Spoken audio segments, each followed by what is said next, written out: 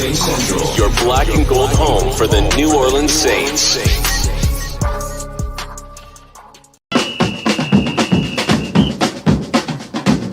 Who that say they gonna beat them Saints? Who that? Who that? Who that say they gonna beat them Saints? Who that? Who that? Who that say they gonna beat them Saints? Who that? Who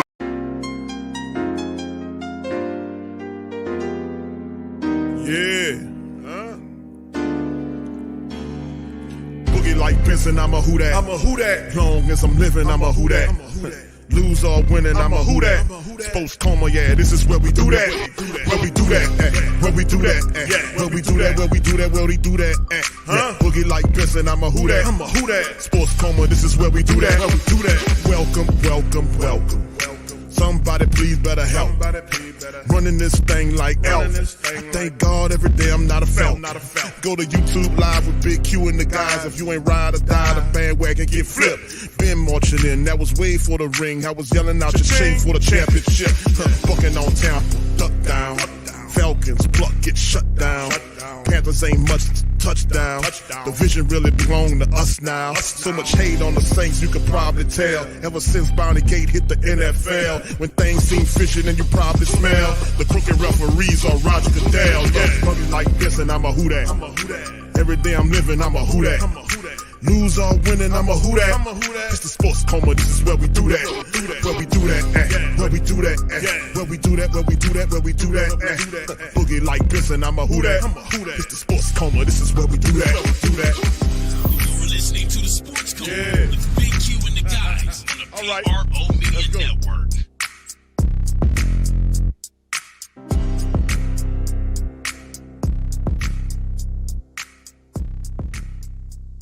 All right. Welcome. You're now rocking with the Sports Coma with Big Q and the guys, where we have intense, entertaining, educating, and enlightening sport talk from your favorite sports fam. What's poppin' fam? Shout out to you. It's game day edition. Sports Coma representing we in this thing for week number 10, Saints Vikings watch party, man. So y'all hit the like button, hit the subscribe button by all means. Feel free to share the show on your social media feed, turn down your TV, and turn up the Coma. We up in this thing, fam. And like we do our play-by-play every Sunday, it's unlike any other that you might listen to. Let me tell you something. Shout out to the fam. Appreciate y'all for being in the stream, man. Much love to everybody. Let's get it popping, fam, straight out the way and talk about what the Saints are doing right now, several. And shout out to our veterans, man. Shout out to all of our veterans, man. Shout out to you guys. Appreciate all that you do. Much love to our vets, and especially our Who Dat veterans, man. Much love to you guys. Saints announced roster moves today. Fullback Adam Prentice is activated from the IR, and receiver Keith Kirkwood was waived for the move. So that's one of the moves that the Saints did announce. As we go there, also let's talk about the list of inactives for the black and gold in this matchup. Jake Hayner will be inactive. Running back Kendre Miller is inactive. Defensive end Isaiah Foskey, the Snowman, is inactive. Offensive lineman Nick Saldiveri, and once again, tight end Jimmy Graham is not activated today. He's not hurt, but he's what they call a healthy scratch, which I don't get. Jimmy Graham could help the Saints win games, especially in the red zone. Don't know what this is. And of course, they asked Dennis Allen. He says, "Oh, he's perfect about it." No, no. And I didn't like how he said it, but they just can't find a way to get Jimmy involved. I don't know what this is. Minnesota Vikings inactive. Safety Lewis Sine or Kine, whatever. Quarterback Jaron Hall is out. Receiver KJ Osborne, he was making some progress, but he's listed as out. He was coming back from what I think it was a concussion too. Linebacker Brian Asamoah II is out. Tight end Nick Muse is out. Tackle Hakeem Adinji is out, and defensive lineman Dean Lowry is out as well for the Minnesota Vikings. So that's a few things right there, fam. The deal we talked about, and we previewed the Viking show, the Viking matchup yesterday on Coffee with Q. We covered that. We talked about things that we needed to do to get the dub against this Viking team. So let's hit the what they call in the depth chart or the starting lineup for the Vikings. Joshua Dobbs It will be the quarterback. Running back is Alexander Madison. Jordan Addison is a pretty good wide receiver, by the way. We know that Osborne is not going to be there. Brandon Powell will help as well. N'Keal Harry could get an opportunity to step in there. Justin Jefferson was not is what we hearing is not going to play in this game. But it's, and as you can see it right here, wasn't activated Saturday and won't be available until for Sunday's game. And listen, this is an old thing, and I don't think Jefferson will be involved, but I don't know, man. So we'll see. If y'all got any other information on that, please feel free to throw it in there. All right, tight end TJ Hawkinson is back. He'll be there at the tight end position. The fullback is CJ Ham. Line is Darrisaw, Reisner, Bradbury, Ingram, and O'Neal. Defensively, for the 3-4 situation that they run, which they'll probably end up doing like a modified nickel situation. Lowry's out, so Jacqueline Roy, with former LSU Tiger, might get an opportunity to start with Phillips and Bullard. And then you got Daniil Hunter, who's head hunting in this game. 10 sacks Daniil Hunter has on the season. He's tearing it up. Ivan Pace Jr., undersized ball hawk of a linebacker from Cincinnati, the Bearcats, is there. Jordan Hicks is doing a wonderful job. He's the top tackler for the Vikings. DJ Wanham is the second sack guy behind Daniil Hunter. And then, of course, we go to the secondary with Evans. The safeties are Smith and Bynum with Murphy Jr. at the other side. And we'll see who the nickelback is, whether it's Blackman or Booth Jr. So shout out to the fam, the kicker and punters, Greg Joseph and Ryan Wright is there. So there we go. For the black and gold, you know them and you love them all too well. You be frustrated with them sometimes, but these are our guys. And listen, they're relatively healthy. This is a team that is actually relatively healthy coming into the season. And credit be to the Saints. Derek Carr, Elvin Kamara, Chris Olave, Michael Thomas, and Rashid Shaheed's there. Jawan Johnson is there. Adam Prentice returns. Pete, Hurst, McCoy, Ruiz, and Ramczyk is what they're calling the starters, with Jordan Shepard, Saunders, and Carl Granderson up front. Pete Werner and Demario Davis at the linebacker level, with the third linebacker, Zach Bowen. And, of course, our secondary is Laddie Daddy Adebo with Alante Taylor, Marcus May, and Tyrann Matthew. So pretty much as our special teams is Blake Grupe, Lou Hetley, and our return man, kick and punt return, Rashid Shaheed. So we've been very fortunate, and let's keep this thing going into the rest of the season. The Saints have been relatively healthy, and that is a absolutely great and positive thing. Let me tell you something, even though the team is not playing the way you would want them to play, but still in all, we are healthy for the most part. So anyway, you see the matchup indicator has the Vikings barely edging out the Saints. Very interesting there, as Dobbs is the quarterback, but the Saints should win this game. And I'm saying I'm not. And the thing is, they struggle mightily the ball, but really the Saints need to get on. This is week number 10, goodness sake. Week 10, we want to see what we want to see. We want to see this offense get it going. We want to see the defense play with more consistency. We need the offense to get this going, man. We need to crank it up and average about 28 points a game. That's 4 touchdowns. Can we do it? Can we do it? Can we do it? And a lot of people are going to say, Q, hell no, because we too topsy-turvy. We don't know what we're doing, and it stinks. So, but hey, listen, we got the talent to make it shake, man, whether we make the adjustments. We're on a 2-game winning streak. The Vikings on a 4-game losing streak. We got to go up to their building, which is always a difficult place to play. Much respect to the Vikings, man, because it's always an interesting situation when we go against the Vikings, whether it's here or there. Man, listen, we have to keep this going. We got the bye week behind this week. Let's smash down on the Vikings and head into the bye week. A happy team on a 3-game winning streak and, in leading the NFC South, getting ready for Atlanta after the bye. So that's what I'm talking about. What are you talking about? Shout out to the fam. Let's see what's going on in the stream before we get it popping. All right. What's up, Indy Beth? 200. Who that to you? Kathleen, all of the queens in here. Shout out to the queens and kings of the Coma. Much love to you guys. Appreciate you. OG to the 3rd degree. Shout out to you, my brother. Good to see you. Hemispheres in the building as well. Young City 9th Ward. Brother Troy, how you doing, sir? Appreciate you being here. Pops TG, what's popping? All right, good to see y'all. DJ Field Goal, what's happening, fam? L Dub, how you doing, brother? Trinity, who that to you? Appreciate you stopping by as well. Debbie, shout out to you. Appreciate you so much. Ramon, what's happening, my brother? How you doing? Muse, good to see Muse in the building. Appreciate you, sweetheart. All right, Kelvin Washington from Phoenix, Arizona. What's going on, Kel? Shout out to you, brother. Gundam. What's happening, my man? Black Preacher Man, salute to you, my friend. Appreciate you being here. Uncle Paulie has it. The Vikings winning 27-17. All right, Uncle Paulie, shout out to you, man. Appreciate you. What's up, April?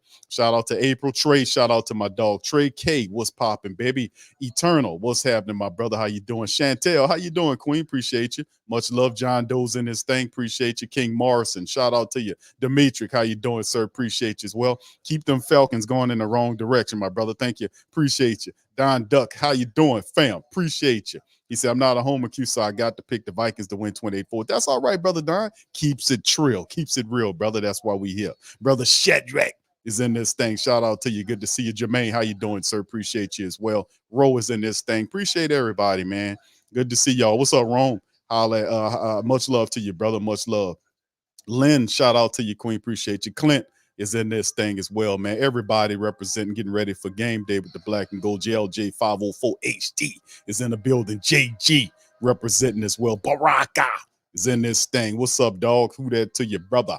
Appreciate you as well. So everybody, man, much love to everybody, man. And I hope you guys have having a fantastic weekend, man. It's been pretty good. Who that, Chris? How you doing, fam? Appreciate you as well. Hey, listen, man. What's up, my boy Scoop? What it do, pimpin'? Shout out to you, brother. How you do? All right, what's up, Beverly? Shout out to you as well, man. Nolan's 504, John 316's in this thing, brother Keats in this thing. Everybody's in this thing. They ready for some good football. Hopefully the Saints can deliver and make this pop. So y'all hit the like button and subscribe. Give me a score prediction too, family. Drop your score prediction. The game is about to get going. Minnesota they loaded up in Bank One Stadium or whatever the hell they building is called, and they getting ready, man. I'm looking at them, man. It's a sea of purple. The Vikings got that building packed, and they ready for some action, man. So the Saints, it's gonna be loud and proud. Vikings really doing good. 4-game winning streak. They are in that thing, man. So I mean, we got to go and take all the life out that building. There's a lot of people up in there. Saints leading the NFC South 5-4 right now. The Falcons are 4-5 going in opposite direction. Bucks 3-5, 1-8. Everybody is on a losing streak in the NFC South 4, except for the Saints there. Detroit leads the NFC North. Vikings in second place. The Saints getting ready to kick the ball off. Blake Groupe kicks it from left to right on my screen, out the back of the end zone, or into the back of the end zone, rather. They'll pick it up at the 25. So we'll see what's going on, man. It's a sea of purple going on out there in Viking land, man, unless we just got to take it from them. All right, Joy, how you doing, Joy? She says 32-21 black and gold. Thank you, Joy. Much love. Beverly says 2017 Saints. I like that, Beverly. I think that's a good score there. I don't know if they're going to blow them out the map, but it is what it is. All right, Preacher says 28-17 Saints. Okay, Clint says 24-17 Vikes. All right, Rich, how you doing, sir? He says, Q, back on the yard. Yeah, I got you, brother. All right. So here we go. The Vikings picking up from their own 25-yard line. Under center is Dobbs, turns with the play to the running back and rolls right, throws it to number 3, and he's pushed out of bounds by Paulson Adebo for a gain of 9 yards off to the right side by the Minnesota Vikings. I want to say that's a young wide receiver, Addison, on the catch. And their starting lineup, we talked about it already. Darisaw, Reisner, Bradbury, Ingram, and O'Neal. We covered the starting lineups early on in the game. So, yeah, it's one of them things, man, where we just need everything to kind of go the way it's supposed to. TJ Hawkinson made it back. Alexander Madison is there. So here they go, man in motion left to right as the tight end. Josh Dobbs under center from their own 35-yard line. Handoff to the running back to the right side, picks up the first down and gets about 5 or 6 yards before he's ultimately pushed out of bounds by Big Nate Shepard on the play. So a nice run on the right side by the Minnesota Vikings to pick up the first down. Saints got to neutralize that. We cannot allow them to use the running attack. This team's not very good running the ball, fam. They're not very good running the football. So we have to keep that going in the matchup. Okay, the Vikings from their own 42-yard line in the shotgun. Dobbs scrambles around, stands up, has an opportunity to look. He scrambles, gets to the 40, down to the 45, 44-yard line right there before he is brung down for a gain of about 3 or 4 yards as the Saints once again open up the pocket, open up, and Josh Dobbs was able to kind of create, go ahead and pick up about 3 yards with his feet. Not good to start out, Saints. We can't. That's the same BS we kind of starting before. So we got to kind of neutralize that. We can't let Josh Dobbs have a lane to run. That is a poison pill for the Saints because that extends the game and wear out the defense. Be fundamental and lock in. 2nd and 7 after the 3-yard pickup by Josh Dobbs. The Vikings at their own 45-yard line. Under center is Dobbs. Turns and play to his running back. He has time, a lot of time, standing, looking right, takes a shot to the right side, and the ball is caught by number 33 down to the Saints 30-yard line. He could have set a barbecue back there. He could have set a barbecue back there. The Saints, he had all kind of time to look left and right and delivers the ball in the Saints territory with the play action. I mean, he had all the time in the world to deliver the damn ball, and then he makes the play and fires it into number 3, who the ball off the hands of a Debo some kind of way, and Addison was able to make the grab. Boy, what kind of play was that? Paulson, the Debo had his hands on it, and it bopped up off his hands into Jordan Addison's hands, and they get into Saints territory around the 30-yard line. So here we go. Josh Dobbs in the center. They're at the Saints 28-yard line, 27, 28-yard line. That's the shotgun snap. Ball checked down to the running back, and he's pushed out of bounds for a gain about 6 yards off to the running back, Madison. Once again, the Vikings are moving the Saints very easily up the field. Josh Dobbs having time. Pickup of 6 yards, 2nd and 4. Gun is looking, we got to stop it. All right, shout out to you, Jeff. Good to see you, man. Big Smoke Dog. I see y'all, man. Uncle Who Dat. Much love to y'all. Appreciate y'all. All right, so here it goes. Not looking good early on, but let's see what the Saints can do and see if they can stop this drop. 2nd and 4 by the Vikings. They're at the Saints 23-yard line, man in motion from right to left. Josh Dobbs understanding another reverse to the left from the right, the wide receiver, and it's a handoff to the running back, Madison, and it's a flag down on the play, and he gets to, I want to say, the 25-yard line right there before Pete Werner and several other Saints are in on the stop. There's a penalty down for the referees. We'll see what the call is. It's going to be holding against the Vikings, so they'll back the Vikings up. Let's see what he made the gesture. The referee had not made the announcement yet. So they're going to back it up, and it appears that Powell, the wide receiver, the slot wide receiver, might have got caught on a hold. He went from left to right on the motion. And they're saying that it was a hold, but whatever, we're going to back them up here.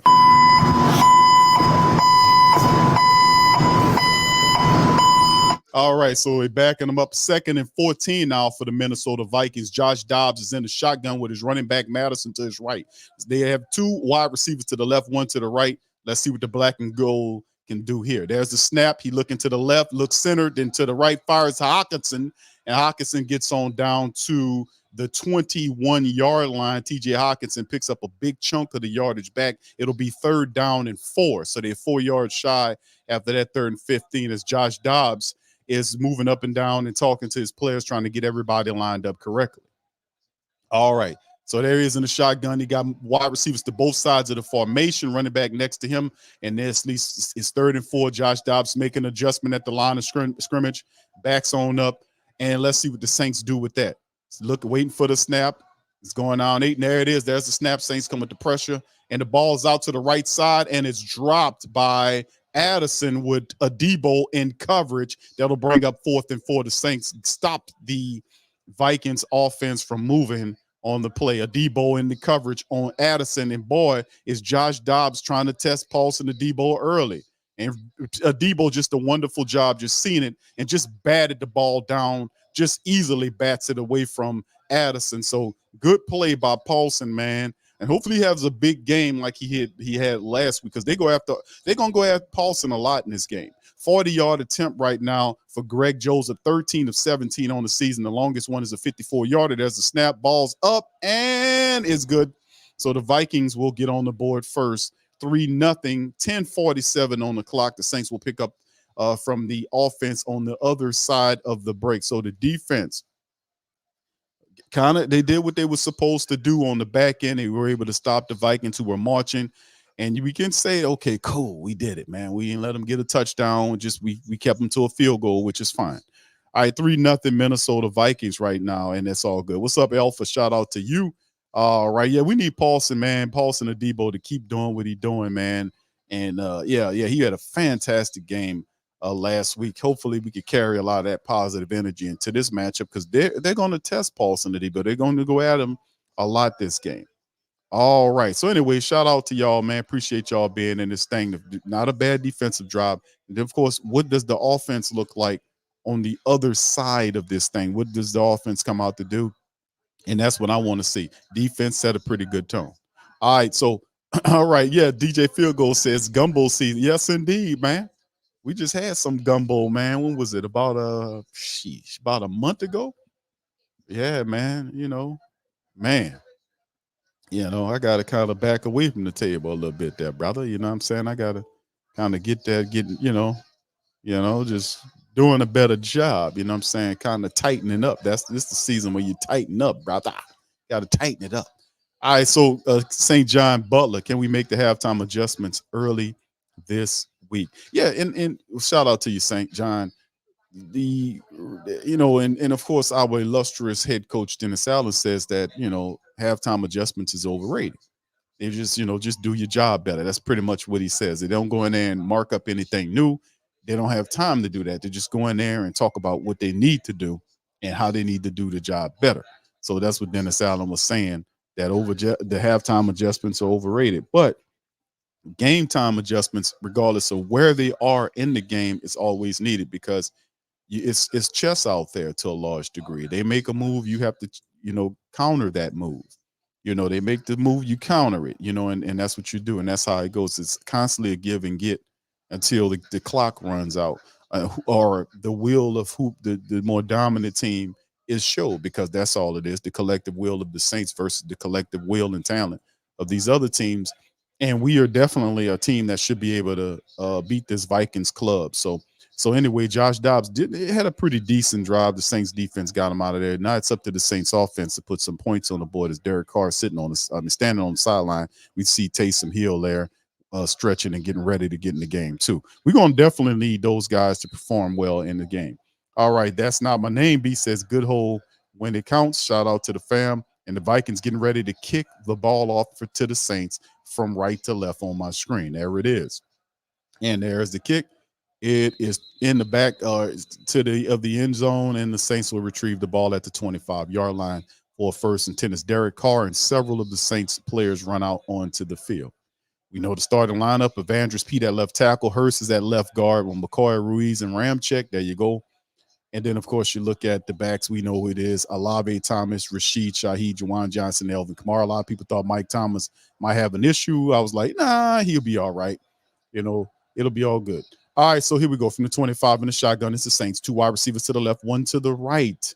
And then, of course, Elvin Kamara is to the right of Derek Carr in the shotgun. Vikings showing blitz. The linebackers back off. They send 4, quick throw to the left side to Michael Thomas, and the ball is dropped by Michael Thomas as it's placed a little high, but Michael Thomas got his hands on it. The guy gave him a shot, hit him in the back, and he dropped the ball. So that was a tough one. That should have been a catch by Michael, but the cornerback, just Evans, made a good hit on Michael Thomas to jolt the ball loose. 2nd and 10. All right, so let's see what the Saints got on the next play. All right, Carr's under center. Wide receivers to 1 to the left, 1 to the right, man in motion. Motions to the left tackle. There's a quick throw to Mike as a slant play to Michael Thomas. He gets to the 34-yard line of the Saints. The Saints moving the ball. Quick slant play. And they pick up all but 1 yard to represent 3rd and 1. So a quick 9 on the slant by Carr. So they're trying to get Mike Thomas involved. Hopefully Derek can kind of see the entire field, But that's good. You got to get Mike going. If we can get everybody going, that'll be good. So 2 throws toward Mike Thomas to start the game off is a positive. Derek Carr's under center. Jamal Williams is in the game. And he's going to hand the ball off, and Jamal will pick up the first down and 1 on top of it. Saints get the first down, new set of downs. Here we go. All right, so they keeping it moving, man. So we can see they focusing on trying to get Mike Thomas going there. So it'll be interesting to see what the philosophy is going forward on that thing, man. So all right. So we got to watch out for Danielle Hunter, man. and see and watch him, man. Harrison Smith's also a good safety. All right, the Saints under center. Derek Carr's under center from the 36-yard line. The Saints on 36. There's the snap. Ball's out, check down to Taysom Hill to the left side, and Taysom runs over a defensive back and gets pushed out of bounds. The defensive back doesn't like it, gets up and starts talking to Taysom Hill because he got the wrong side of that blast. All right, Taysom, man, leaked out toward the left-hand side and, and caught the ball. And he just lowered his shoulder and just blew up the little cornerback. Cornerback didn't appreciate it. He ended up on the ground and Taysom looking at him. He popped right back up and started talking smack. That gets the Saints to their own 48-yard line. Man in motion from right to left is Chris Olave. Carr under center. Turns and hands the ball off to the left. It's Alvin Kamara. That should be a flag. Looked like 58. Did he grab Kamara down by the back of his I don't know. I might probably have to look at the way Alvin went down. Did Hicks get away with a collar? The way he grabbed him, I don't know. They don't want to play. They're not going to play the replay there. But he picked up some yards, and it'll be 2nd and 10 now for the Saints as they get into Viking territory on that one. They're at the Vikings 44-yard line now. Carr in the shotgun. Wide receivers to the left and right of the formation. Juwan Johnson motions from left to right, and then the ball is thrown to Rashid Shaheed, and it was a bad play because nobody was ready. Juwan Johnson didn't block anything, and the Vikings, Murphy Jr. was over there to make the stop, and it's a loss on the play, matter of fact, of a couple yards on it because nobody was ready, especially I don't know what Juwan Johnson was doing, but the cornerback was right there. And I don't know if that was Juwan Johnson's fault, but he threw the ball out there, and that play, nobody was set to block for Rashid Shaheed as they try to operate an extended run toward the right side. Vikings ate it up. 3rd and 5 now for the Saints here. And something's going on here. They call a timeout. All right, so there's something going on right there. But anyway, they go into commercial break right there. All right, so how y'all liking the Saints drive thus far, man, on the play? Getting Michael Thomas involved in the drive, man. We're still incomplete. They're getting into Minnesota Viking territory, which is a positive. They're keeping it moving and grooving. So that's a big thing. What's up, Claude? Shout out to you. Says, can they make better decisions in the red zone in this game? Yeah, we'll see. We'll see. We all hoping for that. B-Mill, how you doing, sir? Shout out to you, Marlon Malls in this thing. All right, Uncle Paul, it says Q and family, Dennis the Weasel Allen don't have enough brain cells to make any halftime adjustments for real. All right, all right, good Lord. All right, JG says, here comes the car vehicle. Yeah, he did all right, man. He doing all right, and the offense is not, they doing okay. They're moving the ball. They're getting upfield. They're mixing in the run with the pass. They're trying to get Michael Thomas going in this game. They went to him the first couple of plays to get him involved with the slant. And that's what I talked about the last show. I was like, man, where are all the quick slant routes to Michael Thomas? We are not utilizing that the way we need to, man. So you seen him hit him with the slant for 9 yards to keep the drive going. We were able to pick up on that, man. So not bad, man. Let's keep more of that going, mixing all that together. Brother Tro, how you doing, bro? Appreciate you being in the stream as well. Nicholas has it at 24-17 Saints. All right, appreciate you.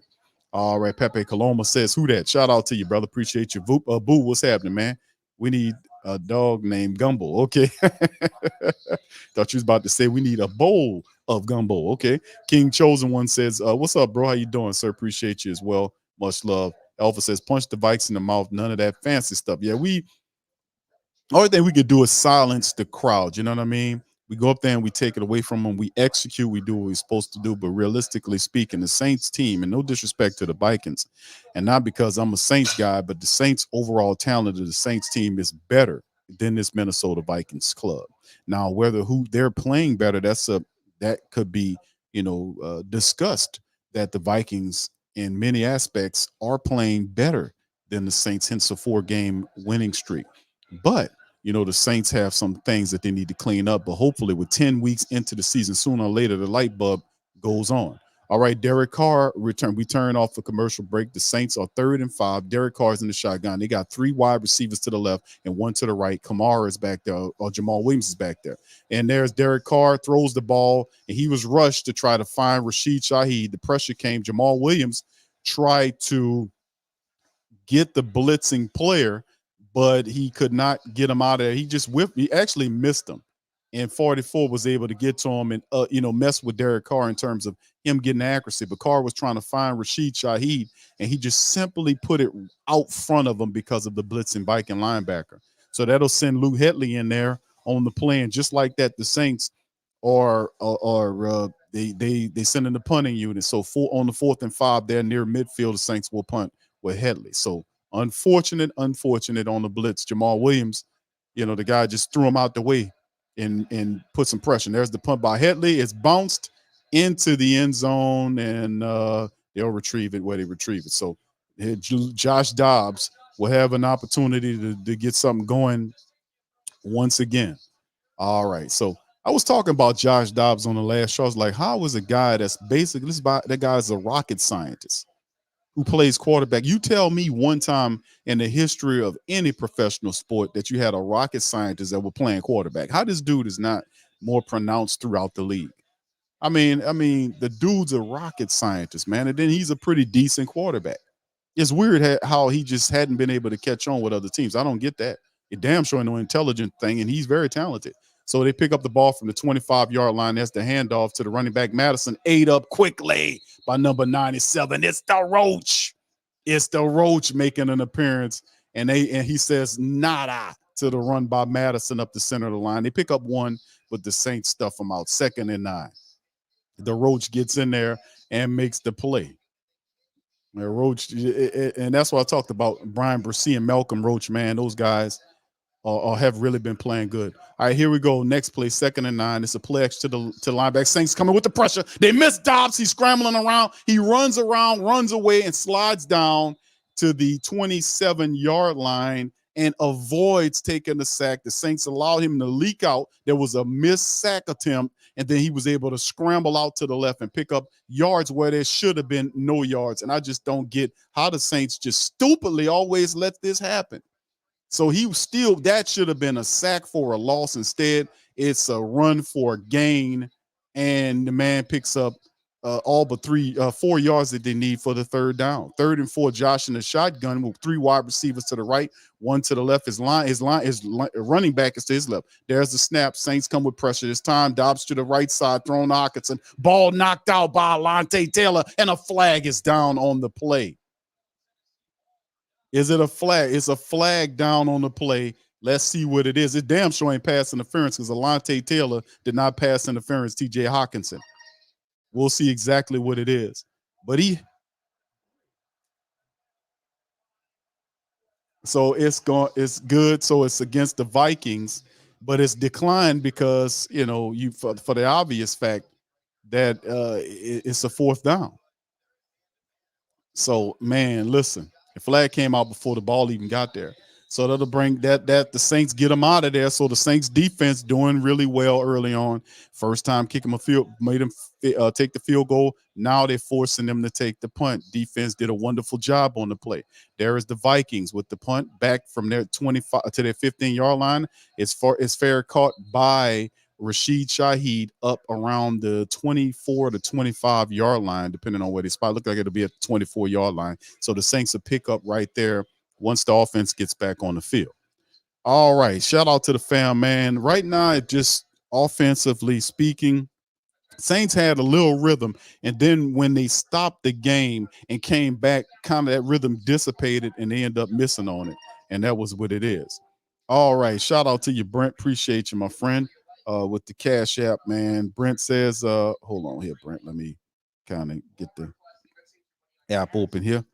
All right, would you for a wood roach encroach? Yeah, there you go. For shout out to you on that, brother. Appreciate that. Yeah, and listen, man, Roach is good, man. We love Roach and how he do his thing, man. And Brian Brissy and Roach, they fantastic. Also for a Saints win, 31-17, says Brent. I'm with you, Brent. That's a good call on it, man. Hopefully that we can be able to take advantage of some of this stuff. It'll be interesting to see where our offense is, man, when they get back out there. He says for it to better to play possum or to make adjustments. We don't need to make it. We don't need to play possum, even though we got a head coach that look like one, but we need to make sure we execute the right way. Thank you, Brent. Appreciate you. I want to say thank you very much for picking me up and bringing me back to this world. All right, shout out to the fam. Appreciate you on that, Brent, for the cash app. Much love to the fam, man. Kirk says, okay, you want to watch? Corey says, on the defense, Ballin says 504 coach. Shout out to you. All right, and the thing is, can the offense score? That's what we come down to. Can the offense get on the board? If we can if we can score a touchdown right here, the way the defense is playing, we need to just go ahead and get after Dobbs, pin our ears back. But we have these games where we got to get in the end zone, man. We got to score on these drives. We can't have a scoreless first quarter. That's a bad tone setter. We got to be able to get a touchdown in there and kind of keep this thing moving forward. So right now, the offense doesn't look so bad. Jamal Williams, tried to take out the blitzing Viking player, but the Viking player just moved him aside and was able to get to Carr to force him to throw the ball a little further ahead of Rashid Shaheed. But had that been a normal play, that was an easy pitch and catch to Rashid Shaheed. He would have got north and south and picked up at least 10 or 15 yards before the nearest player got to him. So, all right, Paul says, Q, I see the offense is going to whiff around and lose the game. Still very early, but we'll keep an eye out on it. Mr. Fire D, shout out to your fam. King says, my parlay is Elvin. Okay, all right, okay. All right, you're trying to make some bread there. I hear you, brother. All right, here we go. The Saints picking up from their own 24. Carr in the center, hands the ball over to Elvin Kamara to the left side. Kamara gets to the 31, 32, 34, down to they're going to say he's at the 33 or the 32-yard line. The referee walked it back a little bit. Looked like he was about a yard full on that. But it brings up 2nd and 1 for the Saints on the play as a gain of 9 yards. So Elvin Kamara with a nice strong run off to the left side. We need the Saints offensive line really to snap into it, man, and handle business, man. We really do. 2nd and 1 for the Saints now at the 33-yard line. Carr's under center. Kamara is behind him. Wide receiver to the right of the formation. As the handoff to the right, Jamal Williams gets to the next level and picks up the first down. So a gain of 2 yards to Jamal Williams to the right. Saints get a new set of downs, baby. All right, so there we go. Not bad. We got it going and moving along as they showing something from the 49ers in the Jaguar game. Niners up 10-0 right now. The Niners struggling, man. But anyway, let's see what our Saints offense could do, and we'll see what's going on here. One of them is on the sideline walking back and forth with no helmet. Carr in the shotgun. There's a snap. Wide receivers both sides of the ball. He throws it and finds Taysom Hill, who gets hit, but he gets all the way up to the Saints' 41-yard line. Takes a shot right there, but the Saints get 6 yards on the pickup toward the center of the field. 2nd and 4 for the black and gold as they keep this thing moving. And Taysom turns around. The guy was right there, plants Taysom, and knocks him down. So, yeah, Taysom turned around. He didn't have an opportunity to turn around and do anything, man. All right. All right, here we go. Saints, once again, Carr's under center. Got Kamara behind him in the backfield by himself. Wide receivers to both sides of the formation.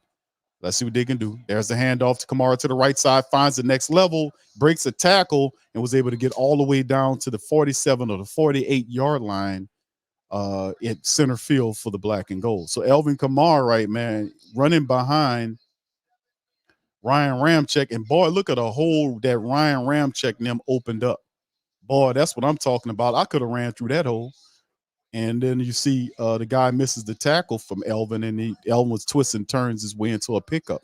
So pretty good. Saints, they're near midfield, wide receivers, 2 of them to the left. You got 1 to the right. Kamara to the right of to Carr in the shotgun. There's a snap handoff to number 2. Actually, no, that's Taysom. Taysom keeps the ball and is scrambling around and picks up about 4 or 5 yards off to the right side of the play. I'm sorry, that was Taysom in the game. They sneak him in there. 2nd and 4, pick up a 6 by Taysom Hill with the little keeper. The QB keeper, he acted like he was going to hand it to Williams, and then Taysom was able to break a tackle and just run toward the right and pick up a gain of yards. He ran over somebody there, his own player. It's always dangerous, man, when you see that guy blocking. That's why I always advocate for guys to clean out blocks. Don't play with them. Push them all out to the sideline. 2nd and 4 for the Saints. Vikings territory at their own 40 or 50s. We want to say 47-yard line. There's a throw up the center of the field, and he finds a wide open number. That is A.T. Perry. How about that? I had to think for a second, man. Number 17. Who the hell is that? It's A.T. Perry. A.T. Perry picks up the phone right there, and Carr finds him down the center of the field. And A.T. Perry makes the play. The big physical wide receiver, A.T. Perry. Looks good out there, man. He gets all the way down to the Vikings 23-yard line on the play. A.T. Perry's in the game, making the play. All right, Carr's in. All right, under center. Saints moving the ball. Kamara back there by himself. Turns, hands the ball off to Kamara. Off to the left. He got a lane. Climbs to the pocket and gets to the 15, down to the 11-yard line. AK-41. It might be coming back as a flag down on the play. There's a flag down on the play. It might be coming back. And it is. It's coming back. It's coming back. It looked too good. I was like, man, that was the run. And that's against Foster Monroe, who gets hit with the holding call. They back the Saints up.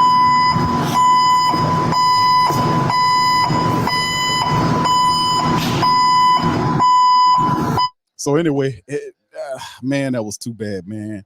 It was it was cool, man. All right, shout out to Chris, man. Christopher Waterman. He says for Big Q, the best local sports broadcast in the USA. All right, thank you, Christopher. Shout out to you, my friend. Derek Carr with the ball, fires the ball out over the outstretched hands of Juwan Johnson. It'll bring up 2nd and 20 after the penalty, and we'll go 2nd and 20. As Carr try to find Juwan Johnson up the field, and the ball was in Juwan extended, fully extended, and couldn't get it. Was just a little too far inside. Carr led him a little too far inside, man, on the play. Thank you, Shotgun. Saints have 3 wide receivers to the left of the formation. The clock is getting low, and they might have to snap it prior. And there's the snap before the clock was almost out. Fires it to behind A.T. Perry. Carr, what are you doing?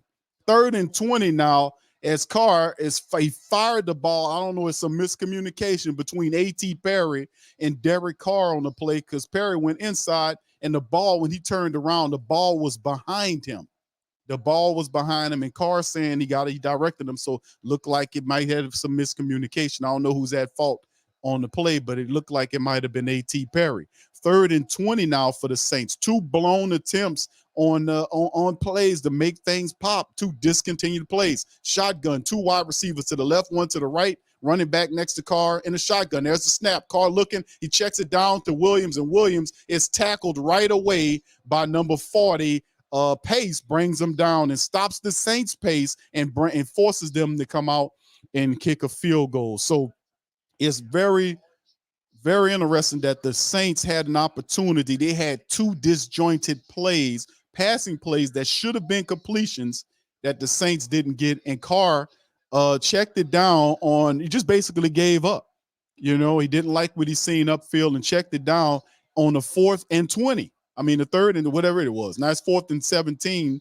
And then this 49-yard field goal for Group A. He kicks it, is up, and it is good. Saints tie the game at 3-all for Blake Group A, our young rookie kicker.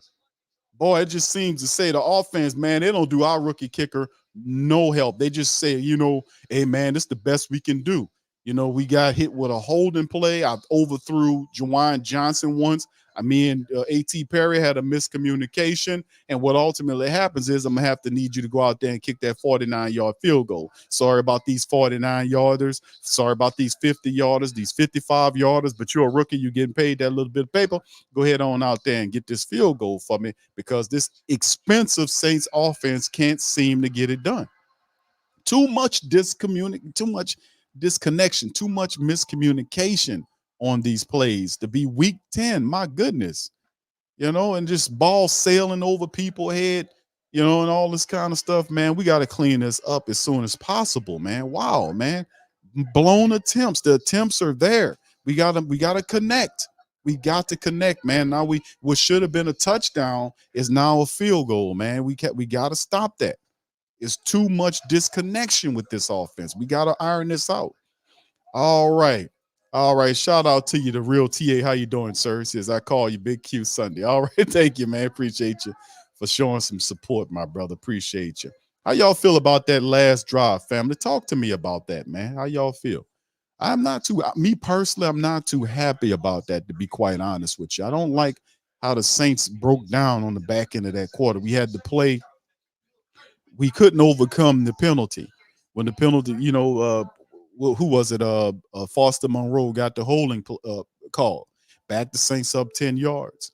Then the very next play is a throw to Juwan Johnson that's thrown past him. That's an accuracy issue. Juwan's there, extending forward, just out of his reach. And there was no pressure on Carr. Carr has to throw that ball better, man. He has to do better with his accuracy. Ball floated away. And then, of course, what happened on the back end there, when you see with A.T. Perry, disconnection there. He throwing the ball behind him. Come on, man. Y'all need to get this together. You know what I'm saying? And it'd be people say, well, Q, you see, and I already know how the family members thinking, because they're going to say, Q, Keith Kirkwood would have known where to be. Well, see, that's the thing. They cut Keith Kirkwood to bring in the fullback that have yet to get in the game. So I'm going to get a guy that I know I can count on to help me catch plays like that for a guy that I ain't going to even use him that much. They'll be lucky that guy get out there in the offense and do 4 plays for him as a fullback. We'd be lucky to even see that. Totally underutilizing him. That's why I said we need to find a more athletic guy at the fullback position that can play tight end for you. You can give him the ball like a running back. We need to figure that out, man. But very interesting. But A.T. Perry, love A.T. Perry, man. They had a good catch on the play, some disconnection there. We got to iron that out, fam. All right, here go the kick. The Saints kick off from left to right back to the Vikings, and the Vikings let it bounce out the back of the end zone. They'll pick up where they pick up, and they'll situate. We can't get his team all these opportunities to mess around, man. The Saints defense might have to give the Saints offense a turnover inside of Viking territory to kind of spark them to do something. That's the problem. All right, hold on just a second, Chris. I got you just in a second, my fam. Let me call this one. From the 25-yard line, Josh Dobbs under center, turns and hands the ball off to Madison to the right. He gets to the next level. The guy picks up 10 yards on the right-hand side. No, it's Ty Chandler. Ty Chandler, the running back, picks up 10 yards on a run to the right side for the Saints before he's chopped down by the secondary. So that's a run right there. Remember, this team is not a very good run team, but this guy climbs the level, gets in-upped around the 36-yard line. So Josh Dobbs under center, wide receivers on both sides of formation. He gets up and audible out of the play. And let's see what he does. Gets back under center. Raiden snaps the ball, and it's a play action to the running back. He has time. Saints looking, and it says they set up the screenplay to Hawkinson, and they chop him down around the 35-yard line. Not much shaking on the play. Demario Davis is on the stop. 2nd and 10 right now for the black and gold. For the Vikings. All right, here come a hurry-up offense by the Vikings now. Wide receivers, 2 of them to the right, 1 to the left. Running back next to Josh Dobbs in the shotgun to his left. He's looking, pointing out protections, looking. Backs back up, sends a man mini motion to the right tackle, just on his hip. And the Saints jump. Granderson jumps. He got a free play, and Dobbs takes a shot downfield and is intercepted, but it will not count. Debo picks the ball off, but it will not count because Carl Granderson jumped offside. That's going to be on the Saints. It's a free play. And, man, just go down, brother. You're wasting time. That is not an interception. And too bad. Josh Dobbs knew he had a free play and took it. And he all that situated, and he got Carl Granderson to jump offside, and he got a free play. So, Granderson, bro, come on, bro. All right, Chris, thank you, bro. Says Big Q, please answer why haven't we cut Foster yet? I don't think he needs to be cut right now, bro. I don't think you cut Foster Monroe.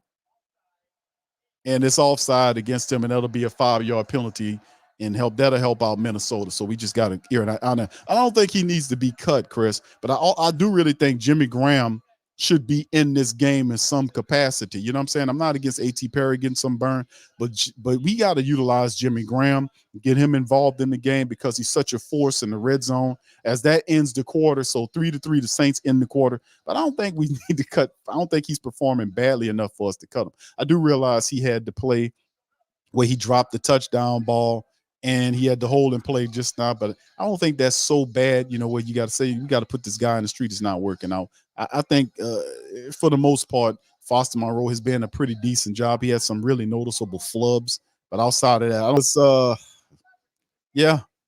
the offense, man, the defense right now they are playing a lot better here, to be honest with you, fam. They are playing a lot better here, to be honest with you. They really are. It's I just want to get a turnover to happen here. Granderson got a little antsy and jumped. All right, Brent says 3rd and 20 and a vanilla check down by Derek Carr. Yeah, and he didn't see, and of course, I didn't see the entire length of the field because the camera angle was poor. It was kind of angled to the right where I seen center and I seen to the right. I wasn't able to see what was to the left because it was a poor angle. So when I go back and look at the 22 film, I'll see what Carr was looking at. But usually people are paying attention to that when you on, you 3rd and 20 and you do a check down, because they were playing the zone, they were backed up there, so he might have seen that nothing was open up there, and he thought that Jamal Williams, he checks it down to Jamal breaks a tackle and then gains some extra yards, but I don't think Jamal Williams gonna break a tackle and pick up 20 yards on the play. The Minnesota Viking player made a good open field tackle when he just grabbed Jamal and held on to dear life until somebody can come along to help him, but he was able to bring him down. So yeah, when you see them long 3rd and 20 plays and stuff like that, that's something that we need to really just pay attention to, man, and look at that film and see what he's looking at, man. Because, bro, right now, and it is his all his stuff is being, y'all notice that he's being super critiqued right now. Derek Carr, I'm speaking about. Derek Carr is being super critiqued by former quarterbacks, former Saints quarterbacks, JT Sullivan, Chase Daniels, Drew Brees is getting into it. There's some money to be made, and it's doing their critiquing these plays, looking downfield. Boy, you can't get away with nothing no more. All right, so here the Vikings go, set up at their own 41-yard line. There's a snap from under center, hand off to the running back to the right side. Saints looks like happened. He turns the corner and was able to pick up the first down. Looked like the Saints had him for a loss, but he was able to get north and south just enough to pick up the first down. As Tyson, I think that's Ty Chandler, they put in a speedier back to kind of mix up against the Saints. Or if that's not Madison, I want to say, is that Madison? No, that's Ty Chandler. He was able to get, the little speedster was able to get around the edge and get a little north and south to pick up. They're saying he's shy. Okay, I look like he had it, but they're saying it's 3rd and 1 that he was shy of by a yard. Okay, cool. I thought he looked like he had it to me, and it's down. They about to get hit with a delay of game unless they call a timeout here. And look like they are going to burn. Are they going to burn the timeout here? Okay, no. So what's going on here? All right, the clock ran out, and then I don't know what's going on here. They need to get their stuff together. All right, here we go. 3rd and 1. Dobbs in the shotgun, 3 wide receivers to the left.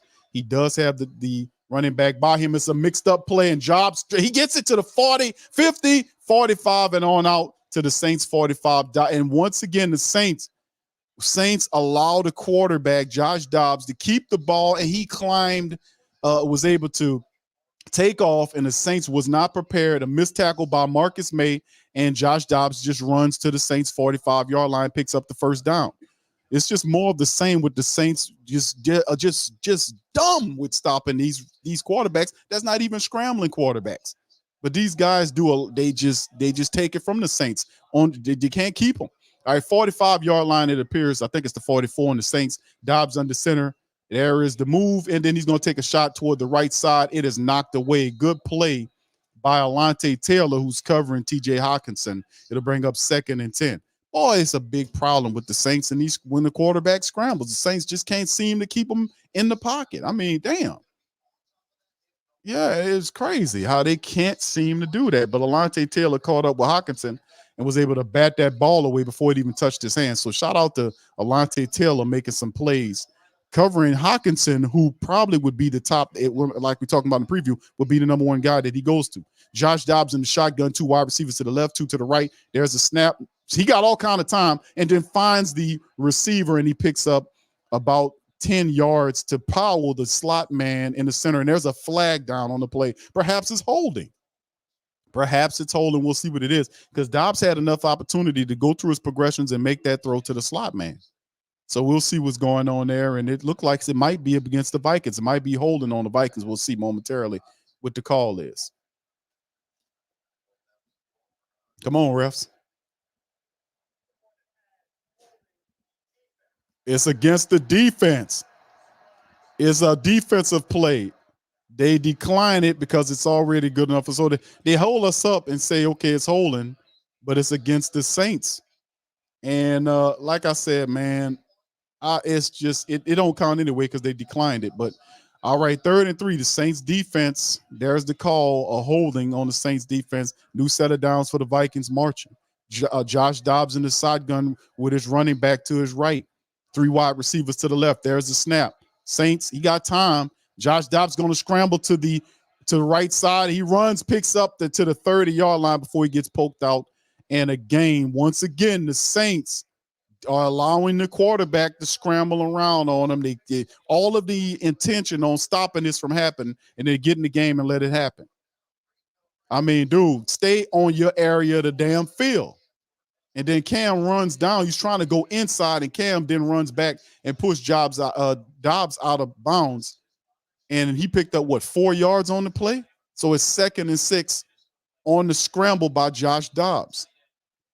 My goodness, man. Can't we teach these people how to stay in their territory? All right, here we go. Dobbs is under center, turns and hands the ball off to Madison, trying to get north and south. Saints get him. He's wrestled down by Demario Davis for a gain of maybe 2 yards. So it'll bring up 3rd down and let's see, about 4 perhaps. Let's see. Man, all I can say, man, is it's 3rd and 5. I'm sorry. But yeah, this is going to be interesting to see if we can count the Saints defense can finally get the Vikings off the field and get them to force them to take another field goal of some sorts. Perhaps they'll miss it. Let's see. All right, so they're at their 28-yard line, the Saints 28-yard line. Josh Dobbs in the shotgun. He got 3 wide receivers to the right, 1 to the left, running back there for blocking purposes. He got all kind of time. The Saints, he's going to scramble around, move, miss sack opportunity, and he throws outside, extends the play up the field to the the 15 down, and Hawkinson all the way down to the 4-yard line because the Saints can't wrestle the guy down in the backfield. They had him back there and allowed him to leak out and to improvise and get up the field inside the 5-yard line with the throw. I mean, my goodness, they can't get to him. And then finally, when somebody tries, they miss the damn sack. He improvises to TJ Hawkinson, and Hawkinson drags several Saints defenders inside the 5-yard line. I mean, my goodness, man. My goodness, man. My goodness, the Saints, man, the emphasis on stopping that from happening, they still can't do it. Dobbs is down to the Saints 4-yard line, man, and moves from left to right. Handoff, nope, he keeps it and fires it to the tight end Hawkinson. Marcus May is on it, wrestles him out of bounds at the 3-yard line, and good play by Marcus May on the play, wrestles TJ Hawkinson out of bounds at the 3-yard line to stop it. He stopped it from turning, getting north to south, man, kept him going east to west. And Marcus May was on the play, made a really good play just to run him right out of bounds around the 3-yard line. Good play by Marcus May, because that surely was a touchdown. All right, so he saved one on that. Can we keep this going? Can the Saints force them to kick a field goal? Vikings have some good momentum going on right now. Josh Dobbs under center. He runs out like he's a wide receiver now, so it's a direct snap to the running back. He's going to run off to the left-hand side, goes in the end zone, standing up for the touchdown. No, it's actually Ty Chandler, the backup running back on the play, and the Saints didn't even touch him. Ty Chandler, the backup running back, runs right into the end zone, standing up. 9-3 right now on the play. 9-3. So it's just interesting how it all, because Dobbs scrambled out to, like, he set up like he was wide receiver. It became a direct snap to Ty Chandler, and then he runs off and nobody touches him. He goes in standing up. All right, so here's the extra point. It is good, and it'll be 10-3 Vikings. So they marched down and got the touchdown against the Saints, and the Saints offense, can they respond in kind? They need to respond to this to get it happening. The Saints defense, let them get one on them right now. That's fine. That's fine, family. They got a touchdown. That's all right. Let's see what the offense can do. Can we respond in kind? That drive, man, was a 6-minute drive. They drove 11 plays, 75 yards, 6 minutes and 5 seconds on that drive. A 6-minute drive, 75 yards, meticulous. Josh Dobbs was able to make it work. Right now, Dobbs he's 8 for 11. Just to give you a Dobbs report. You remember that? What was it? The Dobbs report. There was a report. What was it called? It was something like that. I don't know. I forget. But the Dobbs report. Let's say that 8 of 11 for 89 yards right now, and he's their top running back. 4 carries for 23 yards currently for the Vikings. So right now it is what it is. That's happening with this team right now in the Saints defense. Let them have one, but that's fine. Our offense needs to respond and make something happen here. We really do. We really need to respond on something here. All right. So once again, the emphasis, family, is on the Saints coming into this game, stopping the guy from scrambling around. They haven't done it yet. The emphasis was on that this entire damn week because the media beat it over their head with it because we beat the media over their head with it. We kept telling them, we men who that nation, that we need to focus on stopping this from happening because this is how teams are keeping themselves in the games against the Saints defense. The Saints defense keep doing the same foolishness play after play, game after game, where they're allowing these guys, they don't have the discipline to stay where they are when they're blitzing. And this is just stupid, man. And then once you get there, make the play and get the damn guy down on the ground. Oh my goodness, we can still make the adjustments. There's still plenty of time. We're going into the top of the second quarter, so we need to do it. Yeah, there you go. The Dobbs, yeah, the Lou Dobbs. That's what I was thinking in my head. Yeah, there you go. Thank you, Eugene. You knew right where I was going with it. The Dobbs report. There you go, Lou Dobbs. Yeah. So yeah, and nobody touched Ty Chandler. And notice they mixed it up and started hitting the Saints defense with change of pace back. And Ty Chandler is more of the speedy guy versus Madison, who's a north-south thumper.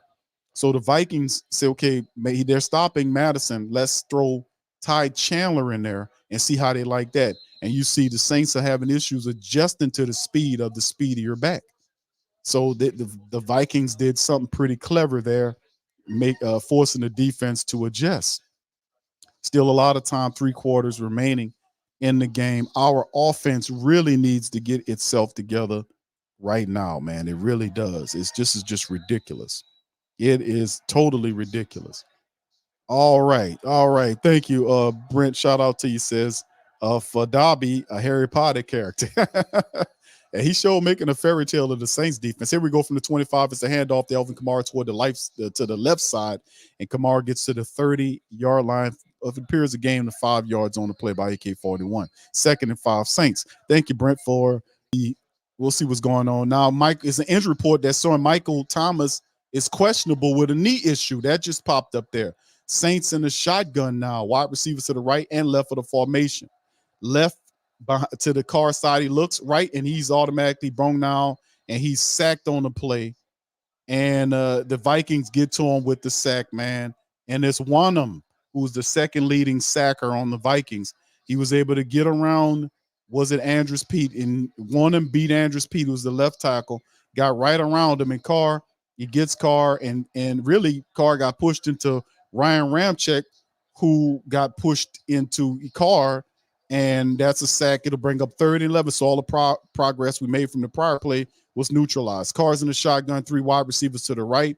You're looking at to the left, 1 to the left. Carr's looking left, steps up in the pocket, and takes it. He's going to scramble and run and trips down forward, and he'll be shy of the first down by a yard or 2. His car scrambled around and went down. He's 2 yards shy of the first down. He scrambled and had and tried to get the first down. And the guy missed, and he just ran, and the guy just tripped him from behind, and he fell down 2 yards shy of the first down. So, but the thing about it is with Carr, if he's going to run like that, he need to tuck that ball away, man. Don't do that. And then they send out the punting unit, so the Saints offense stink right quick, and Carr goes down after the sack. They can't recline. There's the punting unit in there to kick it. Headley's going to punt it off to the Vikings, and it'll be fair catched at the 18-yard line as the Vikings score a touchdown. Saints offense is nowhere to be found after the Wanham sack. They could not get the yardage back on the play. So Saints offense doing what the Saints offense does, stink, inconsistent. And now Michael Thomas is questionable with a knee issue. So we don't know what's going on here, man. We'll see what's going on. It showed they kind of panned to Mike on the sideline, and he had his helmet off, and we'll see what's going on moving forward, man. I just, that wasn't a very encouraging situation at all, man. That wasn't very encouraging at all to see what's going on there, man. That wasn't encouraging at all, man. Not encouraging at all. What we just witnessed from an offensive standpoint, that wasn't encouraging at all.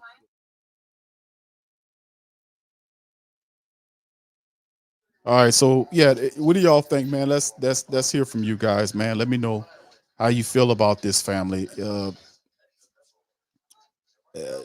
don't know what to say. This stinks, man. It really does. This stinks. It really stinks to high hell. Watching the Saints offense just do this week after week. We in week 10 for God's sakes. I mean, aren't we supposed to be better than this? It's 10. How long we gonna have to wait? We gotta wait another month before the Saints figure out how to play for basketball, football on this side of the field. You know, do we have to wait a whole nother month for them to learn how to play football, offensively speaking? Can we have to wait 4 more months? I mean, another 4 weeks actually. We got to wait another month for them to get it together, right? I don't know what's going on here, man. I don't know what's going on here, man. And then I'm glad that even though Carr was scrambling and got out of there, he was holding that ball like a loaf of bread, man. I'm like, dude, good thing he just didn't fumble the damn ball away. I'm just happy he didn't turn the ball over to him, man. He running with the ball loose like that. I'm glad he ain't turn it over. I just don't know, man. I don't know what I'm looking at with the Saints offense. We're gonna have to wait another month for it to click. Another month. Give us a little bit more time. We working on it. All right. Thank you. Brandy says many plays Taysom been involved in yet. Yeah, where was Taysom, man? Where was Taysom? But see, usually, when you backing up like that, and a lot of the dysfunction behind the Saints offense is very evident, man. You can talk about the play calling all you want, but really it's the quarterback, man. The offense struggles because of the quarterback. The quarterback is struggling to find people to throw to or taking longer than what he needs to. That's a problem. All right, so here we go. The Vikings get the ball from the 18, and there's a throw. Josh Dobbs finds a wide receiver up the field down to the Vikings 45-yard line. They find Addison, the young, fantastic wide receiver. So he gets up to the 45-yard line on a nice pickup by the Vikings on a rollout to the right, and Josh Dobbs finds him up the field to the right side, and he gets all the way up the field to the 45-yard line, Viking territory. So actually, it's more than that because he didn't touch the ground. The guy rolled him over 2 more yards. Smart play. So he gets up to the 47-yard line. Josh Dobbs under center, 2 wide receivers to the right, 1 to the left, turns under center, hands the ball off to the running back, and he'll get brung down about 3 yards behind the line of scrimmage by one Pete Werner. Gets involved there. So there you go. Now, Josh Dobbs playing really well right now, man. He's looking good out there, man. And the Saints got to do a better job from an offensive standpoint of doing something. They got to get the score. They can't be playing around with this funk stuff about being funky and being disconnected, not making plays and throws. How long do we have to wait for these people to learn how to play football offensively? I mean, damn. How long we got to wait? It's been 10 weeks. 2nd and 12. They say it's only a loss of 2. That's BS. It was a lot more than that. Man in motion from left to right. He's in the shotgun. Dobbs. Saints can't get to him in the check. Throw to the wide receiver around the 49 of the Saints for a pickup. They're saying it was a catch. I don't know if that was a catch. They're saying it was a catch. It brings up 3rd down. I don't think that was a catch, man. Okay, he got his arms up under it. It was low, and the guy got his arms up under it, so it is a catch. So it's 3rd and 6. They replayed Powell's catch. 3rd and 6 now for the Vikings. Can the Saints get him off the field? They're at midfield. Can the Saints get him out? Josh is in the shotgun. There's the pressure from the Saints, and he steps up and delivers the throw, and there is a flag down after the play. It looked like, and now the flag came out before the ball got to Hawkinson. So did Hawkinson push away to get the ability to do it, or was he held? Because we talked about, I was like, man, they're going to throw the ball. He's going to throw at Hawkinson. Let's see what it is. It's another holding on the defense is going to be declined. So the Vikings getting the royal treatments against Lonnie Johnson Jr. This, gets hit with the holding play. He was covering Hawkinson, and he did grab him right there. And Hawkinson still, how you hold a man and still get beat by him at the same time, bro? Come on, dude. And they send his ass right back to the bench where he belongs. All right, 1st and 10. Now they're at the Saints 36-yard line. Josh Dobbs under center. Play action. Saints coming with pressure. The ball's out and caught by, is it Hawkinson again? It is Hawkinson, this time to the left side of the field. And he's slow getting up. Yeah, he's slow getting up. And Hawkinson bent over again, looked like he's trying to fix his socks, but he went down hard to that turf. And you can see, boy, the Vikings are just eating up the Saints' pressure like it's not nothing. Alante wrestles him out around the 10-yard line, and he went face first into the ground. And I don't know, he got up woozy. Yeah, something might be wrong, man, and he might have to go sit on the sideline. Then he went down on one knee. Yeah, that's a concussion, dude. That's a concussion.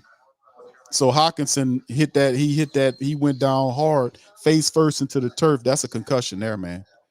All right, so they might be without Hawkinson, sadly to say, because he was killing the Saints defense. And Josh Dobbs continued to run around, make plays there. And they, for whatever reason, how can a third string quarterback, let me ask you this. And the difference, obvious from intelligence perspective, is you got a rocket scientist as the quarterback for the Vikings and a guy that's not a rocket scientist for the Saints. I get that. But my question is to you guys is, how could a guy that just came to the Minnesota Vikings 2 or so weeks ago via a trade, who wasn't even slotted to start last week, who came in the game against the Falcons because the guy who was supposed to be the starter, which was the rookie they drafted, gets a concussion. Dobbs gets in the game, beats the Falcons, and is currently leading the Saints 10-3 in the game and outplaying a 10-year, $150 million quarterback. Could you explain to me how a guy that just got there has the ability to orchestrate their offense? He just walked through the door. And they got a guy that we paying $150 million to who can't even stay on target in communication and online with the wide receivers that he's been practicing with. Can somebody explain that to me, please? Explain that. How can a guy that just got there to Minnesota is orchestrating these people's offense damn near to perfection? He's 12 of 15 for 150, 8 yards right now? He's 12 of 15 for 158 yards right now, has 4 scrambles for 23 yards, and he's totally outperforming a 10-year, $150 million quarterback. Can somebody explain to me how that is even possible, that we can't get this team to do what we want them to do, offensively speaking, despite the fact that there are people all over the damn place? Can y'all explain that to me, please? Explain that to me. I got a problem here. Explain to me, how is this even a thing? How is this even possible? That's crazy. Okay, here goes Josh Dobson, the man and most from left to right. Hawkinson's in the medical tent to run it, the handoff to Madison, and he's ate up by the Saints defense. It's Colin Saunders, the big fella, gets some penetration there on the play and stops him, man. So 2nd and 11. And Hawkinson was killing the Saints defense. And then Alante tried to poke the ball out. He ran, and then Hawkinson went face first into the turf, and that's a concussion, man. When he rolled over, couldn't get up, then he started walking and went back down. That's concussion, brother. That man done for the game, man. That's a lot of people be advocating for him to get natural grass. It's easier on the athletes, but there ain't a lot of cushion underneath that stuff when they going down like that, bro. Unfortunate. Shotgun, Josh Dobbs, Saints trying to get to him. Cam Jordan finally gets him. No, he lets him go, and then he kind of get him. Good grief, man. I mean, is it a face mask? Is a flag down on the play? Let's see what it is. Cam finally wrestles him down, but then did somebody get a face mask? And they say it's a face mask.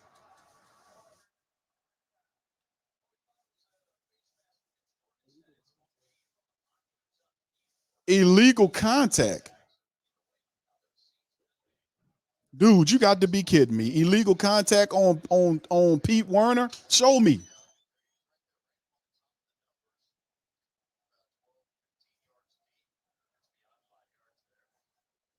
Dude, come on, bro. Come on, man. All right, anyway, from the 11-yard line, they hit Pete Werner with an illegal contact play. It gives him a first down. Josh Dobbs taking a shot at the end zone and is caught, but is it in? Is the referee says, no, sir, you're out of bounds. But good try by Addison, man. Let me tell you something. They have a fantastic receiver. You talk about Jefferson. We know Jefferson's very good, but that kid Addison, man, that dude is a really good compliment for Justin Jefferson. Just Jefferson takes all of the shine because he's a big physical guy. But listen, Addison is terrific. And looked like and they saying it was incomplete. And man, Paulson Adebo was all over him on that play. So 2nd and 10. But Addison is a tough cover, man. That's a tough look. He makes the catch. And he couldn't get both feet in because it's just 1 foot. But yeah, that was a good play because Adebo was all over him on the play. So he got it. And if he catching the ball inside of, trying to say, if he caught, it broke the plane. It don't matter if it broke the plane or not. And he's in the air. He still got to get both feet down to make it work. So that is not a touchdown. Okay, there's a challenge down. All right, so it's a challenge to see if this is a touchdown right here. And I would say it's not because the guy got to get both feet in, don't he? That's my call. He said, but Q, if it breaks the plane, it's a touchdown, man. I say no to it. Black Preacher Man says, when are we going to realize Carr is not who they said he? Bro, appreciate you with the super chat, my friend.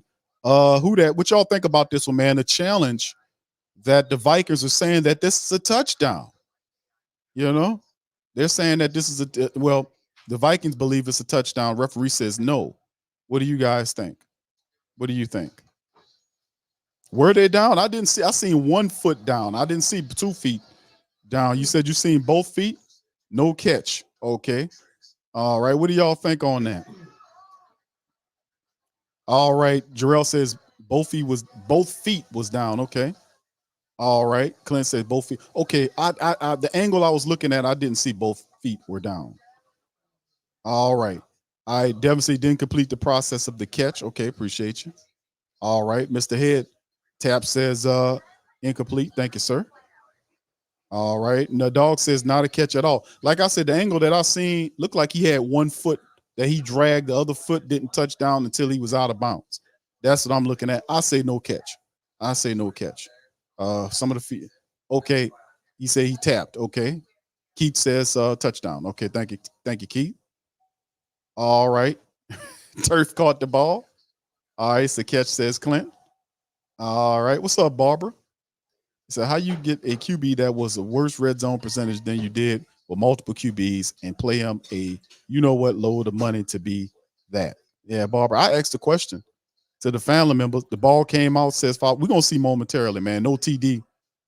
Seemed like a lot of family members, he didn't survive the ground. Okay, see, I didn't. Yeah, I'm saying there's no catch. I'm going to say no catch on it. No catch. They're going to lose it. So a lot of people think it was a catch. Peace to Woke said he caught it. Okay, thank you, bro. Christopher says both feet were down. However, he did not complete the catch. Thank you, bro. Appreciate you. All right.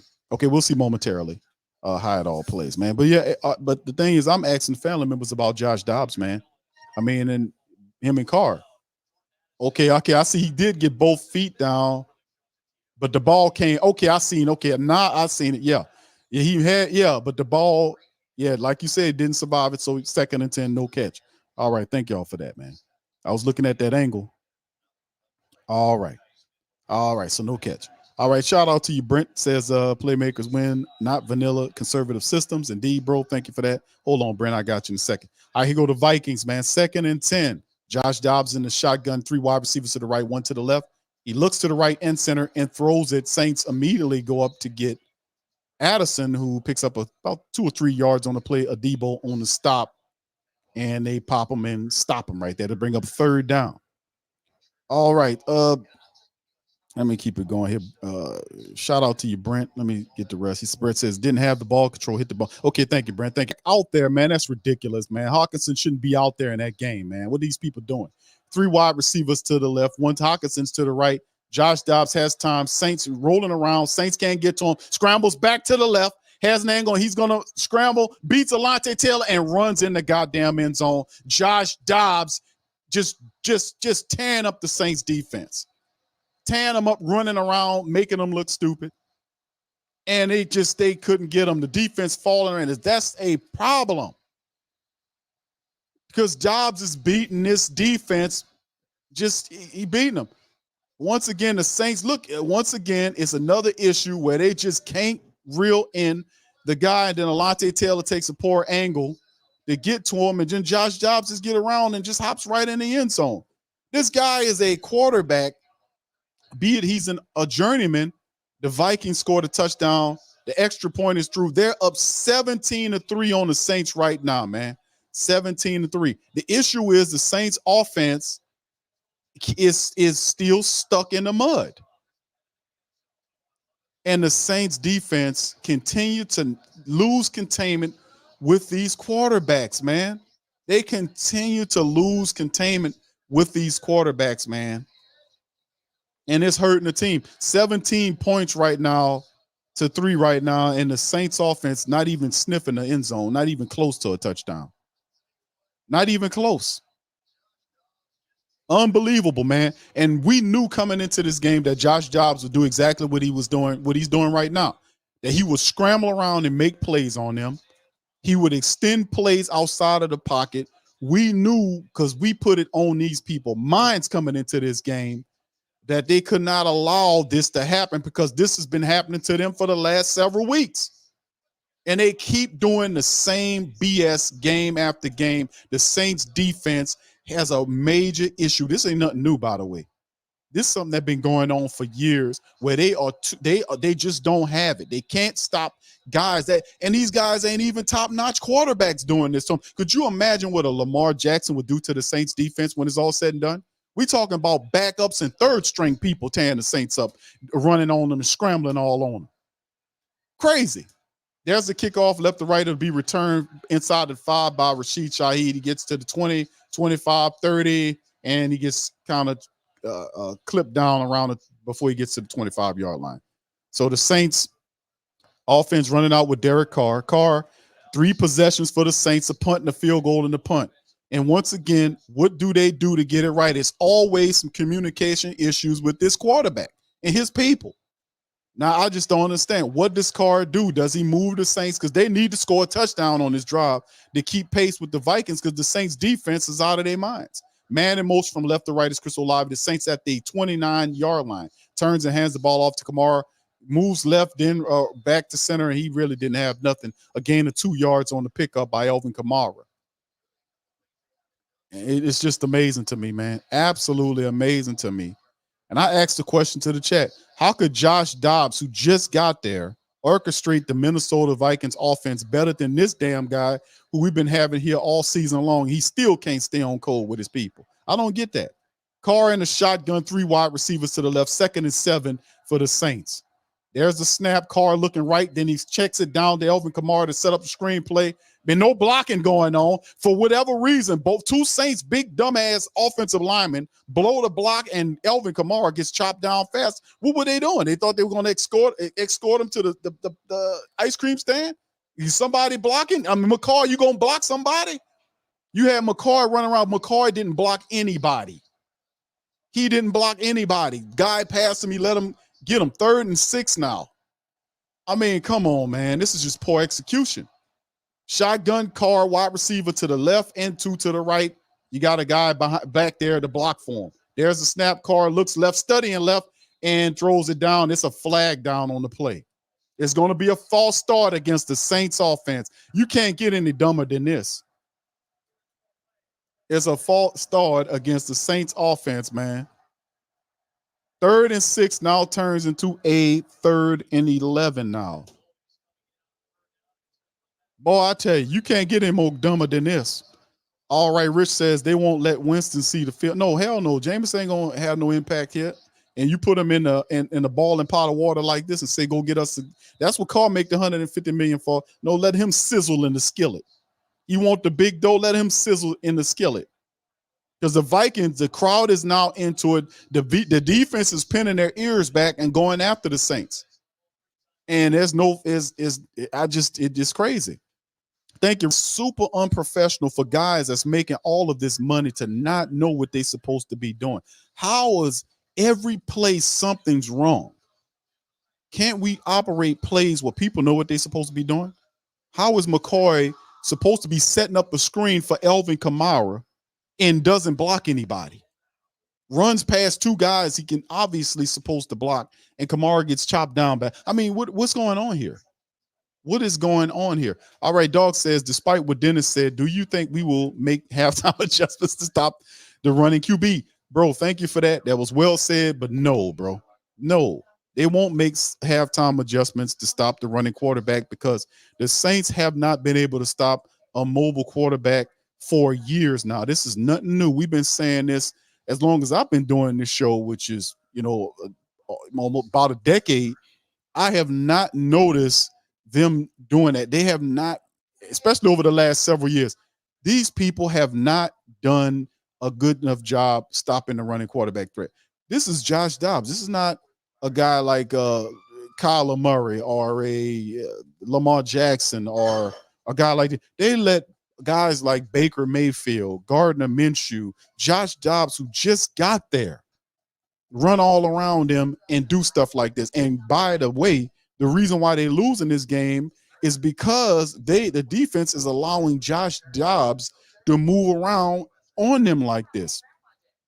He's the one that got the rushing touchdown. He's the one that's 13 of 17 for 162 yards and is leading his team in rushing right now. He has 5 scrambles for 30 yards and a rushing touchdown.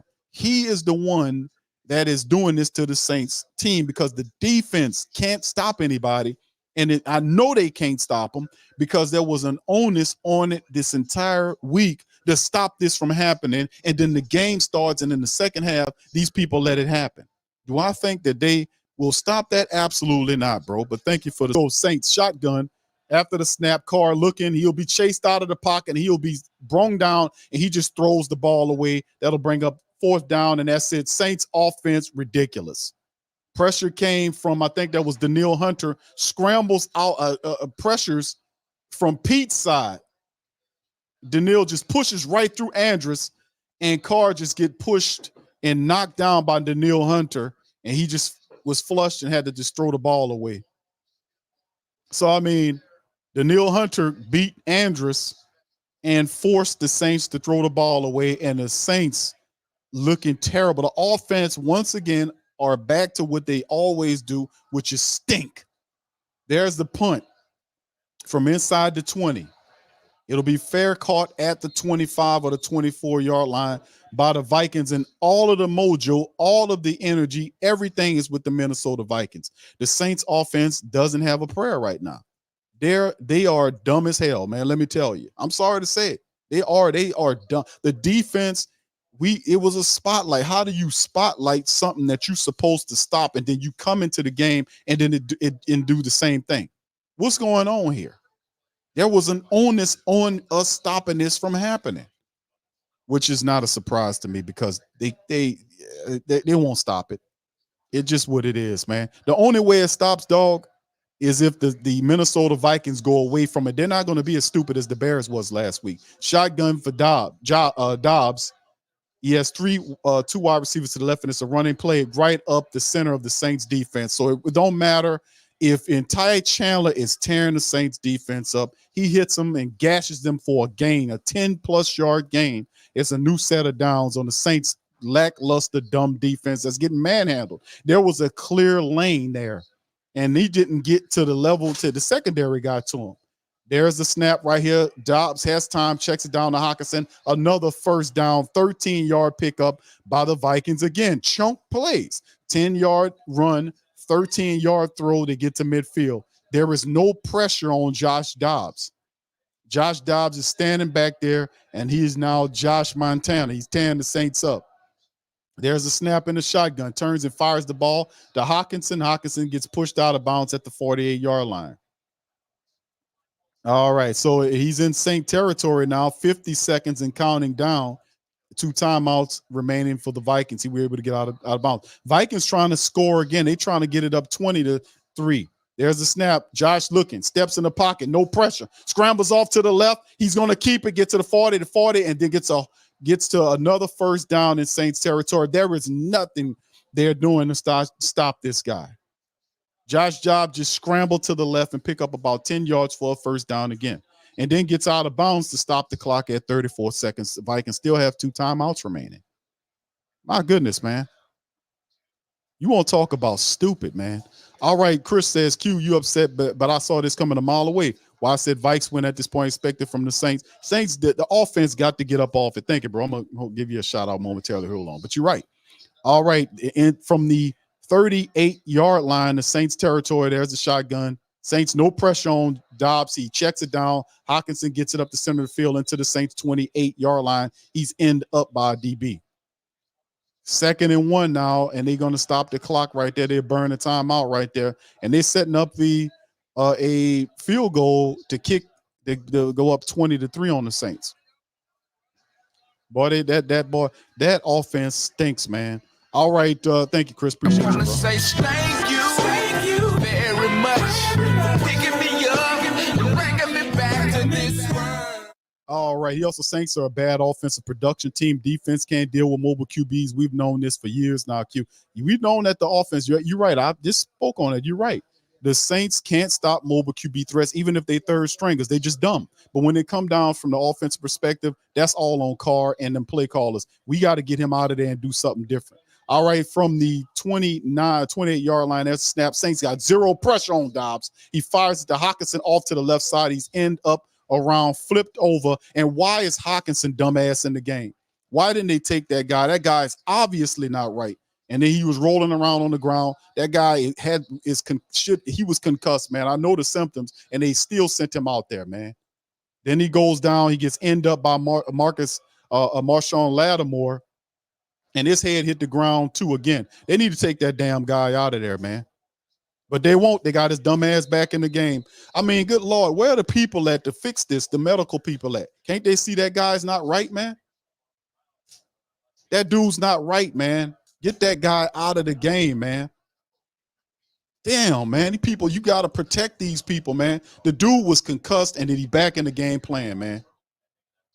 Then his head hit the ground again. His feet touched his face, and then he gets up and roll out there. And the people don't say, hey, bro, come on out here. Never mind, stay your big dumb ass in there. Get this win for us, and then when the game is over with, then we'll take you and sit you on the sideline. You can rest after the game. It's crazy, man. Crazy.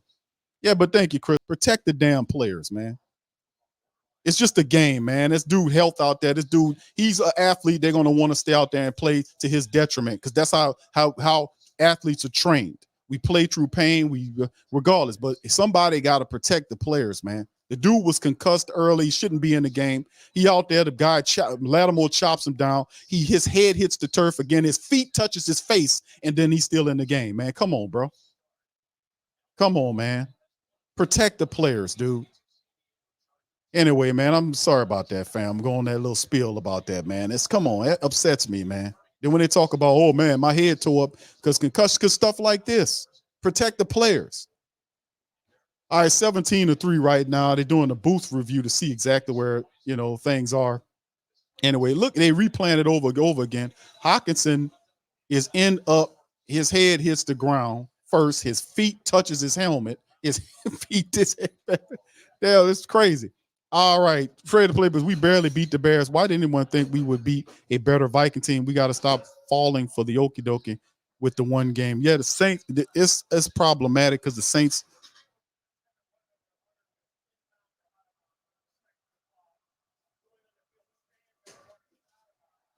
Okay, they're saying he was out of bounds.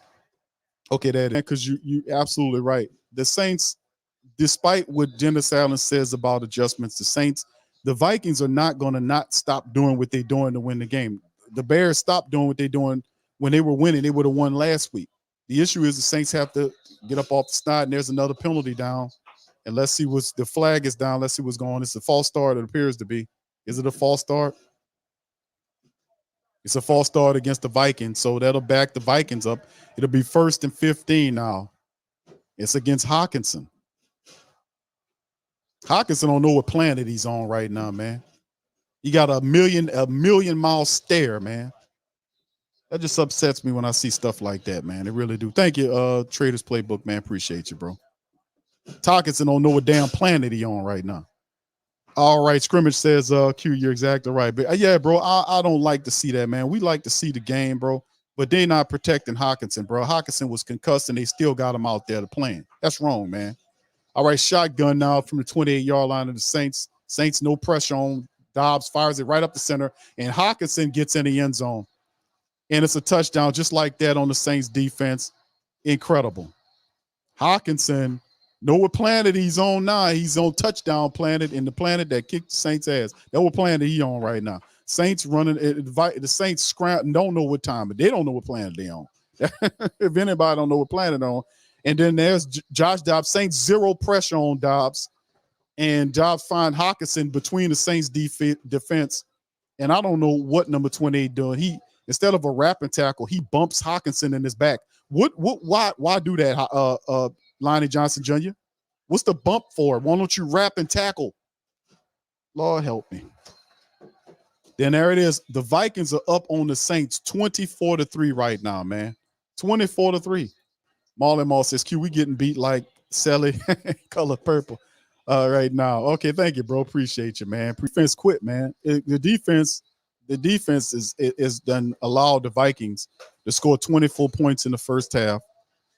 And listen, it's not the fact that the defense they're getting beat, both getting thrown on and ran on by the quarterback. This is all Josh Dobbs, by the way.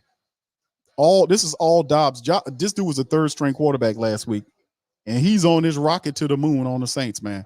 Third-string quarterback tearing them up. This dude has 18 of 22 for 220 yards in the touchdown, has 6 rushes for 40 yards in the touchdown. This is all Josh Dobbs.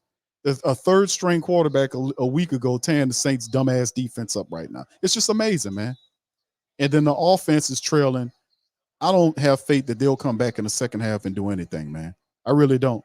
A whole half is going, 16 seconds remaining as the Vikings get ready to kick the ball off to the Saints. This is awful, man. This is what it's about. The defense can't make stops, and there's a return by Rashid Shaheed trying to make something happen, and he gets pushed out around the 26-yard line. Nothing popping. So 13 seconds. Saints ain't gonna do nothing, but they send Carr out there with $150 million, and he'll just kneel on the ball and go into halftime. He ain't gonna try to. It's just, I don't know, man. This is just. Don't they have any pride? Don't these people have any pride? Is there any pride here? Is it any pride with these people, family? And you got what I call him? What does he look like? Okay, Saints shotgun. 13 seconds. There's a snap. Carr looks right, then center, checks it down. Of course, he checks it down. And Kamara gets maybe about 5 or 6 yards on the play. The Saints have timeouts. They'll stop the clock for what? For what? So Derek Carr can check it down again. Oh yes. Go ahead, Derek. Let's stop the clock. It's second. He picks up 6 yards. Derek Carr is gonna check it down again. AK-41. Yeah, there you go.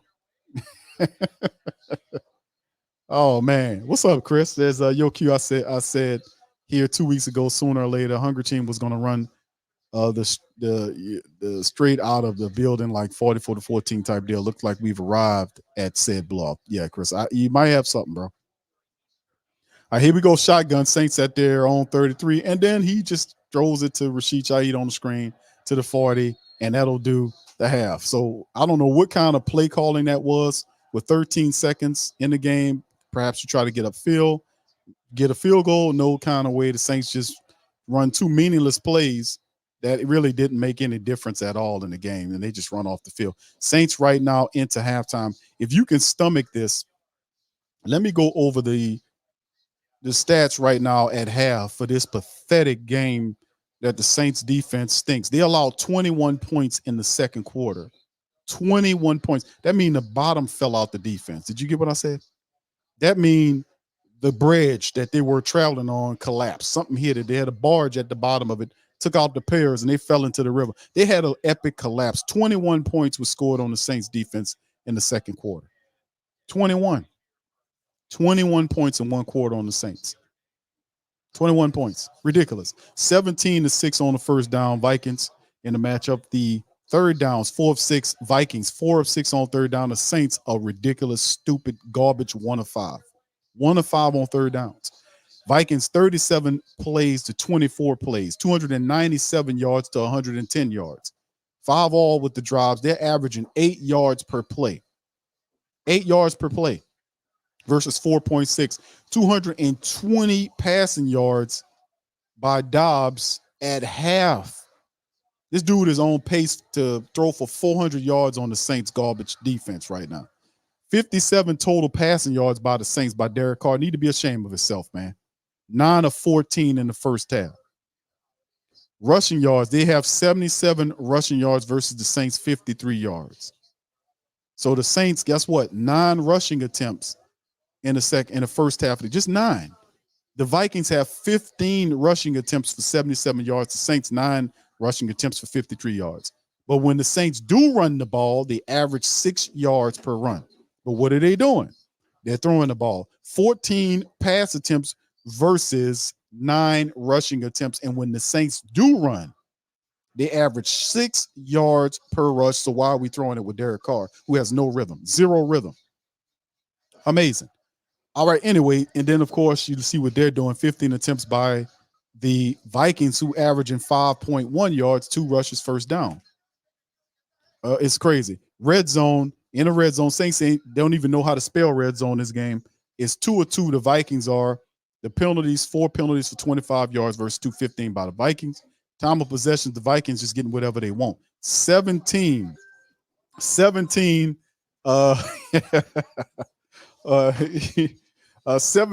minutes and 55 seconds versus 12 minutes and 5 seconds on the time of possession. All right. So anyway, we go into the individual statistics. Carr is 9 of 14 for 63 yards. He's averaging less than 5 yards per connection, and he's been sacked 1 time, rating of 74.4. He stinks. Josh Dobbs, 18 of 22 for 220 and a touchdown. 10 every time Josh Dobbs throws the ball, it's a first down. He's averaging 10 yards per throw. His rating is 123.5, killing the Saints. Kamara, 6 carries for 35 yards, but Kamara averages 6 yards per run. But we don't believe in him. We're gonna just use Derek Carr, who's operating with 4 flat tires right now. And also Josh Dobbs is also the dude that's operating the rushing attack. He also has 40 yards worth of running and averaging almost 7 yards per scramble, and he has a touchdown. And of course, nothing else is Hawkinson, concussion and all. That dude, you can't tell me that boy ain't concussed out there. 10 the Saints up. We covered this in the preview stream. We said that Hawkinson would be the number 1 option for a young quarterback like Josh Dobbs, and it is true. 10 catches, 100. That dude got a full game's worth of production against the Saints defense. 10 catches, $128, averaging 13 yards per catch. And I said he didn't know what planet he's on. The Saints are the one they don't know what planet they're on. 1 touchdown in the game. So 12 targets to TJ Hawkinson. He has 10 catches. Hawkinson just came off the IR list. He just came off the injury list, and 10 the Saints a new one, man. Listen, this is awful. Sad and goofy and garbage all at the same time. Anyway, I got Low calling me. Low is chiming in. Obviously, Low wants to rub it in a little bit. So we're going to let Low rub it in. Low, how you doing, sir? How you doing? I was just kind of check up on you. I didn't know what the score was. You know damn well what the score is. I just kind of check and see what the score was. I didn't know who win. Oh, so you ain't know. You telling me that you ain't want to check on NFL or ESPN or what? I was just trying to see what y'all was up to. See, see who win the game. I ain't know. Oh, okay. Well, Lord, we appreciate your concern, bro. We appreciate you chiming in, man. And to just figure out how we doing here, brother. Is anything else you want to say? I know you're feeling pretty good. Man. You got a lot of happiness in your voice there, brother. Nah, man, but seriously, in all seriousness, y'all don't feel bad about what Josh Dobbs doing. He did the same thing to us last week. That's why we feel bad.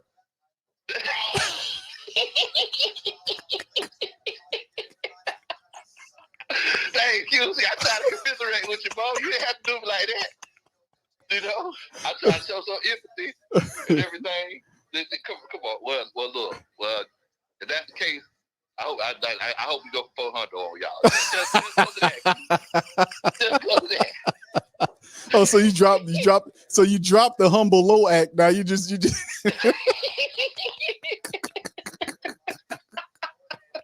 You know it's all love, Q, man. You know it's all love. Bro. I know, low, bro. Y'all got a match up to this afternoon, 3:05 with Arizona. Kyler Murray will be back. So yeah, bro. So hope you guys do better than what we did, but more than likely we're hoping also that you lose and Kyler Murray tear you up. So low, it's all love, bro. Well, you know how it is. It's fierce in the NFC South, brother. You know how it goes. Hey, I already know, man. But look, man. I mean, there's still a whole nother half of ball for y'all. So, Indeed. you know, y'all just got to stay on the field. Well, y'all can stay on the field and make plays. Capable of playing better ball. Yeah, we got to make plays. Our quarterback stinks, low. Carr is a bum, and he looks awful out there, man. He disjointed. It's just more of the same. 10 weeks into the season, we still doing the same stuff, man, which shows low IQ. So, yeah. Hey, y'all bought that car. Y'all bought it from the chop shop, man. That ain't the right VIN number on that car. He operating with 4 flat tires, bro. He need an alignment bad, brother. Hey, man, I just wanted to call to check in with y'all, man. Much love to the great Saints. Thank taking all the fam, man. I'll holler at you later on, Q. All right, Log. Shout out to you, brother, and hope y'all have better luck with the Cardinals, brother. Thank you. Brother. I'll take it deep. Later. All right, that's my brother Lo, man. Checking and chiming in, man, from ATL, man. You know, Lo got to talk some mess, man. You know, you gotta talk a little mess there, and that's all right, brother. That's all right. You know how we do in the Who Dat Nation. So, all right. Oh man, what's going on, fam? Talk to me, man. Do I need to put some Marvin Gaye on here, man? What's going on out here, man? What is happening out here? Rich says, have not faith in Carr to get us back into this? No, absolutely not. Come on. Hey, man. bro, come on now, dog. Come on, man. On, Rich. No. Faith is earned, brother. No. Hey, bro, come on now, dog. Come on, man. Well, thank you, bro, for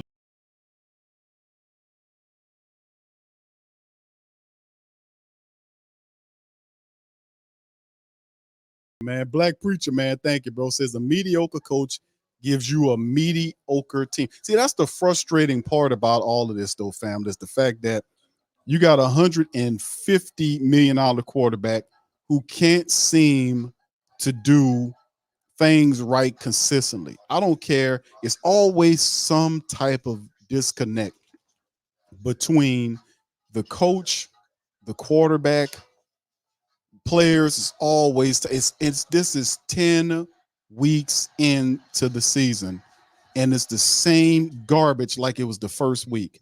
That shows that people not learning, man. They either not learning, they're not taking it serious. Something's wrong here. It shouldn't be this difficult to move the ball, and a lot of this is not exclusively the Vikings. It's the Saints not knowing where they're supposed to be and what they're supposed to do. It's awful, man. Yeah, no pass. Yeah, it is so much, man. If I were full code, no pass rush. So let's talk about it, fam. Going into the second half, man. This is awful. Going into the second half, Saints trailing 24-3. They have not been in the red zone one time in this game. The Saints defense allowed 21 points to be scored on them in the second quarter. 21 points. The Saints offense did not respond to any of those touchdowns by at least getting a touchdown to kind of half in this thing. Minnesota was trying to settle for a field goal and ultimately went and got a touchdown. They go up 24-3. There's still 2 full quarters of football left, but the defense has to perform better. They have to do a better job of stopping them because this Josh Dobbs that's doing this to them. And they don't have any excuses for this one, dude. There's no excuses for this foolishness. Because even if we thought for a second, well, we didn't know that he was going to scramble like this. We knew because we talked about it in the preview stream. 2 of the biggest things that we talked about was that Dobbs would scramble around, and you couldn't allow him to scramble around. You could not allow him to extend plays. where he can find people. You're going to have to pressure him. You're going to have to sack him. You're going to have to make life rough on him. You can't allow him to run around, and that's exactly what they did. We even said his top option would be Hawkinson, and Hawkinson has 10 catches and over 140 yards. Do you not understand if this stuff stays on par, this man going to have a 400-yard game. Hawkins is going to have 20 catches in one game on the Saints. The dude got a game worth of production right now. They could take him off the field. He good. Right now. So, I mean, even though I can sit up here and tell the family members and say, listen, fam, what we need to do and how we need to do it. But the point is, are they going to do that? Yeah, he says, Hardboy said, hey, Q, we were laughing at the Falcons. Like, we always laugh at the Falcons, man. Low going to step in there. And, Low is only giving back what I gave him, man. It was good for the goose, bro. That's how I go. Arnold says, I never like to see a coach get fired during the season, but this one time it needs to be done to get rid of Loomis too. Yeah, Loomis has been here too long, man. And we can see that Mickey Loomis has a lot of pluses, but Mickey Loomis been sucking up Saint money for the last 20 years. It's time for him to go. You straight. Your retirement is good, Mickey. You can catch the next cab or Uber up out of the building. For real, bro. Leave the Mercedes-Benz keys on the keychain in there because it probably belonged to the Saints facility because they got that going on.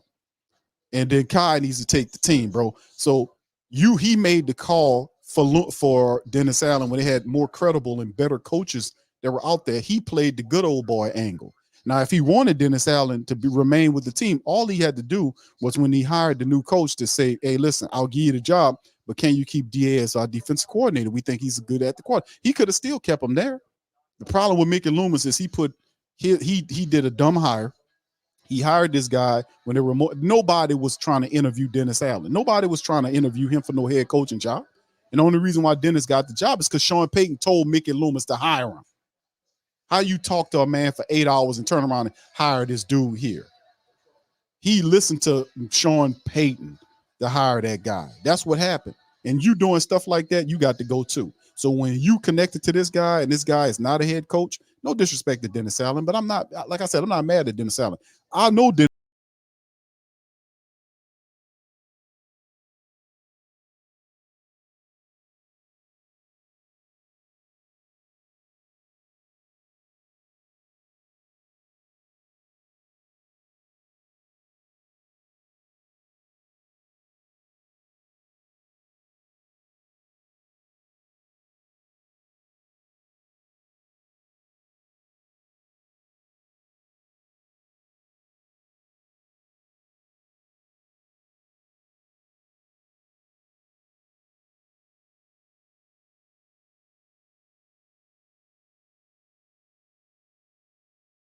Jameis, they ain't gonna put him in there, bro. No doubt about it, man. I want to say thank you very much. Picking me up, bringing me back to this. All right. Shout out to the rest of the fam. It's Carr. The Saints get the ball at the top of the third quarter. Carr and the Saints offense roll out there. Remember, halftime adjustments are overrated, says Dennis Allen. Yoshi says, I knew Dobbs would be a problem after Tyson Montana last week. Aging defense versus fast offense, always good. And here we go from the 25-yard line. Under center, Carr hands the ball off to number 41, Alvin Kamara, picks up about 7 yards off to the left side before he's stopped by multiple Minnesota Viking players. So the Saints pick up about 6 or 7 on the opening run by Carr. Remember, Alvin Kamara is averaging over 6 yards per run, family. I don't understand why we passing as much if Kamara's averaging 6 yards a carry. I'm just saying. All right, here we go from the Saints 32-yard line. Carr's under center. Kamara's back there. Man in motion from right to left. And he's another handoff to Kamara off to the right side. And Kamara falls for it for a gain of about 3 yards on the pickup. No, I'm sorry. That's Jamal Williams. Williams picks up 3 off to the right side there. All right. So, yeah, man, we talked about the adjustments need to be made. It's obvious the Saints need to execute better. This is not any difficult. 3rd and 1. So it's 3rd and 1. Saints need to get a new set of downs right here. Hopefully it's a run play. Once again, the fullback nowhere to be found. They're running Jamal into the teeth of the defense naked, meaning he don't have no lead blocker. Can we use a fullback? We activated one. There's the handoff to Jamal Williams. He gets stuffed right at the line and look like they won't get it. Referee said they're going to be almost a yard shy. It wasn't a yard shy, but they're going to get behind it anyway. 4th and 1. So the Vikings defense stuffed the Saints. I just said that we got a fullback, but they don't use him. A fullback could have helped, especially there on the play. You're running them naked. Give them a lead block. A fullback helps. The Saints refuse to do that, but we won't keep a fullback here. 4th and 1, Saints going for it. They're going for it early. 4th and 1, Saints said they're going for it. They're going to try to throw it, and there's a false start by the Saints offensive line. False start. Boy, these people are completely out of their minds, man. These people are not prepared to play today, man. False start, Saints jumping all over the place toward the left side of the line. Andrews Pete. False start, so the Saints were going to go for it. A false start, now they're going to send the punting unit out there. You got to be kidding me. Why is Carr even in the game? This should be a Taysom Hill play. Where is Taysom Hill? You mean all them big dumbasses jump. And Taysom was in the game at the time. I mean, good grief, man. Can we use a fullback sometimes? All right, here we go. Man, I'm sorry, man. This is frustrating to watch this dumb football, this low IQ bull crap. 4th and 6 now. The Saints will have to punt it. Offense false starting all over the damn place, man. What a joke. What a joke, man. 4th and 6. Here come the punt situation. There's a snap. Headley got the punt from inside the 20-yard line. And it'll be fair catched at the 26-yard line of the Minnesota Vikings. There's a flag down again. The referee's just going to pile on because the Saints offense started the game off, the second half of the game off, and nothing shaking. Can't even get 1 yard for a first down. Another holding play, this time against the Saints too. So another holding, this time is on Saints getting it all, man. Dumb all over the place, crazy. And it's just insane to me, man, how bad this team looks, man. Very bad. Awful, man. And the referees just gonna pile on. Why would they not? Saints look awful. It looks terrible out there. All right, yeah, this is awful, man. 24-3. Then Gundam says Allen and Carmichael reaching for anything. Josh says, look, another 3 and out. That's not a good way to start the second half. To go 3 and out, man. That's not how we're supposed to do this thing, man. Josh says Carmichael needs to be gone. Kevin Johnson says Saints are a poorly coached team. Chris says 52-10 final incoming. You think it'll be a slap down, huh? It's setting up to be that, bro, because the Saints have no answers to stop Josh Dobbs. Coming into this game, everybody and their mama knew what they were supposed to do. The Saints defense go out there and do the same dumb stuff they were doing game after game, year after year. Arnold says, Q, this is what we're going to see for the rest of the season. It's awful. Red says, why haven't we fired Headley yet? Yeah. Sean says, here comes the offensive player of the week, Josh Dobbs. He's cutting up the Saints. And they got the ability to, from a IQ standpoint, that's what I'm looking at. This is low IQ play. When I say dumb, this is what I mean. It's low IQ. Because we know what you're supposed to be doing, but you don't do it. You don't execute how you're supposed to execute. Where's the pressure at on Josh Dobbs? No pressure on him. He's standing back there making plays. Send extra people in there if you got to. And then they trust in Derek Carr too much, who have no rhythm. Derek Carr has no synergy, no energy, nothing at all with this offense. The ball needs to be taken out of his hand. We need to go somewhere else with it. But we'll see, man. This is not a good look for the Saints. All right, Josh says, Big Q, quit think that Pete Carmichael can actually do anything. Stop thinking that. I don't think Pete Carmichael. I think Pete Carmichael and Derek Carr, because you can't throw Pete Carmichael out there without putting Derek Carr out there. They're a tandem, bro. But let's see if they make these adjustments, man. Let's see what they make these adjustments and keep it moving, because people can make adjustments, bro. We've seen them do it before. So it's not like they haven't done it. We've seen them make the adjustments and get touchdowns and try to catch up. But let's see what the defense do. The offense started it off, didn't look too good, but let's see what the defense does. Traders Playbook said, bro, we've been inconsistent all season. There's no point in false hope. Okay, well, we'll see. All right, so anyway, that's the handoff to and looking at the first offensive series is a run for the Vikings, is a pickup of 9 yards as Madison runs off to the left and goes north and south and picks up 9 yards on a fresh defense. Saints are bottoming out, man. I mean, the guy ran and picked up 9 yards with the first run out the gate by the Vikings offense. So they get up to the 45-yard line. Josh Dobbs is under center, 2nd and 1 now. All right, wide receivers left and right of formation is another handoff to Madison. He picks up the first down and then falls forward for an additional 5 or 6 yards into Saints territory. They're demoralized, man. The Saints defense demoralized, man. They're going to walk the field on the Saints, but this is awful, man. Once again, another collapse. And the defense, you would want them because they need to stop them, and they can't stop them. All right, so there it is. Josh Dobbs under center, man in motion from left to right. You're going to try to adjust. Let's see if the Saints do blitzing or something to try to shake some stuff up here. Let's see what they do. All right, there's it. No pressure, and there nothing. He has time to throw. He gets hit, and the ball is out ahead. So some pressure comes, and there's a flag down when they get a little too aggressive, and it's probably going to be a penalty on Dobbs. They're going to probably hit the Saints with a roughing the passer.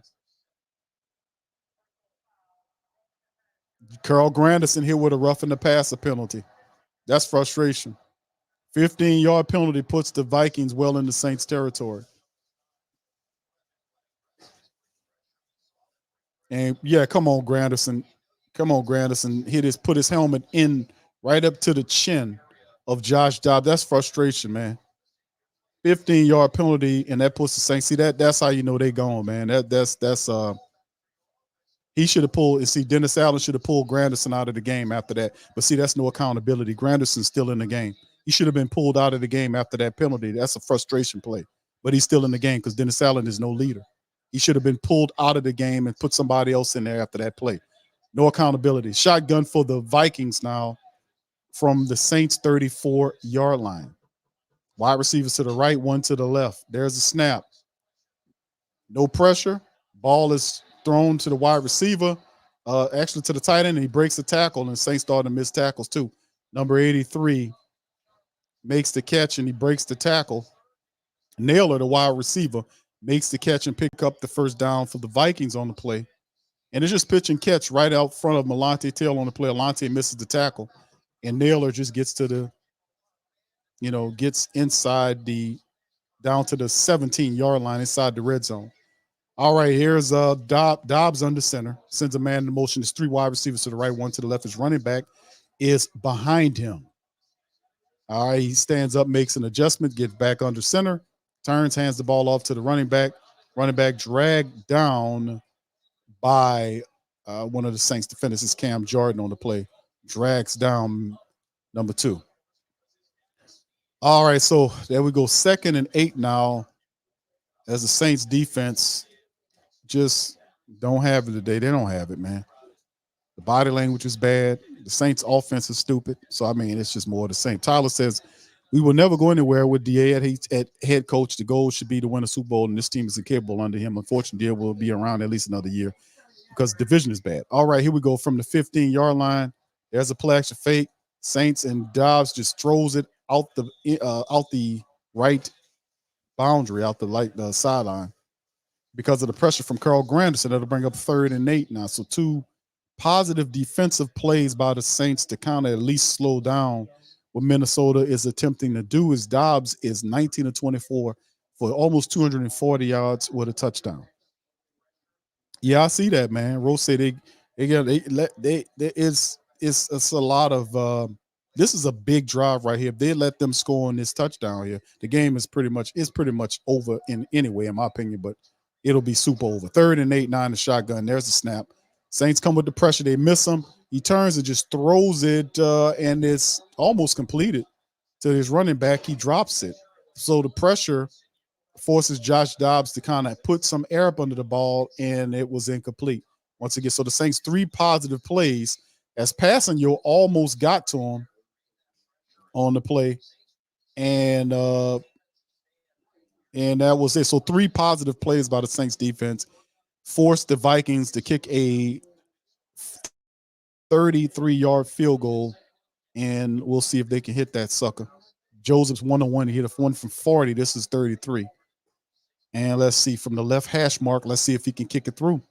And he does. So the Vikings go up 27-3 on the New Orleans Saints and the offense. Let's see what they can do. Derek Carr is stuck in the mud. He's talking to Pete Carmichael right now. They need to be running a 2-minute offense from now on in, man. Don't take an offensive genius, man, or somebody that know a ton of football to know what the Saints need to be doing right now. They need to be in severe no huddle right now. They need to be in no huddle running right now. All right, big ups to the fam, man. Appreciate y'all being in the stream, man. I'm sorry about this terrible outing, but still a lot of football left to go. In 27-3. Man, I don't know what to say about this one, fam. All right, Pat Garrett says, what is Mrs. Benson saying about? She ain't saying nothing about this, Miss Garrett. What she doing is she's sitting up there looking at her cash app. I mean, in her bank account saying, damn, I like all these billions. That's what she doing. What's up, Jerry? Say, hey, I got them Apple Pod Pros for Low in here. Yeah, Low chimed in. He called me. He was in. I just seen his message in the chat. And then I didn't see his message, when he first put it, so he called me. That's he just taking a play out my playbook, because I do that. I did that to him last week, so he taking a play out of my playbook, man. That's low only giving to us what I gave to him. That's all, man. It's all is fair, right? All is fair. All is fair. Love and war, man. That's how I go. Chris says, if the Saints team was a gift basket, I'd be wilted and dead, molded and stinking and written with maggots and swarm. Golly, brother. Yeah, you kind of said a whole mouthful on that one. All right, what's up, Adrian? Says Derek Carr is 3-and-out QB. Bad. 100. Yeah. All right. Yeah, this is not good, man. They ain't supposed to be losing to a third-string quarterback like this. Is ridiculous. Rock says, so after 1-8, there's still a chance to win the South. Nah, I'm not that crazy. Keep pounding that niche. Thank you, Rock. Shout out to you, brother. Yeah. Marcus says, we've been asking for Allen for changes for weeks now. He seems to think none is needed, but I bet he also said that changes were on the way. And then when people start asking him about changes, he said there will be no changes. The guy's not a leader, bro. I've been saying that about Dennis Allen. Dennis Allen is nobody's head coach. Only a crazy, dimension-ridden fool would believe that Dennis Allen could take a team and lead them into the playoffs and into a Super Bowl. Only a crazy, drunk, dimension-ridden fool would believe that, man. I mean, seriously, bro. The man is clear and obvious that the man's nobody head coach. He doesn't even have a concept of accountability. Case in point, we know how leaders supposed to behave and how disciplined teams are supposed to behave. We just seen Carl Granderson have a roughing the passer or unsportsmanlike conduct call against Josh Dobbs. That was a frustration play. He should have been taken out of the game just on the mere moral of accountability. You got to be accountable. You got to lose a play for that. Come on out of here for a play. Nothing. He stayed in there. That guy doesn't understand what it means to be a head coach, man. That's the point. The guy's not a head coach. And for anybody thinking that guy's a head coach is a dimension-ridden, drunken, crazy fool that need to be committed. So, I mean, it's just what it is. All right, the Saints picking up from the 25-yard line. Carr's in the shotgun. Wide receivers on both sides of formation. Running back next to him on the left is Kamara.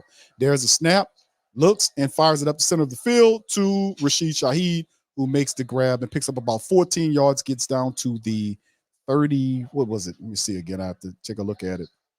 Again, I think it's up to the 34-yard line, I want to say. No, I'm sorry. The 39-yard line. There you go.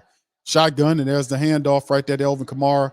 And the guy shoots the gap right away and gets him on the draw play. Why are we doing that? Don't we and then these are interesting calls because it's the draw play to Kamara. And Kamara, I mean, that was just the guy's right there.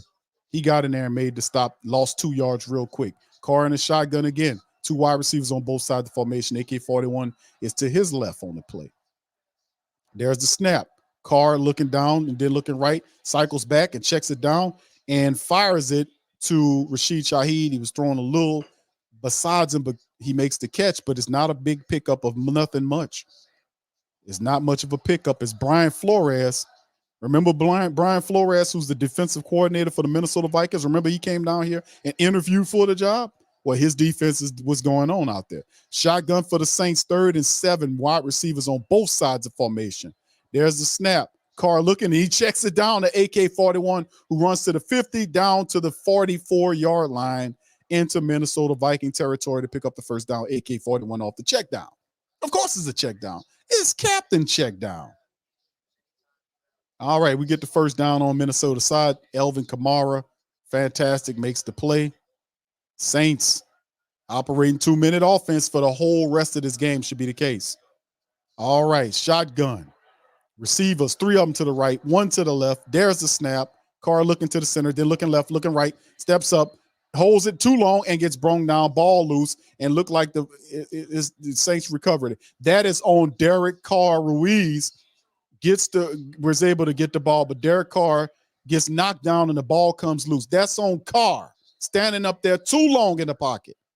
Looking right, left, being indecisive. The guy just pokes it out of there. Take off and do something, man. Take off. And that's 6 yards lost on the play. Shotgun. 3 wide receivers to the right, 1 to the left. There's a snap. Carr stands up, fires it down the center, and it's caught by Jawan Johnson. It's Chris Olave makes the grab, and he's 1 yard shy of first down. Look like it's about it'll be 3rd and 1. Carr stood up in the pocket, delivered a strike right down the center of the line. He got blew up on the play. That should be a penalty on the Vikings on that play. That should have been a penalty on the Vikings. No flags, no nothing. Carr took a nasty hit on the play, and he's still down right now. No flag on the play. The referees totally whiffed on that, man. The guy hit Carr in the helmet, blew him up, and Carr's down on the ground. Jameis suiting up, putting his helmet on to come in the game. My goodness, man. No penalty on that play.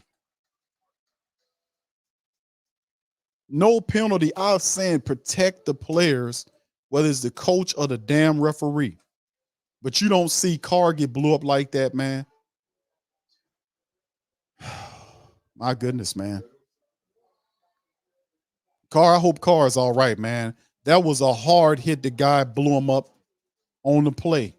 That should have been a penalty. None for you, though. No soup for you. All right. Hebrew says Mickey Loomis must be a serious alcoholic then. Him and Elvin Gentry, my friend. All right. We can't fool ourselves. We at best a playoff team. We at best? Really, Lionel? I can't think we're Super Bowl bound with this coach, not this. Yeah. Akin says loan card to the Breakers. I got news for you, bro. I don't want to talk about the man. The man obviously hurt right now because that was a bad play. They didn't even call a flag on that. Bishop says DA's not a head coach. Pete Warner is lacking. He's too small. Nobody wanted to listen to me, but he gets handled too often by the offense. You let another team get Smith off the practice squad. That's 2 linebackers. Nobody beats Zach Bond, man.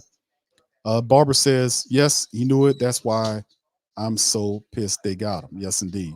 What's up, Vera? Says they need to throw everything. They need to throw everything. I could kind of fix that. Let me know what you're saying. Angel says Carr finessed the Saints. No, Dennis Allen did because he wanted them. Tuck says we need 2 touchdowns this quarter. Let's go. Carr is out.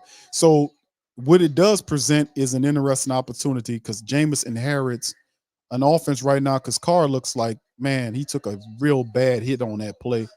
And Jameis inherits the team right now, and he inherits a team that's losing by 24 points. It's already in a half, almost, might as well say half of it. And Carr's walking off, man, into the tent. And I can't believe the referees didn't call this play, man. Well, actually, Daniil Hunter, it was clean. But he was chopped over. The guy was under his – Daniil Hint hit him, but the guy, he folded under the guy. So Jameis is in the game regardless or not. Jameis is in the game now for the Saints. Does the offense look better with Jameis? Prime wanted to see Jameis go. He inherits a team that's trailing a lead that's trailing 24 points. Jameis in the shotgun, 3 wide receivers, bunch to the right, running back next to him. Jameis quickly throws the ball to Rashid Shaheed. There is no blocking going on. He barely gets past the line of scrimmage for a gain of 1. Is it enough for the first? It's a 4th down. No, he doesn't get it. So you see Jameis quickly fires the ball almost was batted.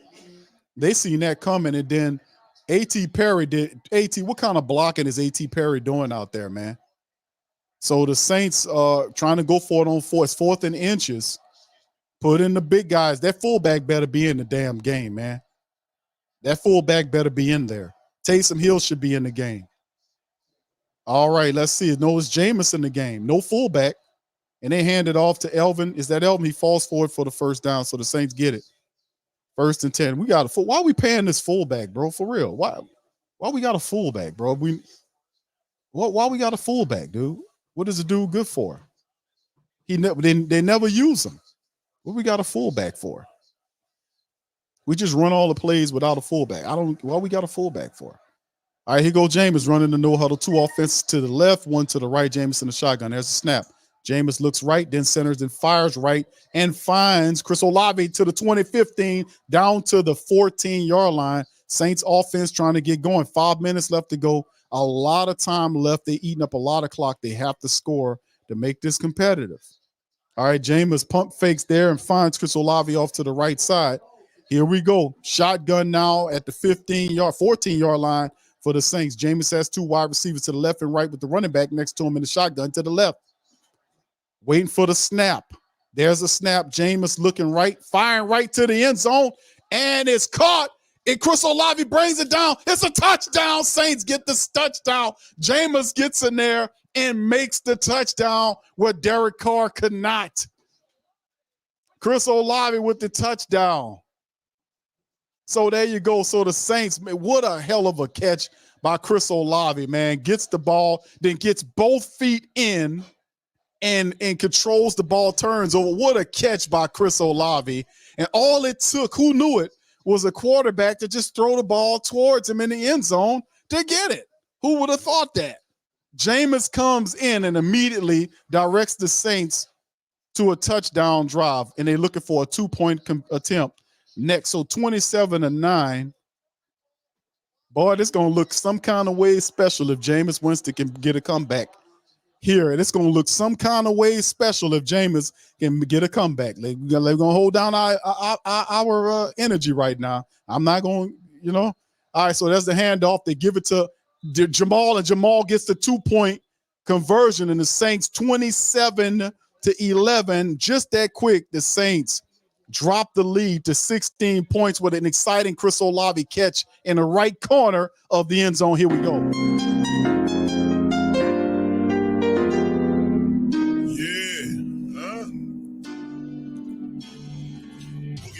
And I'm a who that. I'm a who that. Long as I'm living, I'm a who that. I'm a who that. Lose or winning, I'm a who that. I'm a who that. Sports Coma, yeah, this is where we do that. Where we do that. Where we do that. Where we do that. Where we do that. Where we do that. Boogie like this, and I'm a who that. I'm a who that. Sports Coma, this is where we do that. Where we do that. Welcome, welcome, welcome, welcome. Somebody please better help. Somebody please better running this thing like elf. Thank God every day I'm not a felt, not a felt. Go to YouTube Live with Big Q and the guys. If you ain't ride or die, the bandwagon get flipped. Been marching in, that was way for the ring. I was yelling out the shame for the championship. Fucking on town, duck down. Falcons, pluck, get shut down. Panthers ain't much touchdown. The vision really belong to us now. So much hate on the Saints, you can probably tell. Ever since Bounty Gate hit the NFL, when things seem fishy and you probably smell the crooked referees on Roger Goodell. Yeah, fucking like this, and I'm a who that. I'm a who that. Every day I'm living, I'm a who that. I'm a who that. Lose or winning, I'm a who that. I'm a who that. It's the Sports Coma, this is where we do that. Where we do that. Where we do that. Where we do that. Where we do that. Where we do that. Boogie like this, and I'm a who that. I'm a who that. It's the Sports Coma, this is where we do that. Do that. I got to say about this is, man, shout out to the family members, man. Listen, Jameis Winston comes in the game, leads the Saints offense to a touchdown where Derek Carr could not. If Jameis wins this game, and I don't want to throw this out there right away because he still has 16 points, which is more doable than what it was previously. If this can galvanize the Saints defense to do something, and Jameis comes from behind and wins this game, that makes it very interesting going into the rest of the week because Derek Carr is still struggling with this offense. You can't win with Derek Carr as the focal point for the Saints offense. I've said that. You're going to have to run the ball. You're going to have to do something else because Carr is just too disconnected and disjointed with all these other people. Jameis gets in there and knows where to go with the ball and scores right away. I mean, if he wins, this is going to look really interesting for them going forward. All right, shout out to Brent, man. Thank you for that, man. Appreciate the super chat. He says, for this ain't rocket science. Come on, man. That's right. It's not rocket science. For what Taysom Hill? Yes, indeed, sir. Appreciate you on that. And he got one more here. Hold on, my brother. Let me get you on this one. He says, for no Taysom on the play. So shout out to you. That was a great drive. 10 plays, 75 yards, almost 5 minutes for the Saints, 14-yard catch to Chris Olave to get him going. They are carting Derek Carr off to the locker room. Derek Carr is getting carted off to the locker room, which is he looks like he's all right, but carting him off, what's going on here? Something's going on. But anyway, it's Jameis' team as the Saints kick off from left to right throughout the back of the end zone. Vikings return it to the 20.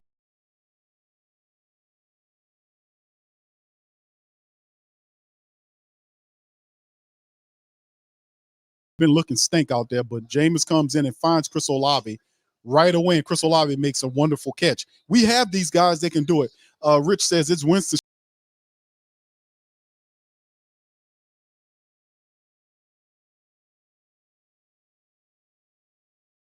And it's the 16-point lead the Saints have, which is very durable, man. Vikings from their own 25, they're showing the power. All right, look, it's a handoff to the right. Saints defense get him. He falls forward for a gain of 3. They initially got him behind the line of scrimmage, but he countered the momentum of Tyson. Ty Chandler was able to fall forward, and he was able to pick up about 2 yards on a pickup to the left side. So 2nd and 8 now for the Vikings with the ball. OG to the 3rd degree. Thank you, bro, for being a member for the last 2. Be interested, man, to see how this all works. Shotgun Josh Dobbs, 2nd and 8. Man in motion from left to right is Addison running all the way to the left, right. They're going to hand it off to the running back. Running back is stuffed at the line to about the 30-yard line. Saints stop him. It's big Nate Shepard on the stop, a gain of maybe 2 or 3 yards. Saints will bring up about 3rd and perhaps 6. They're saying 3rd and 5. So 3rd and 5, the Saints defense had a couple of stops right there. Can they complete the day by getting the Vikings into a quick 3 and out? If they can get them to a quick 3 and out and the Saints can manipulate this and score again, this could change the whole energy, flip the energy of this game, because Vikings prepare for Carr, but they don't know what they expect from Jameis Winston. So, I mean, we'll see. So Josh Dobbs in the shotgun, 3 wide receivers to the right. They got 2 to the left. He back there by himself. The Saints sent pressure of 4. He got a clean pocket. He looks scrambled. The Saints trying to force him out. And then he's grabbed and drives forward at the first down.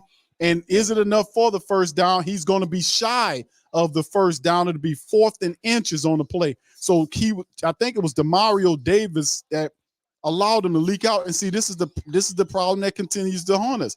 They couldn't contain him. Like the guy Granderson gets pushed too deep, and then Demario Davis was able to chase him down and grab him down and pull him. He leaped forward and looked like Josh Dobbs might have had enough for the first down. Saints saying it's 4th. Let me see what the referees are saying, because they hadn't put any indication up or anything yet. Okay, now it's 4th and inches. They are shy of the first down. So the Vikings, they're going to send out the punt unit to kind of kick this thing away, and they're smart to do that, man. Saints defense make the stop. They get the Vikings off the field. Saints offense scored on the previous possession. Could we match that intensity for the next drive for our offense? There's the punt by the Vikings. The ball is away. Rashid Shaheed is going to fair catch it inside the 20, back at the Saints 16-yard line. So Jameis has quite the bit of room to operate from the Saints 16-yard line headed toward the Minnesota Vikings. OG to the 3rd degree says, man, y'all see your boy. It's happening now. It's a 16-point lead right now. We got a full quarter of football to play. It'll be real nice if the Saints could actually score again on this drive. That flips the intensity and the energy of the game in a major way. It really does, because the Saints defense was able to push Josh Dobbs them off the field in 3 and out. And now the offense gets out there fresh off that touchdown. This is going to be interesting to see how it all works out for the Saints, man. Plenty of time in the game. And they replaying the Josh Dobbs thing, saying his knee was down. That's why they didn't follow the ball, because his knee down. But shout out to Demario Davis for making the play on Josh Dobbs, because he was headed for the first down, man. He really was. He was headed, man. Carl Granderson got pushed down too far inside to create the lane. Once again, that just speaks to the IQ overall of the defensive line for this to keep happening, because that Josh Dobbs scramble shouldn't have happened, man. Saints just continue to do this stuff the wrong way. So we just got to keep playing as hard as we had to get over it. All right, so Jameis 3 for 3 early on, 34 yards and a touchdown right away. Jameis in the shotgun. All right, there's 2 wide receivers to the left and right of the formation. The running backs next to Jameis, and there's a snap. Ball's thrown. It's off, and Taysom Hill thrown toward Taysom Hill. Taysom Hill, I don't know if he wasn't ready for it or not, but it ended up going off of his hand. So there's Jameis, fires it towards Taysom Hill, and Taysom just out front of Taysom Hill. Almost intercepted, by the way. That was almost intercepted. My goodness. All right, so that's Jameis's first incompletion of the game.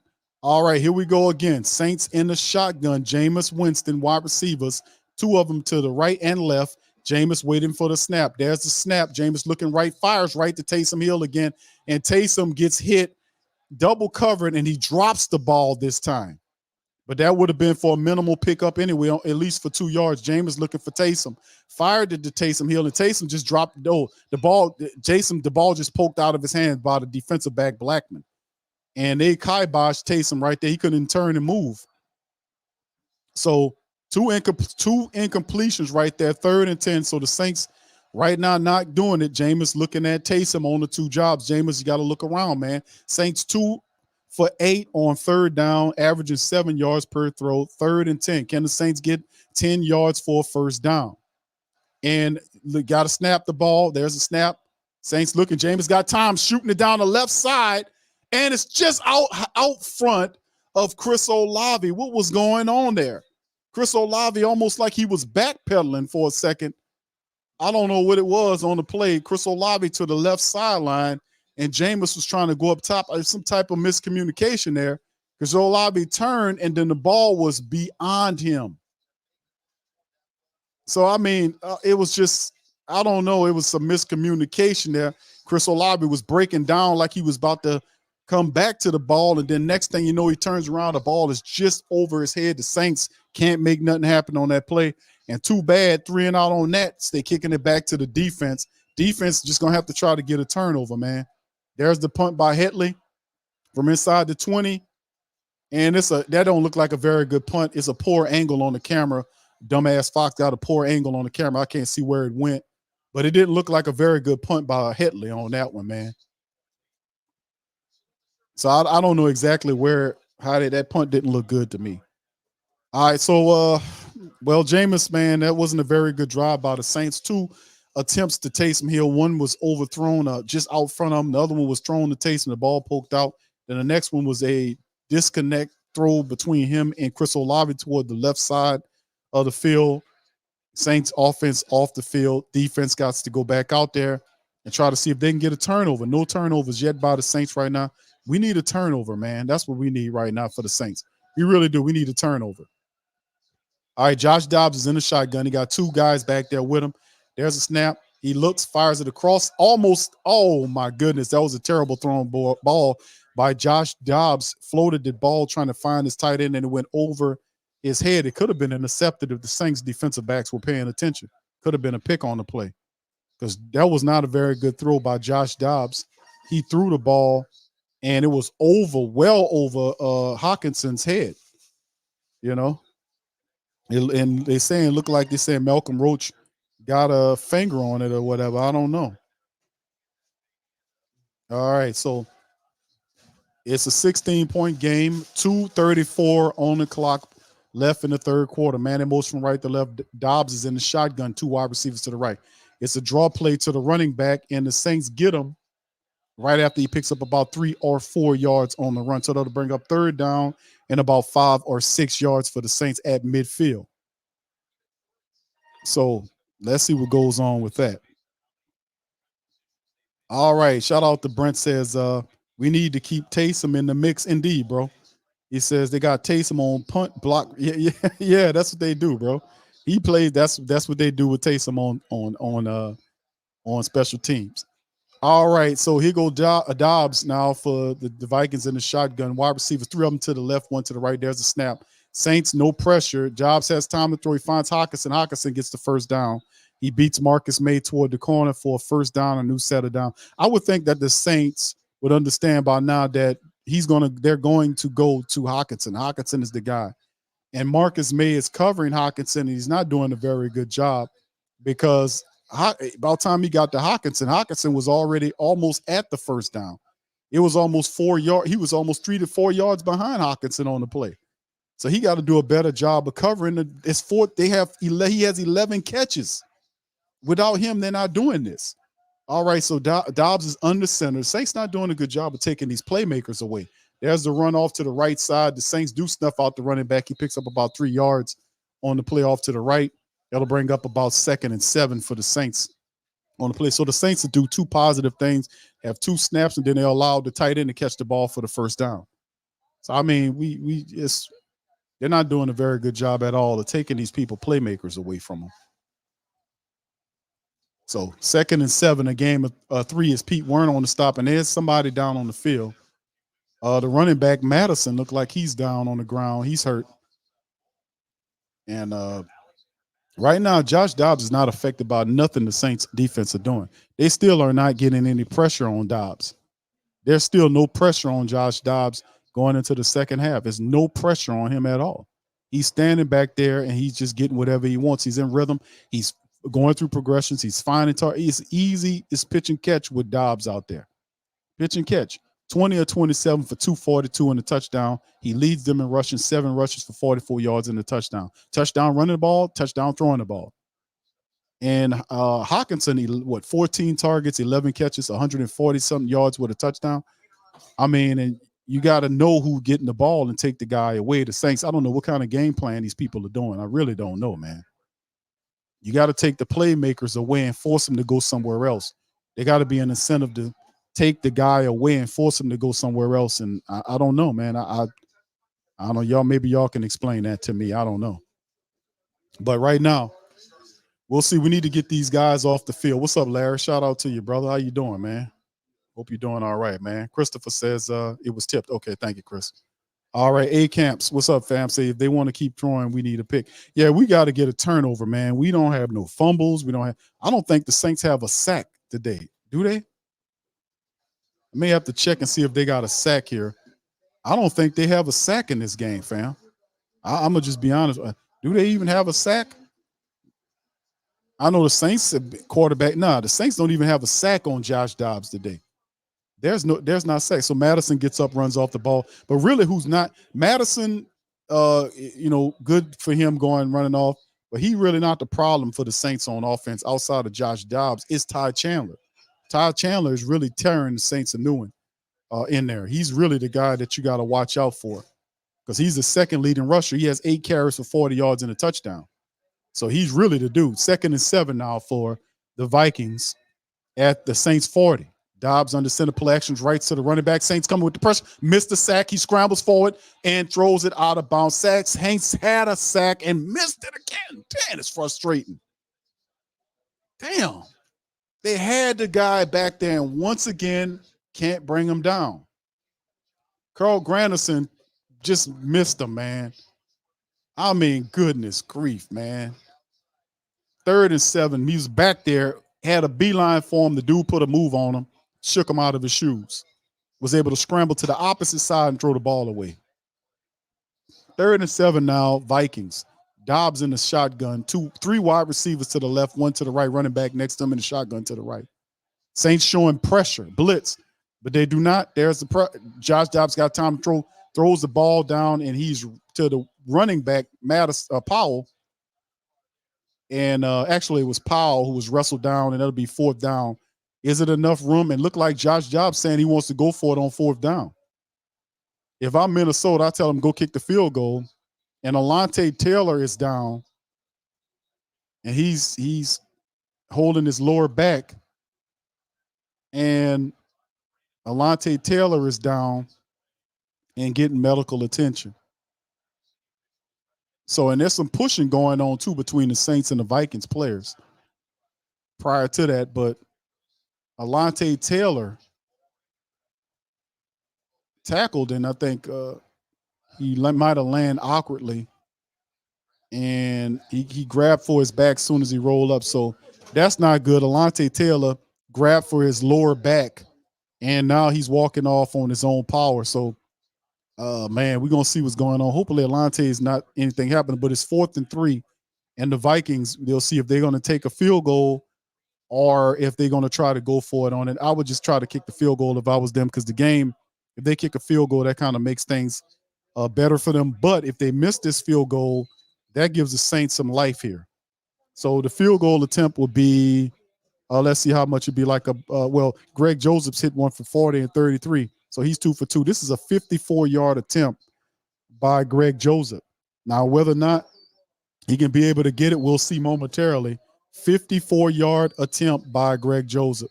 If it's a miss by the Saints, and there is what's going on, there's going to be a timeout by the Minnesota Vikings. The play clock almost ran out on them, so they'll burn one right there to stop from getting a delay of game. So right now, no, I'm sorry, it's the end of the quarter. I thought they called the time. That's the end of the quarter. So end of the quarter. So it's 27-11, trailing by 16. They pick up in the fourth quarter with the 16 points. 16 points. So we'll see what's going on there for it. All right. So shout out to the fam, man. Man,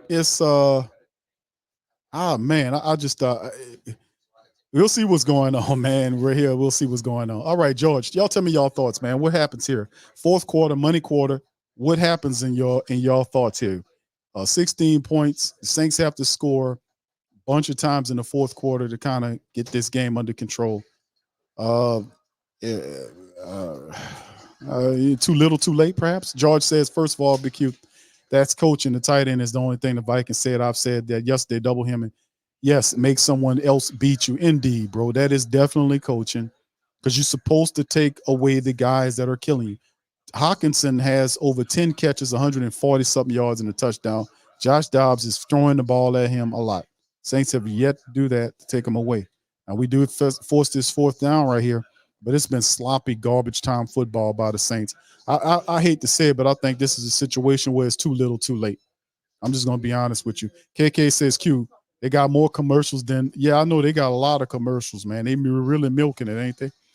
All right, St. John says, buy it, can't come sooner. We need the help physically and mentally. Shout out, bro. Valika says, I'm in church just checking in and out. Thank you, Valika. Shout out to you.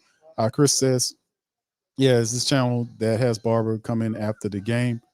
I think we don't open up the lines of communication after the end of the game. I think we have a post-game show. That's usually what we'll do on like on a Monday stream or something, like perhaps later on in the week or something.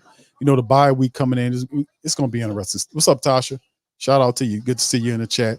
Sean says 54-yard field goal seems doable for the opposition, but not for the Saints. QB controversy, not really. He has to win, and even if he wins, there's no QB controversy. Dennis Allen is going to play Carr. He's attached to him. To take Jameis Winston and put him over the top of Derek Carr right now would be a disaster economically speaking. It'll be an absolute disaster, unmitigated disaster financially speaking for Jameis Winston, who's not making nearly as much money as a Derek Carr, and he gets the Saints, leads the Saints to a victory. Absolutely not. I don't see that happening. Not a controversy. Dennis Allen is not going to put Jameis over Carr. It's just not going to happen.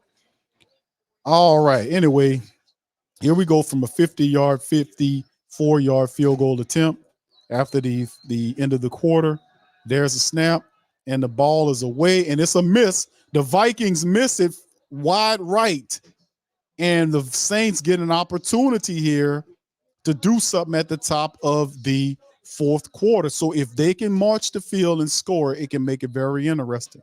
But is this a case of it being a little too late? We shall see.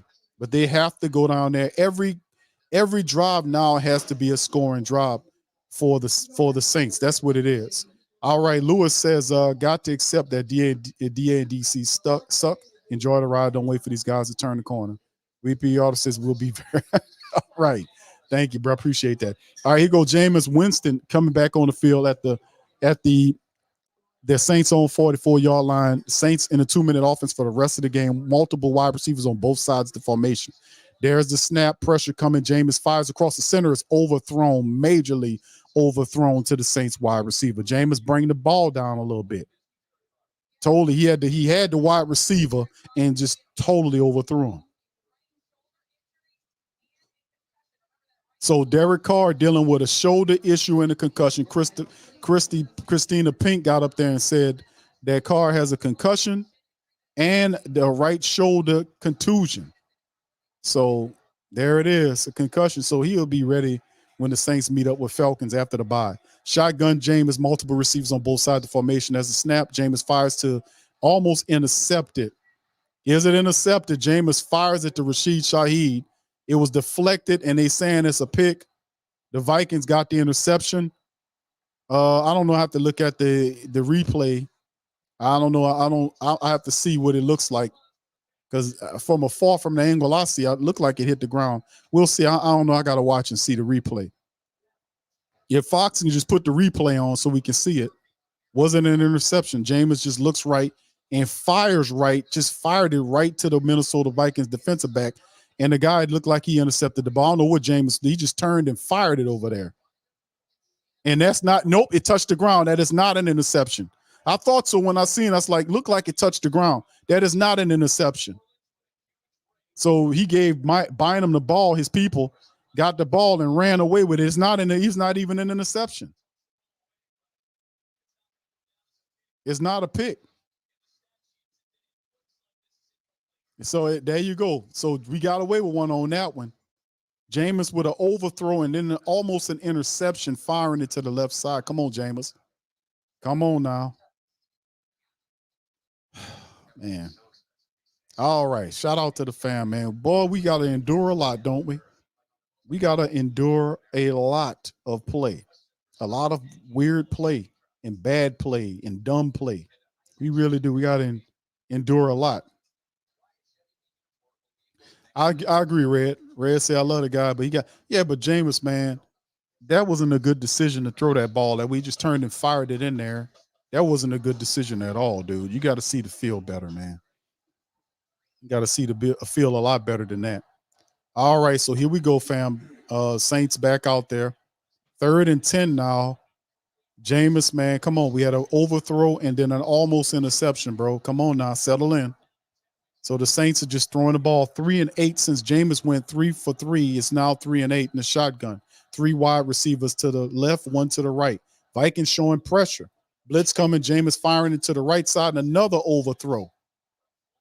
And the flag is down. Is it going to be holding or roughing the passer? So is it going, because they hit Jameis and knocked him down, is it going to be against the Vikings roughing the passer? Let's see. Illegal use. So an illegal hands to the face by the Minnesota Vikings is the call. And I don't see it, man. I didn't see that one. Daniil Hunter was the one that got his helmet pushed off his head, so it should have been on Andrews, because Andrews really pushed the man helmet off. But maybe he had hands to his face. I couldn't see from that angle they showed. All right, so anyway, Saints get a first down near midfield. Jameson, the shotgun, wide receivers on both sides of formation. Jameson, shotgun. Could we mix it up a little bit? Hit him with the run, maybe a draw play. Notice all passing. Jameis looking, and Jameis is going to scramble, and they tear Jameis down for the sack, man. And that's Daniil Hunter again. First he gets hit with the penalty. He comes back with his 11th sack on the season. And that's what I'm saying. It's like at some damn point, man.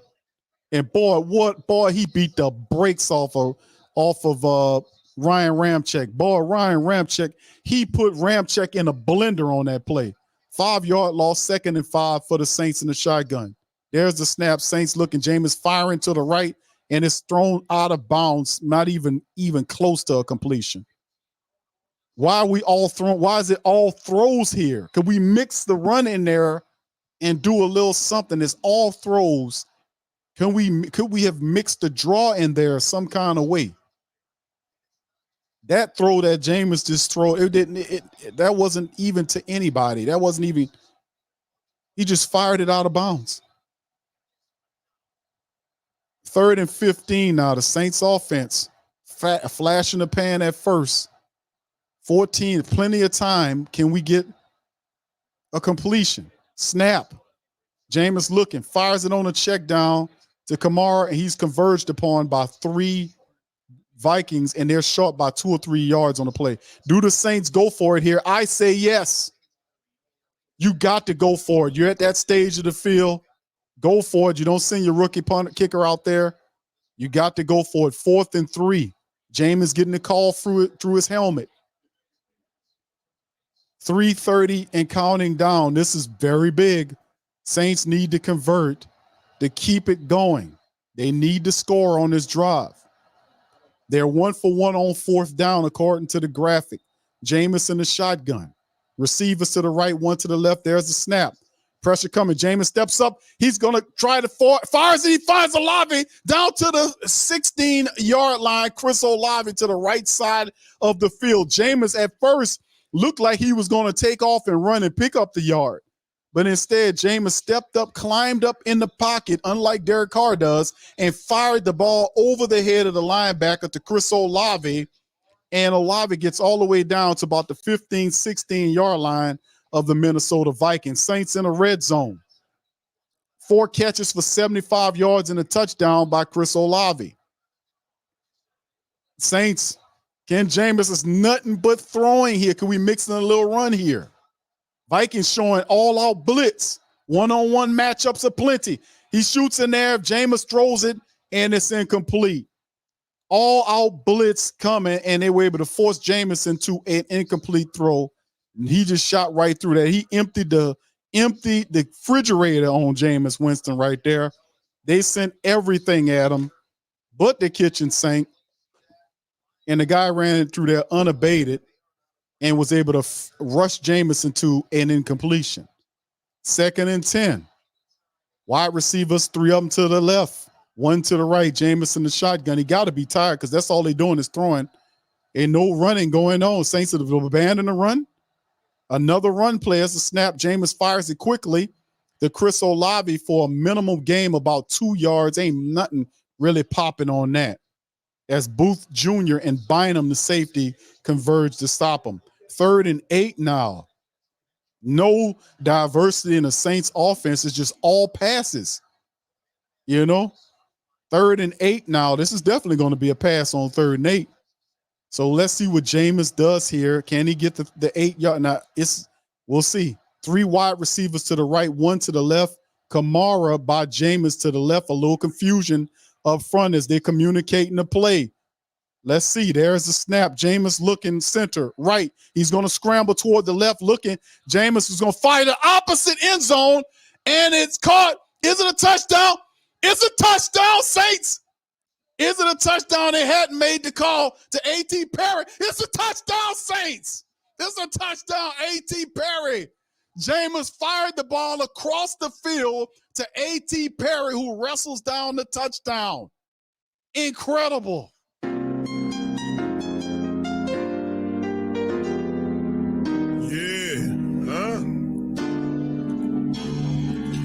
Like Benson, I'm a who that. I'm a who that. Long as I'm living, I'm a who that. I'm a who that. Lose or winning, I'm a who that. I'm a who that. Sports Coma, yeah, this is where we do that. Where we do that. Where we do that. Where we do that. Where we do that. Where we do that. Boogie like Benson, I'm a who that. I'm a who that. Sports Coma, this is where we do that. Where we do that. Welcome, welcome, welcome, welcome. Somebody please better help. Somebody please better running this thing like Elf. Thank God every day I'm not a felt, not a felt. Go to YouTube Live with Big Q and the guys if you ain't ride. Unbelievable as the Saints go up for the 2-point conversion. Man in motion is Foster Monroe. Saints trying to get the 2-point conversion. Hands it off to Jamal Williams. In for the 2-point conversion. And the Saints get the 2-point conversion. 27-19. Jameis with 2 touchdowns, 2 2-point conversions. And the Saints are back in the game. They have shocked the Vikings right now. Absolutely. If Jameis fires the ball across the field to A.T. Perry in the corner of the end zone, came down with the ball, the Saints come back with the 2-point conversion, and they make it a 27-17 game with 11:40 on the clock. The Minnesota Vikings are completely shocked right now. The Saints are putting up 16 points in the second half, and the defense has actually kicked in. Only 3 points allowed thus far in the game. The Saints could this be a situation where the Saints are going to surprise us with a win? 27-19. The defense putting in the stops. Could we keep this thing going, man? Is it all right to believe, family? Is it all right to believe? Being that you got your heart broke so many times, do you really want to try to believe about right now? All right. Is it going to be this kind of game, family? What are we doing? Oh, my goodness. Man, this is ridiculous. Could we just have games where we don't have heart attack games?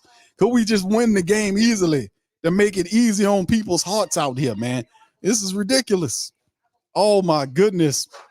I don't know what to make of it, family. Is it all right to believe?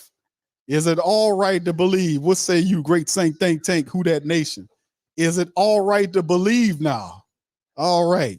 What's up, Brent? Shout out to my boy, Brent. All right, let me see. Brent got the Cash App. Let me see what Brent said here. Man, Brent, is it all right to believe? All right. He says, who that said they're gonna beat them Saints? Yes, indeed. Is it all right to believe, family? Is it all right to believe? Thank you, Brent. Appreciate the super chat. The chat, man. Listen, Who Dat Nation, is it all right to believe? Is it all right to believe? Professor, what's up? What's up, Professor? Talk to me. Winston is a roller coaster, right? Jameis Winston turned around and fired that ball across the field. You're never supposed to do that. And Jameis made it work because he trusted A.T. Perry to come down with the ball. Man, you're never supposed to do that, but Jameis made it work. Brother Prime says $2 skates outperforming $150 car. There you go, brother. Thank you, bro. Thank you. Far too kind. All right. Do we believe, family? Jameis. Beyond says we believe in Jameis. Man, is it all right to believe Who Dat Nation, man? Is it all right? 9 plays, 56 yards on the drive, 3 minutes and 15 seconds. The Minnesota Vikings right now are reeling, family. The Saints defense has stopped them in the third quarter, has forced the Vikings not to do anything. The defense is key here in the fourth quarter. The Saints defense is key to this game. They're going to have to get Minnesota out of there 3 and out as quickly as possible, and the Saints are going to have to score again. They're going to have to try to score again. Can the Saints defense, there's a lot of time left, almost 11 minutes and 40 seconds remaining in the game. The defense is all about our defense right now. The last 3 possessions was a field goal, a punt, and a missed field goal. The Saints have to keep the pressure on. They got to get on them. There's a snap from the 25. Josh Dobbs scrambling off to the right side. He's going to check it down, and it's a drop pass, and Addison had it, but it scooped through his fingers into the ground. Incompletion, 2nd and 10. The Minnesota Vikings have lost the magic, family. The Minnesota Vikings have all of a sudden lost the magic because Matt Addison took his eyes off the ball and dropped it, so that is an incompletion. 2nd and 10. That's 11:34 on the clock. Dobbs in the shotgun. Wide receivers to the right and left. Saints, no pressure. Dobbs looking around. Can he finally get him? No, he escapes the sack. Scrambling around, looking and fires upfield, and it's incomplete. The Saints just can't get the damn guy down on the ground. They had another opportunity back there to get him and could not bring him down. What has he got on his uniform? Bacon grease? How is he so slick out there? They can't get him on the damn ground. I mean, what is he putting bacon grease on his uniform? They can't get him on the ground. And then, it's something. Let's see what's going on. It's Granderson and them looking toward the defense. Brian Brissy and the rest of them is out there. 13 and 10. 3rd and 10 for the Saints. Shotgun Dobbs. He got 3 wide receivers to the right, 1 to the left. Running back next to him in the shotgun. There's the snap. Saints send 4. Pressure throws it, and is it complete? It's completed for a 1st down. Saints, where you at on that, man? Where were you at on that play? That's too easy. And Josh Dobbs just fired the ball right up the center of the there. And then the guy, Powell, right there just catches it for easy. Not only did he get the 1st down, but he got 3 yards. Where the hell was the Saints at defending that guy, man? Where were the Saints at for him to make that easy throw? I mean, my goodness, man. 1st and 10, just that easy now. Josh Dobbs under center turns, and it's a handoff to the running back to the left side. He's trying to get north to south, and he's wrestled down. He'll be a yard shy, and it's a damn penalty out on the Saints there because the flag came out. It's going to be against Tyrann Mathieu. Is it a face mask? It's going to be a face mask on Tyrann Mathieu. Grabbed this face mask and brung him down. Then Tyrann stupidly hung on to it. We need the defense to create stops, not turnover, and give 15-yard face mask penalties. Come on, Tyrann Mathieu. Get your head in the game, man. Grab on it. He not only did he grab it and didn't let it go, but he held on to it. Now with the penalty, it puts him into Saints territory. Now the Saints stupidly, it's the defense crumbling once again. They had all kind of time to rest, and here we go with the weak defensive play. They're in Saints side of the field now at the 38-yard line after the 15-yard penalty. Dobbs is under center with wide receivers both sides. He turns and hands the ball off to the running back. The Saints defense get him for a 1-yard pickup there. Not much shaking to be 2nd and 9. I mean, come on, Saints defense. That's just a brain-dead play by Tyrann Mathieu doing that. But the Saints did a good job of keeping the holes closed right there. Dobbs under center. Man in motion from left to right. Looks like another running play. Dobbs gets up and starts. Look like he's audible out of the play. DeMario Davis trying to see what he got going on. He settles back under the center, turns, and it's a play action. Brian Breesy almost had the sack, and he ran past him, and the Saints allowed him to get another first down. Come on, Saints defense.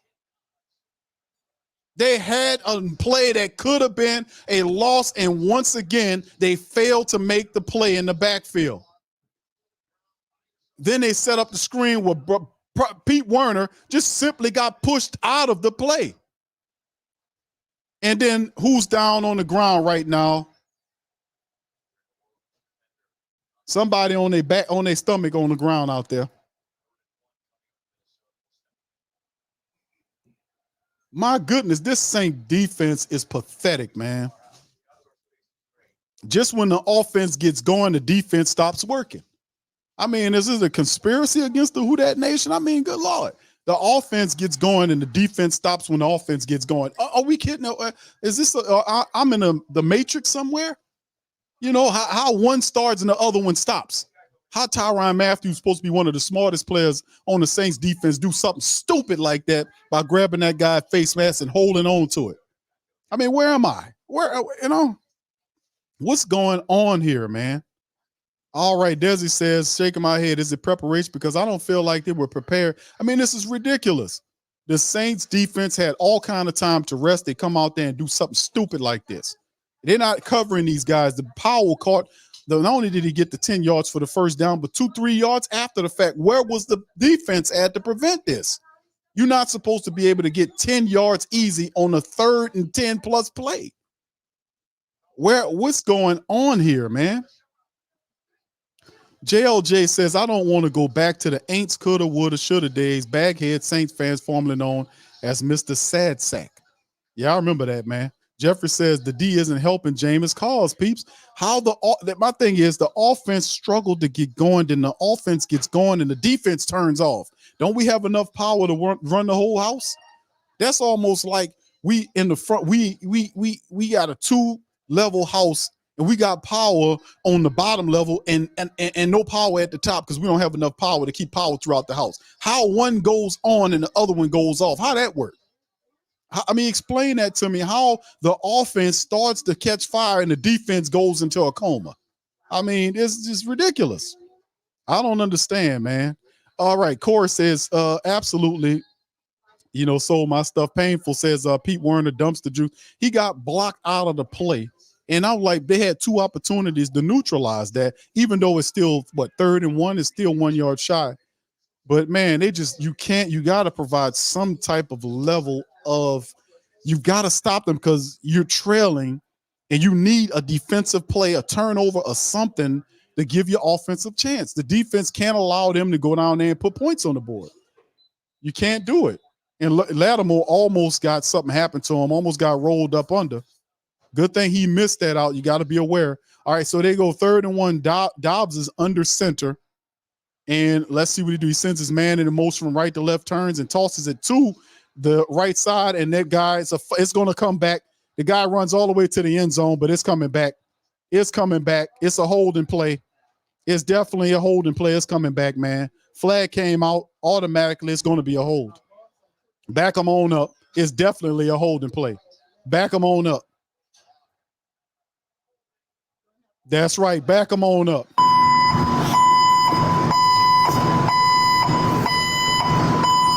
I knew he got too loose. He got so free, it was ridiculous. I was like, man, that's definitely a hold on the play.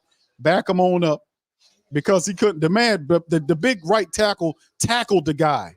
I mean, O'Neal grabbed and dragged Granderson down. He dragged him and brung him down. I think it was Alontae Taylor, whoever it was.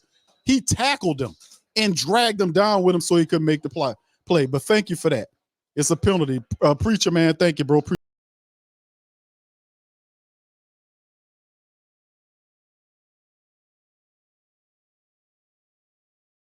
11 now after the holding play. That's more like it's shotgun. Josh Dobbs. They got 3 wide receivers to the right. Dobbs is studying to the right. Saints come with the pressure. Finally, they get him for a sack that backs him all the way up out of field goal range. It's Demario Davis and the Saints. They finally get Dobbs all the way back to the 40, between the 40 and 50-yard line, totally knocking him out of field goal range. That's a big sack by the Saints on the play.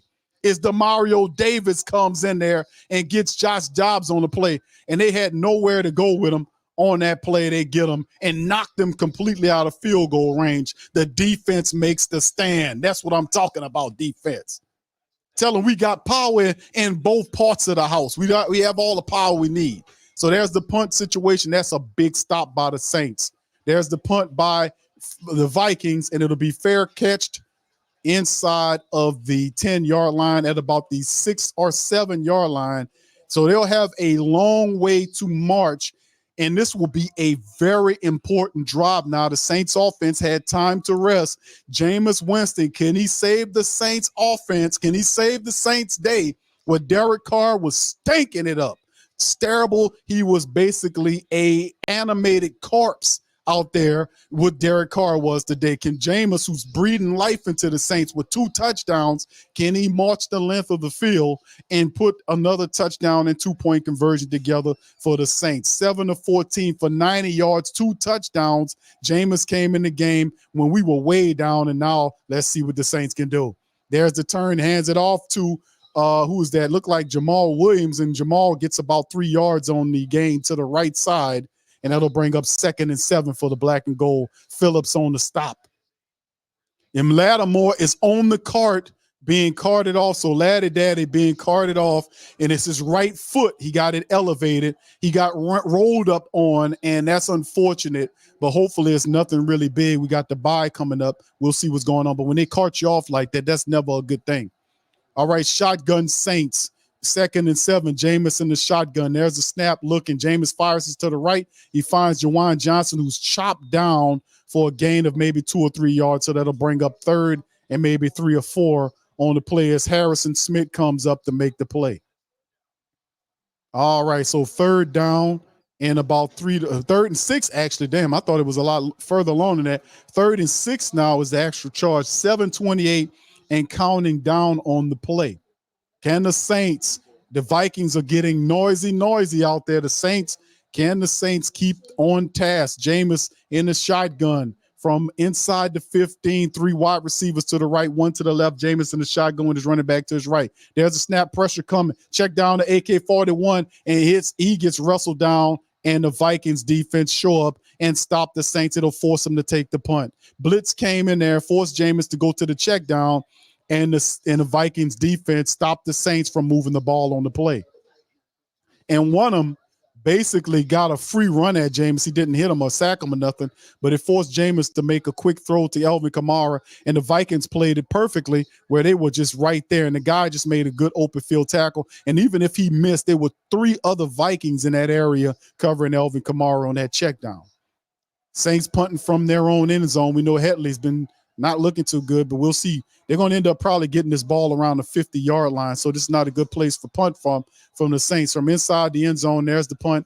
It'll bounce all the way to the 44-yard line, and he'll try to reverse field, and he gets pushed out around the 46-yard line on the Vikings side. So there it is. So the Saints, the Vikings will get the ball almost at midfield there. So offense stuck in the mud on that play, couldn't get anything to pop and happen. Can the defense?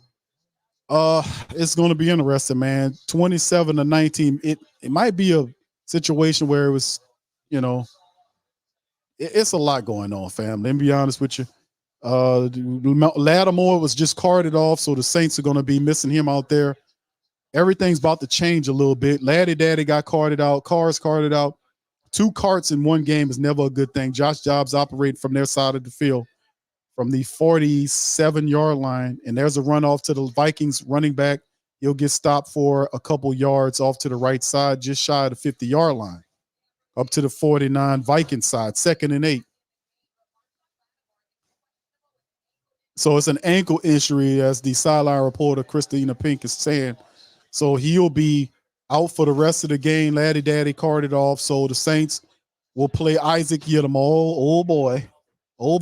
But anyway, Paulson's gonna be the top guy out there. Lante Taylor, we got Isaac Yiadom out there, so we gotta have to step it up here. All right, so there's the play, and there's some dysfunction happening back there, and the Saints were able to get back there. Carl Granderson and Alante Taylor on the blitz. It was some foolishness happening back there, but the Saints capitalized. Minnesota Vikings losing a lot of yards on that play. 3rd and 12 now as they go backwards on the play. Yeah, he was trying to hold the ball. He handled it off, and the Saints, Granderson and Alante Taylor both got there and got him. 3rd and 12. Can the Saints get him off the field? 3 wide receivers to the right, one to the left, one to the right. Saints come with the pressure.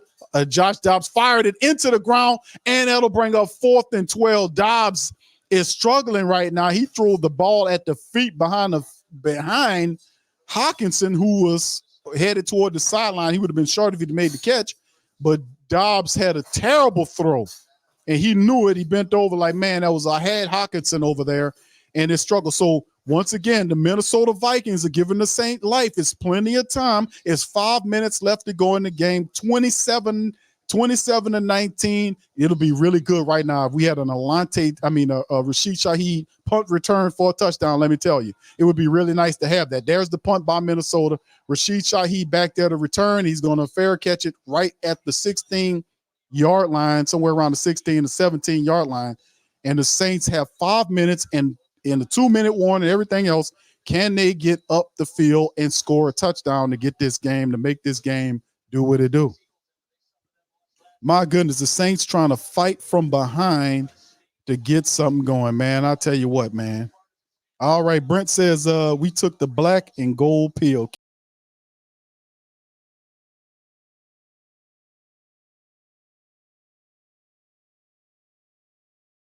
See Jameis, man, getting the ball at the Saints' own 17-yard line. 4:54 on the clock. Jameis in the shotgun. 3 wide receivers to the left, 1 to the right. Running back by Jameis to his right. Waiting for the snap. There's the snap. Saints look. There's a check down to Kamara. Kamara is tackled. Open field tackle by Blackman, the defensive back. Gets behind the blockers and tackles Elvin Kamara. Credit to the Vikings defensive backs. They are not missing any open field tackles. Because if he misses that open field tackle right there, Elvin Kamara got big yardage. 3 blockers, nobody got to the defensive back.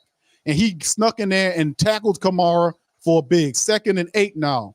Saints, Jameis looking, and he's going to throw it to Elvin Kamara. And Kamara, oh my goodness, Kamara had the damn ball and then caught it and bobbling and everything. And he gets a couple of yards on the play because he was busy looking at the guy running at him.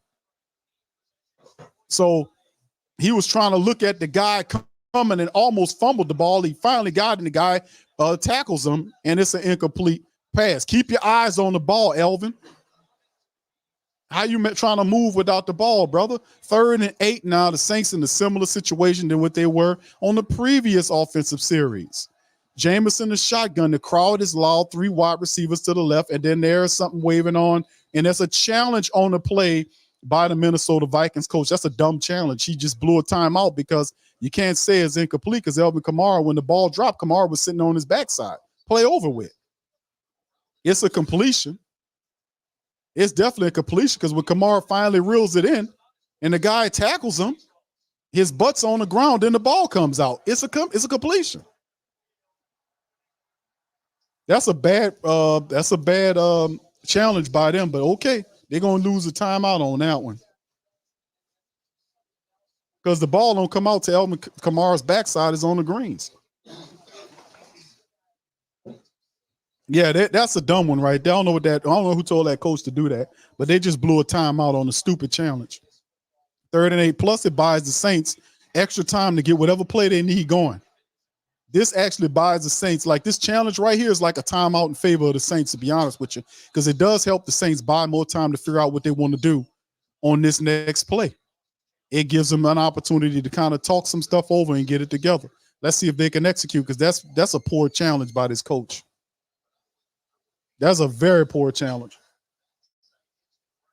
Elvin Kamara's backside is on the green when the ball pops out. That's a completion. The ball don't come out until his backside touches the ground. That's a completion. Poor challenge. All right, so anyway, shout out to the fam, man. Tell me, let me see if anybody got a crystal ball or some clairvoyance out here. How does this game play out with 4:28 remaining, 4:50 something or other, 4:28 on the clock, 17, excuse me. How does this game play out in your opinion, fam? The Saints marching the field, 3rd and 8 right now. They're doing a long time to look at this, man. This is a very easy play, bro. It's way too long looking at this same play. In my experience is when they do this, when they take this extra long to look at a play, they usually go in the opposite direction because it really don't take that long to look at this play to see what time it is, man. You studying it like you about to take an exam in physics somewhere, man. No, it don't require all that, bro. It don't require you doing all this. All right, so anyway, how does the game shake out? Random account says, can anybody else get the ball because these short passes are not it? I mean, it would help for us to hit them with a draw or something, man. Run, kind of mix the run in there. Mix the run in there a little bit. They're about to reverse the play, fam. They're about to reverse the play. When they do this, they so predictable. Usually, majority of the time, when they take this long to look at something this simple, somebody telling them to go in the opposite direction. He taking way too long for something so simple, man. All right. So anyway, shout out to Chris, man. Thank you, Faces. Why did we stop throwing the ball down the field? They're about to go into the Derek Carr bag. I just want them to mix it up, mix the pass and the run up. You can see the referee talking to somebody right now on his headset. He talking to whoever telling them to make the call. So when they do this, usually they're gonna reverse the play. They're so predictable, man. All right, thank you. Appreciate you, Chris, for the super chat, bro. I wanna say thank you very much. Picking me up and bringing me back to this world. All right, they did the right thing. Good. All right, you took all that. Yeah, they finally good. Okay, I got to give a man credit on that. He made the proper throw. Proper call on the play. Backside was on the ground.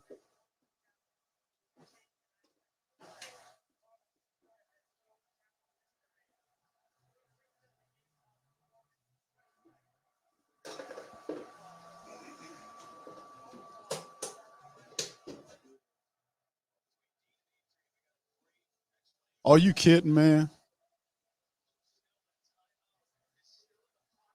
Are you kidding? All right, 3rd and 7 for the black and gold, man. Shotgun, they coming with all-out blitz. Jameis fires the ball, and it's a completion up the field to the 38-yard line to Mr. Chris Olave. So the Saints get a new set of downs. They keep the drive going. We marching the score, baby. Marching the score. Jameis stands in there and fires a dart to Chris Olave cutting inside. There go the Saints, multiple receivers, both sides of the formation. There's a snap. Oh, damn it. It's going to be a offside against Chris Olave on the play. It won't count because the man was offside. He was lined up in the neutral zone. I seen it, and the dumbass referee seen it too. It's going to be against the Saints. He was lined up. That's a flag. It's going to be a Saint. He was lined up in the neutral zone. Let's see if this is the same call that I seen. Let me see. Is this the same call? Yep. See, I seen it. Rashid Shaheed, somebody didn't even look at him. I seen him. I was like, he lined up in the neutral zone, man. He was lined up in the neutral zone, man. And it took away the Chris Olave thing. Look where he lined up on the replay. Why didn't somebody tell him, hey, bro, back up? He way up there, man. man. Referee didn't miss that one. Man, that would have been a big gain down to the Vikings 40-yard line. It backs the Saints up, man. Saints really kick themselves in their own face every time, not knowing what's going on, man. 1st and 15 on the play. Lined up in the neutral zone and negates a big gain of yards. Let's see if the Saints can get it back. Can we recoup that lost yardage? That's a big penalty. Shotgun Saints. There's the snap. Jameis looking. And Jameis is going to fire downfield. And it's way overthrown Rashid Shaheed. And Rashid Shaheed is banged up now. He went down hard. The ball was overthrown. Jameis was trying to fire the ball down the field to Rashid Shaheed, and the ball was overthrown, and Rashid tried to dive for it and couldn't get it, and he just went down hard and took a tough turn, and then the Viking player ran into him, and now he is walking off the field as well. Boy, the Saints are losing some people in one game, fam. 27-19, 2nd and 15 in the game now, man. My goodness, man. Can we get a little help here, man? This is too much. Man. Too much going on. The Saints, this is too much, man. It looked like Rashid Shaheed's all right. He's on the sideline now. We know Michael Thomas is dealing with a knee issue. He was sidelined today. So the Saints shorthanded now. Out there, it'd be good to have a Jimmy Graham in the red zone or have him out there, period. But 2nd and 15 for the Saints. Can we get some of this yardage back? Where's Taysom? All right, Jameis is back there. There's a snap. He got time, and he fires it up the center, and it's caught right by, who is that? I can't see who the number is. It is Lynn Bowden Jr. with the catch, and he gets a bunch of yardage back. The Saints will be 4 or 5 yards shy. Boy, the Saints got away with a whole bad. Andrews Pete got away with a major league hold on Daniil Hunter. Big time. They got away with one. Boy, Andrews got away with a major hold. There's the snap, and the ball. Jameis gets hit as he threw the ball, and it's intercepted. Where the flag at? Ain't no flag on the play. There should be a flag on the play. The guy leaped into Jameis. There's no flag? Is there no flag on the play? Is there no flag on the play? Boy, they popped. The guy leaped into Jameis on the hit. And the reason why the ball was like that, because Jameis was hit on the throw. And these people don't even want to play the replay. Play the replay where Jameis gets hit. Boy, it's just, there's no flag on the play. The guy ran into Jameis, threw himself into Jameis. They don't even play the replay. They don't even show the replay where the guy ran over Jameis, threw himself into Jameis. They refuse to show it.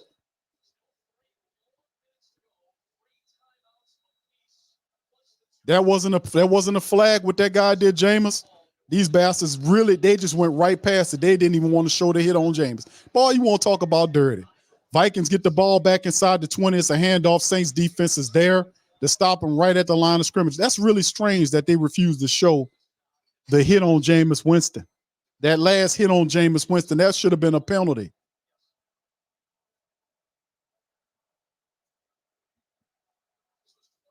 They refused to show the replay.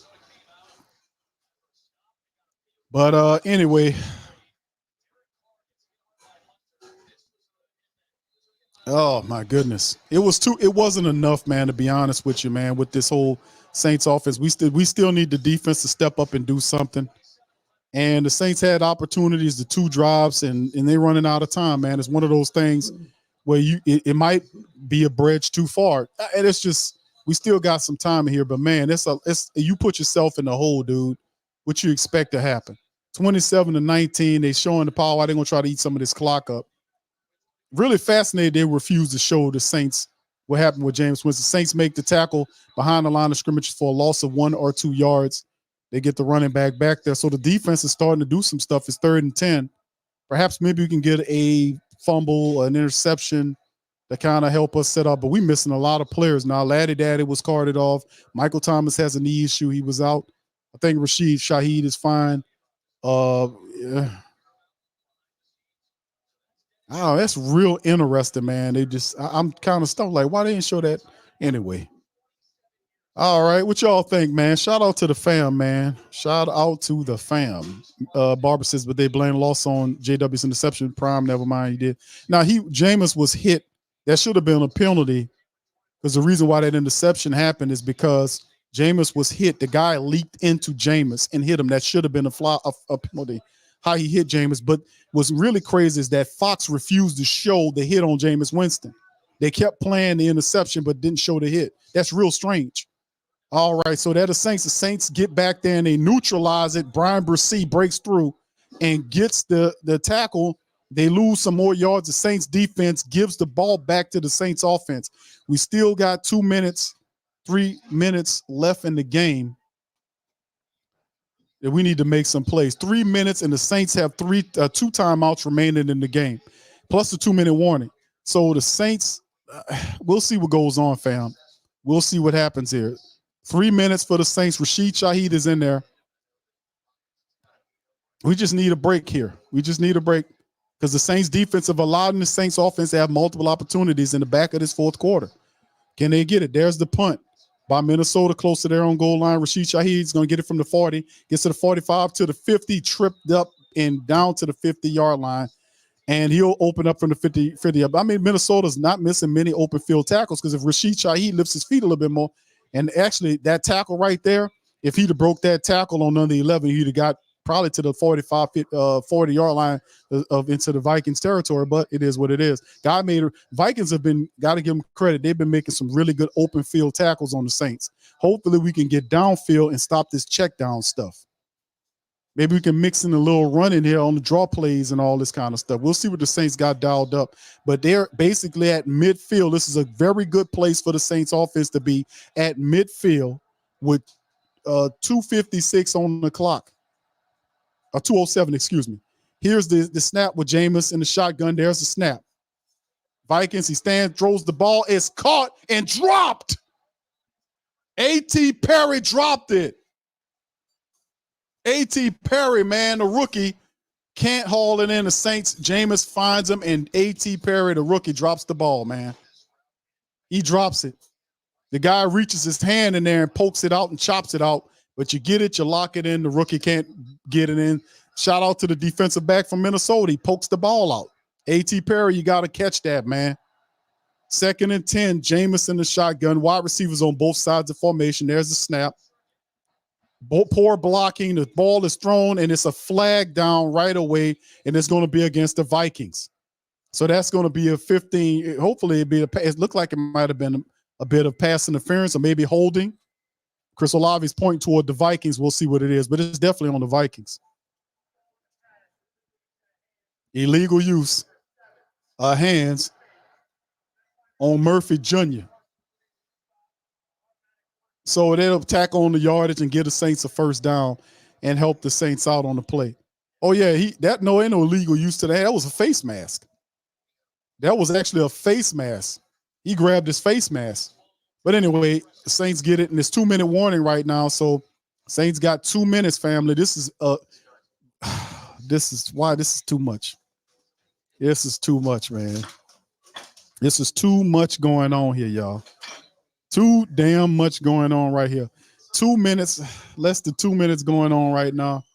This is too much going on here, family. Is either we going to win the game or we not, man. Either we going to throw this touchdown. Why y'all doing it? Why y'all doing this? Why the Saints are doing this to the Who Dat Nation? Dragging us through the mud like this, up and down and all about. This is too much. Too much going on. Now the defense is turned on, and let's see if the offense got enough power to run as well. This is too much going on here, fam. Talk to me. How y'all doing out there? Y'all got y'all defibrillators? Y'all got them plugged in? Because y'all damn sure going to need them, man. Y'all got your defibrillators and everything turned on? Y'all got your pressure medicine? Y'all better have that pressure medicine, that blood pressure medicine. You need the defibrillators. You better have, y'all got it all on. You got the defibrillators on, man. Y'all, I'm telling you, man. Because let me tell you something. You've been warned. You have been warned that you're going to need your defibrillators.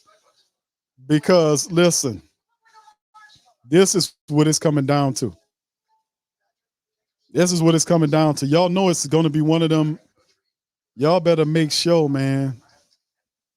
Y'all have y'all defibrillators and take your heart medicine right now because we going down. It's going down to that type of situation. I'm just warning you out the gate to get your defibrillators on. Power them up right now. Sit right next to them. Push them in there by the television. Sit up next to them. If you got to sit next to it and lean up against it, make sure you put it on because you're going to need it because it's going down in a few minutes. Thank you. Brent says, I'm feeling like we make the TD and don't make the tube. Oh, man, don't do that, Brent. It's on right away, man. We going down. It's going down, man. It's going. I'm warning you guys. It's going down. It's going to be one of these games, man. It's going to be one of these games. Yes, Professor said the roller coaster. Yeah, you. Yeah, Demi, I can only pray. Q. Yes, man. Here we go, Saints operating from their own 40, from the Vikings 46-yard line. Jameis in the shotgun. There's the snap. Jameis taking a shot down the field, and it's intercepted. Jameis Winston. It's a flag down on the play. Jameis just threw the ball. I don't know what Jameis. He just threw the ball. It's an interception to the guy that got the penalty the previous time. There's a flag down on the play. It's against the Saints, so it don't count. Saints just threw the game away. Jameis just threw the game away. Jameis just threw the game away. I don't know where he was going with the ball, but that is the Jameis Winston way. Jameis just throws the ball in the triple coverage. It was no kind of way close to anybody. I don't know where he was throwing the ball at. He just threw that right in the triple coverage into the Minnesota Vikings. They had a wide receiver that was wide open to the right, but Jameis threw the ball. He just threw it right to the DB. Threw it right to him. So there you go. So 2 interceptions by Jameis. Threw the ball away. 27-19, $1.49 remaining. The Saints have 1 timeout remaining. Vikings got 3. The Vikings going to try to have to work this thing and run this game down. So the Saints, I think that was the ball game right there, fam. There's a handoff to the Vikings, and the guy gets stopped by a gain of about 3 yards on the play. So Jameis Winston just threw the ball away, man. That's what he does. Jameis Winston just threw it away, man. That was not even close to any wide receiver. He threw it completely 4 to 5 yards ahead of whoever that Chris Olave was. And they did have a wide receiver to the right that was wide open. He didn't see that guy and just threw it in the triple coverage. Easy pick. If the guy would have dropped that, they should have cut him right after the play. 2nd and 7 now as the Vikings just going to run the game. I think that was the one that did it. The Saints had too many opportunities, and 2 of them in it went interceptions. And usually when that happens, you don't want to win the game. You're doing dumb stuff like that.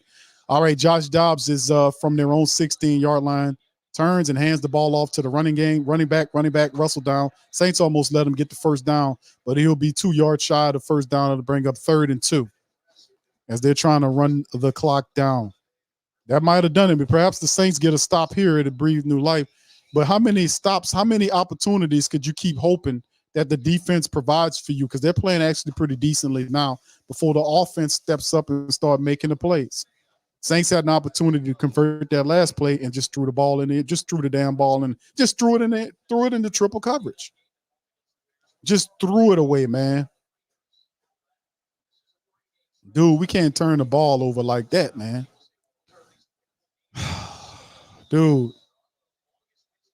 3rd and 2 now, 59 seconds and counting. And the Vikings they're going to burn the timeout. They're going to try to work it right here.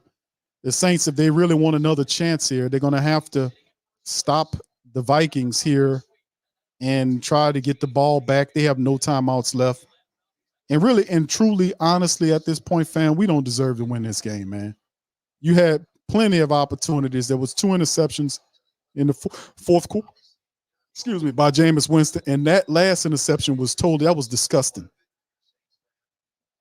That last interception that Jameis Winston threw was totally disgusting, man. He just threw the ball in the triple coverage. They had better options out of there. He just threw it out there 4 or 5 yards beyond the nearest wide receiver into the end. That was a disgusting throw. That was terrible. All right, shotgun for Josh Dobbs, and they're at their own 22-yard line, I want to say. And there's the run right here. Josh Dobbs is stopped shy of a first down, and they'll have to punt. So he slips and falls forward. He's shy of the first down, but at this point, and Carl Granderson missed him, and then Josh Dobbs just falls down, and the Saints stop him. And it's 4th down and 4th and 2. And they're going to try to run this clock out and give it back to the Saints with 15 seconds. And back to my prior statement, that interception by Jameis was disgusting, man. It was awful. And we had plenty of opportunities to win this game in the 4th quarter and ended it with 2 interception drives. It's just disgusting. And when you do stuff like that, you had opportunities to win this game because the defense stopped the Minnesota Vikings from scoring. Let me tell you something. The defense blanked the Minnesota Vikings in the second half. The Saints defense only allowed the Vikings to put up a field goal in the 3rd quarter. The Saints defense turned it on in the second half and stopped the Vikings from doing anything. The Saints offense had several opportunities in the 4th quarter, including this disgusting interception that Jameis just threw in the triple coverage a few minutes ago. Then the defense right now forces Dobbs to trip down right there. They stop him 2 yards shy of the first down. There's 15 seconds remaining in the game. And ain't no way in the world I'm going to sit up here and believe that these people going to score a touchdown in 15 seconds where they couldn't even do it. And they had full drives to operate with. They don't deserve to win this game, man. They really don't. It's disgusting how they played today. There's the punt by the Vikings. Rashid Shaheed at the own 40, returning it gets to the 50, to the 47-yard line, and he's on. So they got 6 seconds remaining in the game. Only time enough for a Hail Mary because the Saints do not have any timeouts, and it's a Hail Mary. There was the Minnesota Miracle. Now let's set the table now because this could be a historical moment or it could not. There was the Minnesota Miracle. In this playoff game, could there be the New Orleans Saints miracle in Minnesota? Could this be a touchdown strike from Jameis Winston, who's good at throwing these deep balls for touchdowns? 6 seconds remaining. The Saints open up at the Vikings 48-yard line. Jameis in the shotgun. There's the snap. Jameis is looking. He's going to take a shot down the center of the field in the end zone, and it is intercepted. No, it's knocked away, and that's the game. Because Rashid Shaheed had an opportunity, looked like Rashid had an opportunity to bring the ball in. And let me see on the replay. Let's see what it looked like because it was deflected. And let's see, it was knocked away. And no, it wasn't, man. That wasn't even kept. Nobody had an opportunity. It was way away from him. And there it is. That's the game, man. That's the game. Game over with. Saints lose 27-19 in the building. They lose. And that's what it is. So anyway, let's go to the – wow, man. Oh, goodness gracious, dude. My goodness. Lord help us, man. Disgusting, man. Disgusting game, bro. This was awful, bro. It was terrible, man. All right. Shout out to you, Brent. Yeah, he said Taysom had 7+ touches today. He says, yeah, for 18-1, Taysom had 7+ touches today, really, in rocket science. Yeah, what happened to Taysom in the back end, man? We kind of got one-dimensional and kind of over-relied on Jameis to a fault. Like, why didn't we mix in the run on the play? Why didn't we mix in the run on the play? You know what I mean? Why was the run mixed in? I don't get that. Why did we go one-dimensional so much? And then we had time. We could have mixed in the run a little bit and not just over relied on Jameis Winston to throw as much as he did. You know what I mean, family? Why did we do that? But anyway, y'all hold tight, man. Stay where y'all are. As soon as I'm gonna go to the Dennis Allen press conference. We're gonna hear from them momentarily. We'll go live to them right away as soon as we can. Let's go to the team statistics. This was a disgusting game, man, how the Saints played this, man. This was Derek Carr, they spent too much time with the dead Derek Carr. He gets knocked out of the game. And then just irresponsible quarterbacking, imbalanced play calling in the second half. The defense turned it on. We just couldn't. We were too far back, man, and way too far back to make a move, man. And unfortunately, it ended the way it did, man. It was that sucked. All right, 23-16 with the first downs. You're looking at third down efficiency. Saints 4-14, Vikings 6 of 15. The Saints were 2 for 2 on fourth down. 68 total plays to 61 advantage the Vikings. They had 387 yards to 280. Drops 13 to 12. Yards per play 4.6 versus 5.7. 263 passing yards versus 215. And we had two quarterbacks and one quarterback on the other side beat two quarterbacks throwing the ball.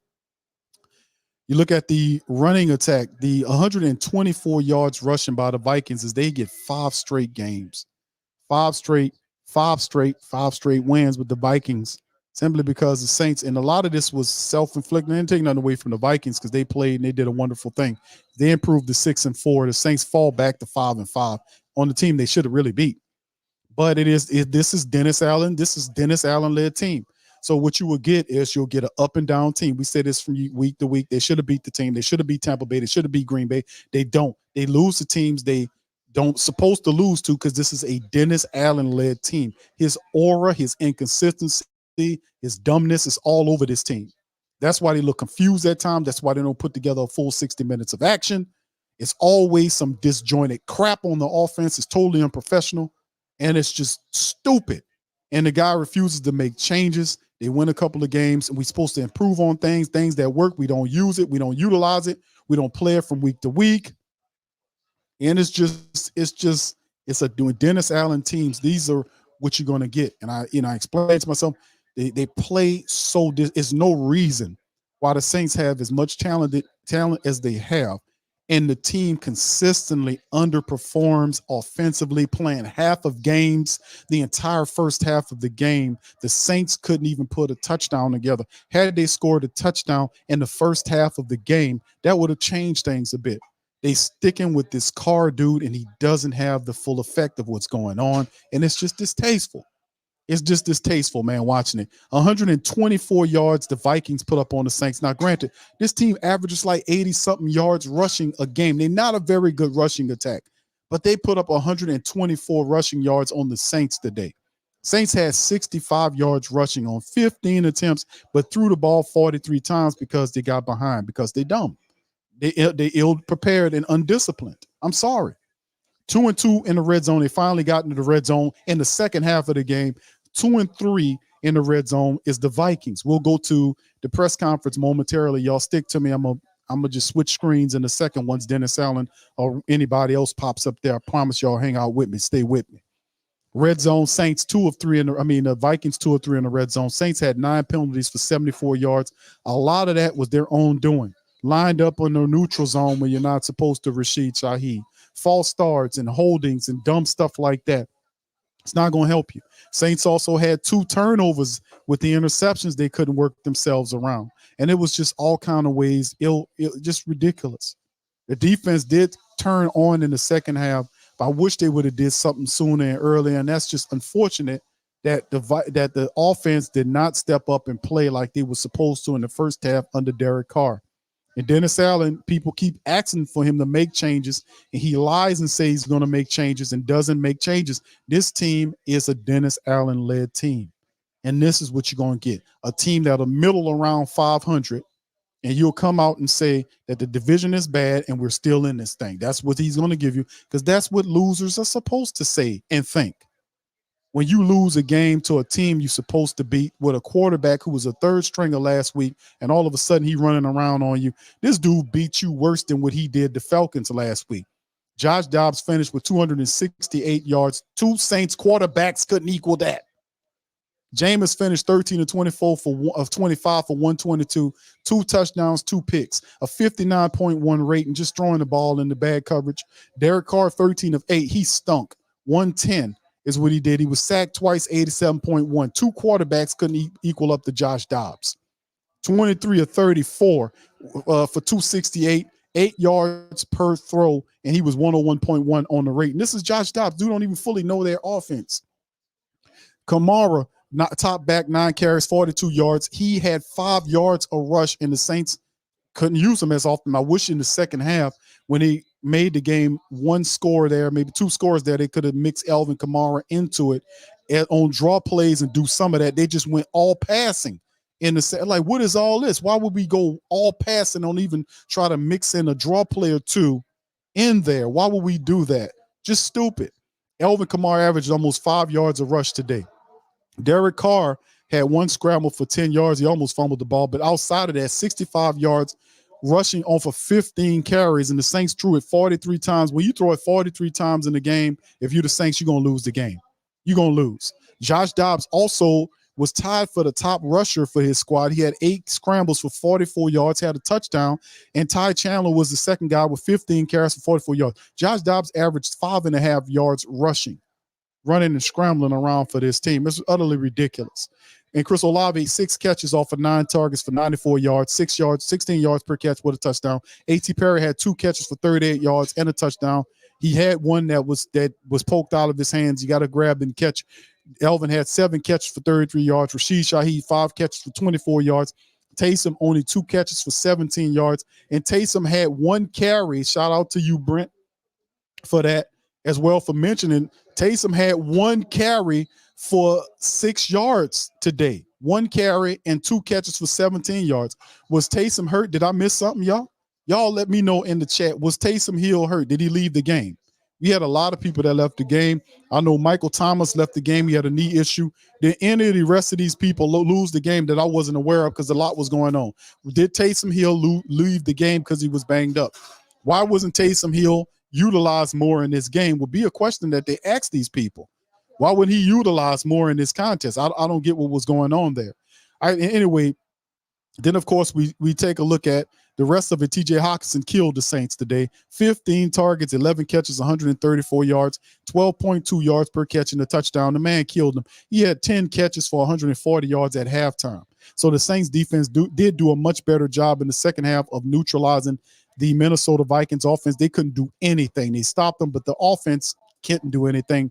The power went off upstairs where the Saints offenses operate. So we only have enough power to operate in one field of the house and not in all of the house. Obviously, Demario Davis, the top tackler, him and Paulson Adebo tied for the lead with 9 tackles total apiece. Demario did get a sack, 1 sack the Saints got in the entire game. Pressure was increased in the second half of the game. Didn't work. Josh Metellus and Jordan Hicks was the top tacklers for their team. DJ Wanham and Bullard, as well as Daniil Hunter, had 3 sacks on them. One of them knocked Derek Carr out of the game. So Rashid Shaheed and all these guys, and what it is. So the Saints defense did stop the Minnesota offense in the second half, and the Saints offense couldn't get going enough to be able to catch up from not doing anything in the first half of the game. Did you get that? All right, so anyway, that's what it is. That's how it looks like. That's how it stinks. And it's just distasteful, man. This is distasteful, and you're going to hear them come out and say the same thing. Brother Prime said JW got us back in it. Sit down, haters. He got us. Thank you. Far too kind. Brother Prime, credit, thank you for the super chat, but I got to keep it real on that, bro.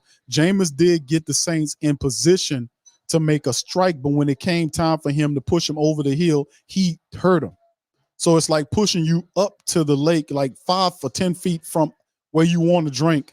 Like if you taking somebody, you're a horse, you leading the horse to water. You lead the horse right up 10 feet from the water and then stop right there. And you take it the rest of the way. That's what Jameis did. He didn't take him to the promised land. He got him back into the game, but didn't get the game. So he made it interesting. What he did was he got us more emotionally involved in the game, because if it wasn't for Jameis' contribution, we would have checked out of this thing a full quarter prior to this. We would have checked out. This would have been what it was.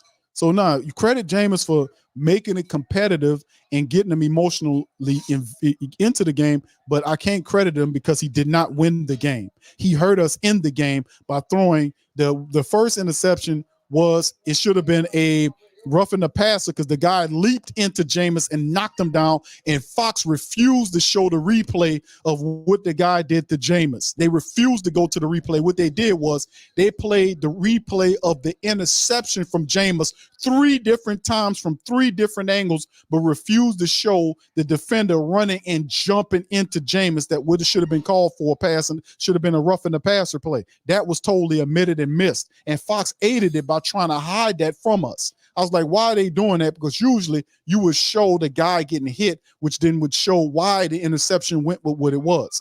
But they tried to lead you to believe that Jameis threw the ball out there. I see what the Dirty Dogs did. They refused to pan back because the reason why the guy shot through there and hit Jameis, leaped into him, and it should have been a personal foul on that defender for hitting Jameis. That's why that first interception went the way it did, but they refused to show the replay on that. Them dogs showed 3 different angles of the interception catch being made by the defender, but refused to show the hit that led to it. How do you do that? You never see that anywhere else where they usually show you what created the play. They only showed the result and showed it 3 different ways. And I was like, why are they refusing to show the guy personal foul on him that the referees refused to call? Anyway, second interception with Jameis Winston was Jameis Winston. Jameis Winston threw into triple coverage 4 to 5 yards beyond where the wide receiver was at. The man didn't even have an opportunity to make a play on the ball. He just threw and heaved it into triple coverage. That was totally irresponsible and disgusting. And I like Jameis, but I got to call it like I see it, bro. That was awful. He did that. That was terrible. I was totally, when he did that, that disgusted me, man. Because he should have known. But there are other people out there. They had a wide receiver that was breaking out to the right side, going toward the right sideline that was wide open. And he totally threw in the triple coverage. That's totally disgusting and irresponsible. He should have seen the play better than that. ESWS Doc says defense got to stop spotting teams 2 quarters. That's indeed, you got a point on that, bro. But the offense also has to get points, get touchdowns in the first half too. Thank you for that, bro. I want to say thank you very much. Picking me up and bringing me back to this world. Yeah, I'm upset by the second interception throw by Jameis Winston because you only allowed a certain amount of time to do this. Now, you had the momentum where you can be able to get back into the game. And credit Jameis did something that Derek Carr could not do. He put touchdowns on the board. He put touchdowns on the board to make it a game, but did not get the game. It's a difference. Like, you get us into it, but you got to take us over and get the victory. And we couldn't do that.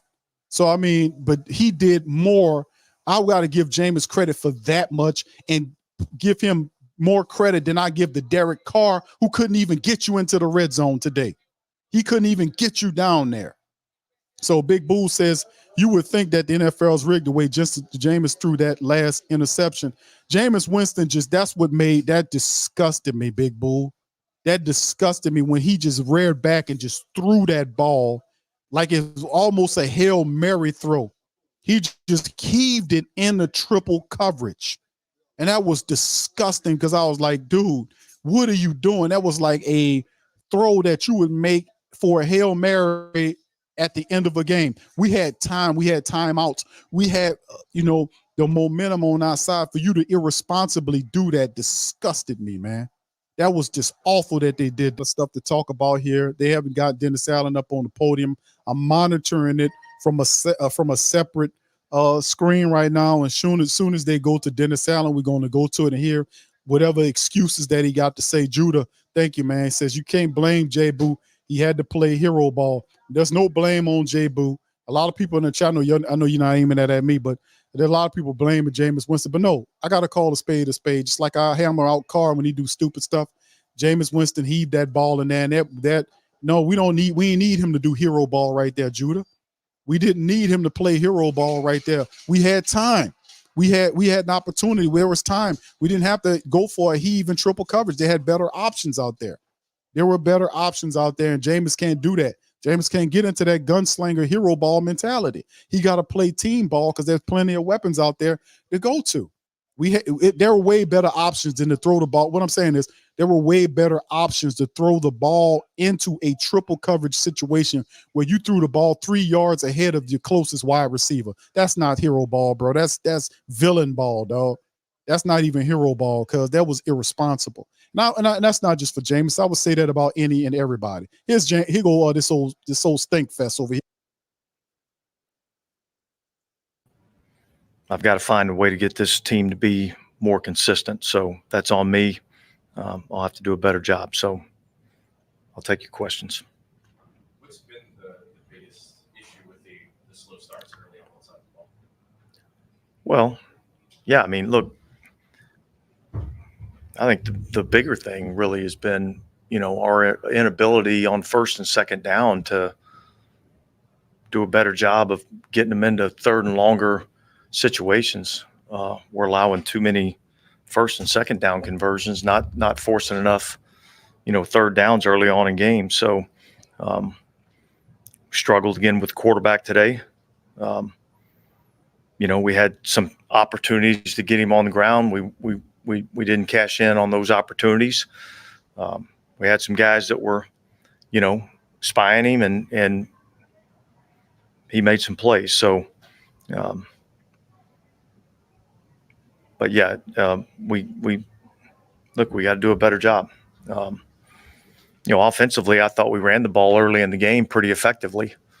And then all of a sudden you're chasing points. It becomes a little bit more difficult to do. So I think just as a team, we've got to do a better job of, being more competitive in first halves of games.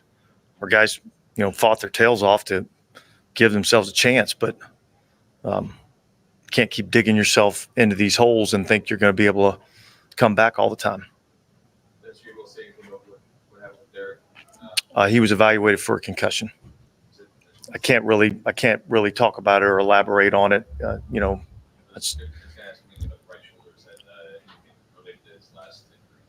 Yeah, we'll look at it. But he was out of the game because he was evaluated for a concussion. So. Has he failed to do any testing on the shoulder because of the concussion, or is that? Listen, I don't know all the answers to that. I think we'll see where he's at tomorrow. Yeah, why do you think you guys respond so well? You get behind and that things kind of start flowing a little bit on both sides. Why do you think it's Yeah, I don't really know what the answer is to that. I'm just being honest with you. I don't know what the answer is to that. I'd like to think that we could, start a little faster, get the momentum going a little bit quicker. I do know our guys are, never feel like they're out of it. I do know that they're going to continue to fight and battle. But like I said, we can't keep digging ourselves into these holes, especially against a good football team. So. And then what did Jameis bring to the offense? Look, I thought Jameis did some good things in the game. Got a couple of explosive plays. We were able to score a couple of touchdowns, a couple of two-point conversions. I thought there was some good things that he did in terms of in the passing game. It's obviously a tough situation to come into, when you're down that many points and the team really kind of knows that you're going to have to throw the ball. So I thought under all those circumstances, I thought he did a good job. I thought Chris and AT made some nice plays for him. There were probably a couple of opportunities that I thought that we might could have cashed in on, but I thought overall I was pleased with what he was able to do under those circumstances.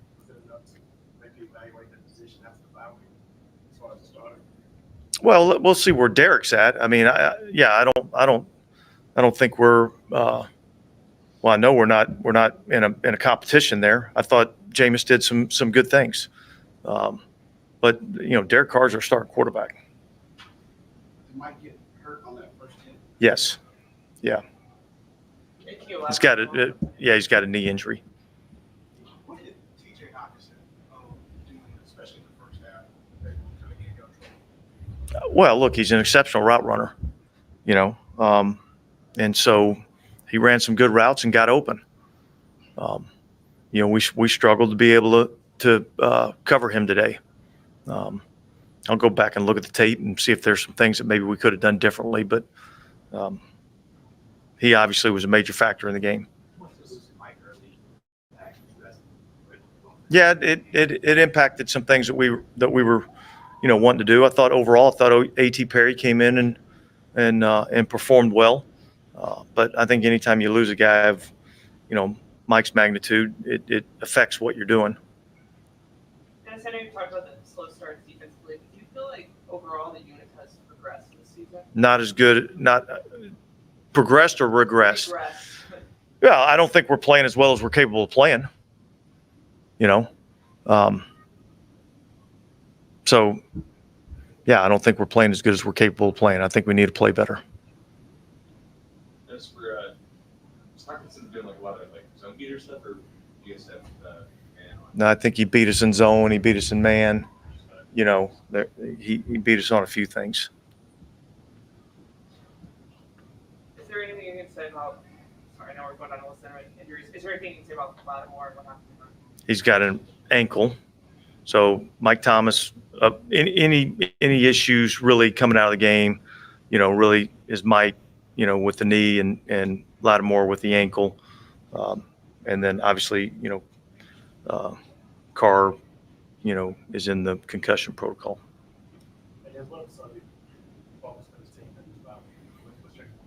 Well, look, the focus for the players is to get away, get their minds off of football for just a little bit, kind of reset again, get their bodies healthy. So there's a lot of rehab that's going to be going on, you know, over this next week, try to get guys healthy and get back.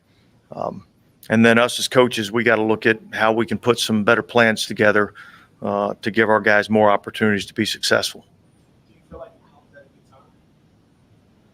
Yeah, look, I mean, you play a game like this, you kind of want to reset a little bit. But, yeah, I mean, I don't know if it comes at a good time or not, you know. We'll evaluate, you know, kind of this tape and see what we can do better. And then we gotta get ready for Atlanta. Can you look at the interceptions at the end of Jameis just because of the situation y'all are in, or you want not to make those things? Look, without seeing the whole thing, you know, I'll probably reserve judgment on that. You know, again, you know, when you're in those situations and you know, you're kind of in a little bit of desperation mode, you know, sometimes those things happen. So. They've shown a lot of success with the case in the last few weeks, but only had one rush today. Was part of that a product of getting down? Yeah. So quickly. Yeah.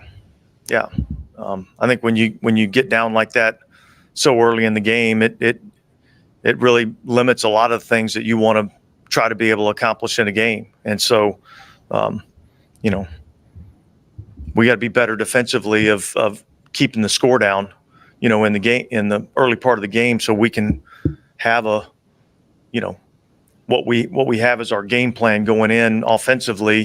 You know, you kind of get out of it, you know, probably by the, you know, early part of the second quarter, just because you're now chasing points. The sort of boost in production in the second half of the offensive side, did that come down more to execution, or did you all find something a different way to attack it? Yeah, I think probably, you know, just a little bit of both. You know, we had a couple of thoughts coming out of halftime of things that we liked, and, you know, I thought our guys executed those things a little bit better. And, you know, some of the tempo stuff again was pretty good for us. And would you say similarly, like kind of both those things on the defensive side as well, or something scoring them down? Yeah, I think that was a lot more about, you know, getting our eyes in the right spot and our execution more so than it was a kind of a change in philosophy or calls or whatever. Do you have any comment about what happened with Mike on Friday night? No. All right, guys, thanks.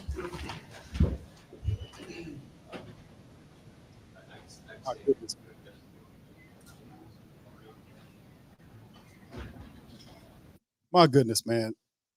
It's just more of the same with this guy, man. It's not having any answers, but I'm not mad, and I've been saying this for a while, man. Shout out to the fam, man. Appreciate y'all being in this one, man. This is a tough one here. This was a tough one, man.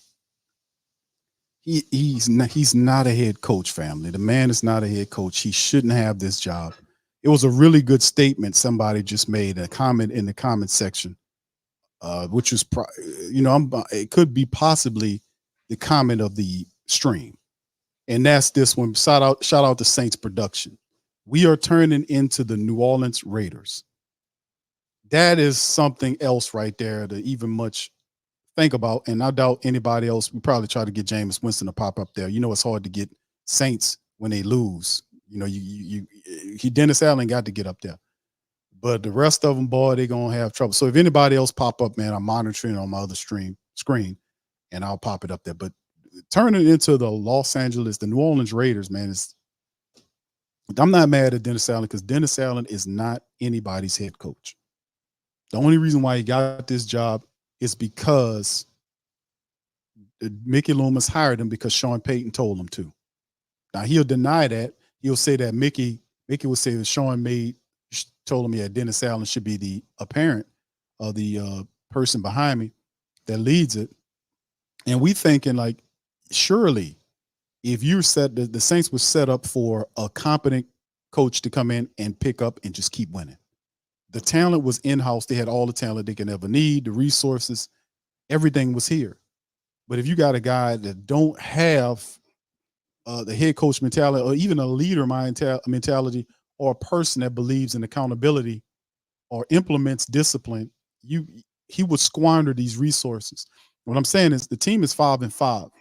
At the 10 weeks into the season, the team's 5-5. That is so Dennis Allen. That is so Dennis Allen. Anything else than that, less than that, or anyway, if you thinking that 6-4 going, this team is so Dennis Allen. It really is. The fact that 10 weeks into the NFL season, the Saints offense is still having problems putting up touchdowns on that Derek Carr. Derek Carr was in the game for the majority of the time, and Derek Carr couldn't even guide the Saints offense to a touchdown at all at one point in this game before they knocked his ass out of the game. Jameis comes in, automatically gets 2 touchdowns and makes it a game totally outperformed Carr. But Dennis Allen said there is no QB controversy. Derek's our guy. Tell me you were surprised by that. Please tell me you wasn't. That Dennis Allen saying that is no controversy is not breaking news. Dennis Allen. Dennis Allen is absolutely over his head. He's a guy that don't even realize the enormity of what's going on right now. I mean, seriously, it's like he would be the guy on the beach that would sit there with a beach chair, like one of them long ass beach chairs, them rubber ones that you sit on when you go to the beach, and you have an umbrella, you stick it in the sand behind the chair, and you got a drink. And as he's looking at the water leave the beach and go out into the sea, and then the water disappears, and he'd be like, oh, I wonder what that is, and just sits there and watch it and wonders, I wonder if why the water going way out there. He would sit there, and then the tsunami come and would wash his dumb ass away. See, this is the problem. The dude don't realize the enormity of what's going on around him. He really don't. And the fact of the matter that he would pull from how weak the division is to justify the fact that the Saints are failing, whether the division is weak or strong is inconsequential into what we're talking about. Whether it's weak or strong, that has nothing to do with it. Your success and what you're doing should be totally an in-house measurement. We have to be able to fix what's wrong with the offense. And this problem, this is huge, it's big. 10 weeks into the season, the Saints are still struggling with offensive issues. Derek Carr couldn't do nothing. Jameis Winston comes in there and puts 2 touchdowns up, but ultimately, Jameis is a gunslinger. He takes risks that he shouldn't have to risk. That's a part of Jameis's game. To try to get him to do something else would be against the nature of Jameis. Jameis gets you into stuff. Sometimes Jameis gets you into trouble too. He made it exciting toward the back end, but no doubt about it, even though he threw the first pick, I don't blame on him because that should have been a flag for the guy running into him like that they tried to hide on camera, by the way. And then the second one was totally Jameis, where he just threw it in the triple coverage. That was dumb. But he outperformed Carr. That's the point, and there is no QB controversy. Dennis Allen doesn't surprise me because he's not a real head coach. The 5-5 is indicative of who Dennis Allen is.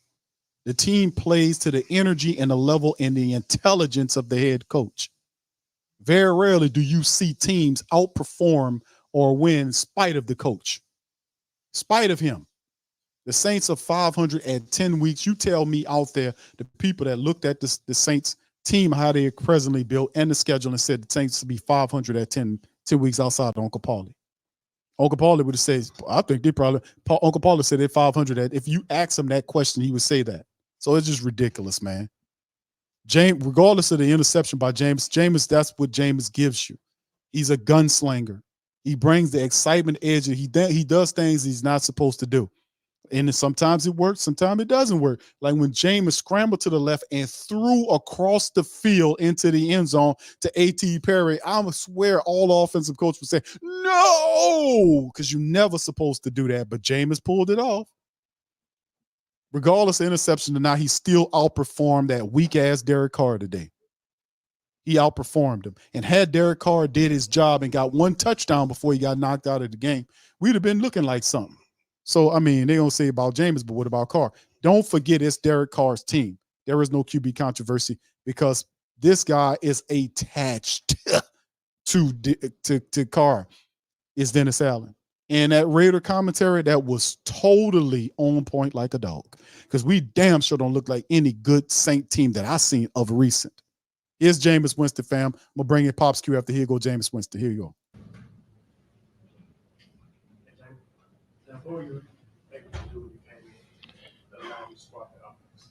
I mean, that was just us as a whole. When we're able to execute and do the things that we're capable of doing, we get good results.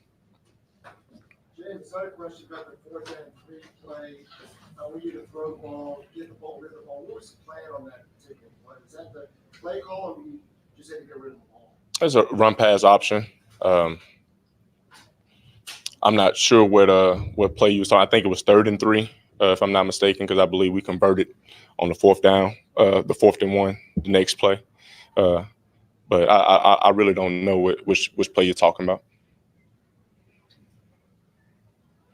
James, how much, when pushing the ball outfield, just was that kind of game plan specific, or when you did like you guys were behind, or? I mean, we were in obvious passing situations, and we had to push the ball downfield. I just commend the guys just for continue to fight, man. We never gave up, and we gave it all we got. What was working with your connection with the line? Chris is just an unbelievable receiver. You know, when you give him opportunities, he does great things. Oh, man, that's just AT. You know, wanting his first touchdown so bad that he goes up top and makes a great play. Sometimes the best plays in football is the scramble drill. And me and AT, we working every Tuesday. Let him know, like, hey, when you get a one-on-one opportunity, man, go up there and make a play. What did you see on that play as it unfolded? I saw him in the corner of the end zone by himself. And as I let it go, I saw 7 break on it. So I just gave him a ball that only he can get to.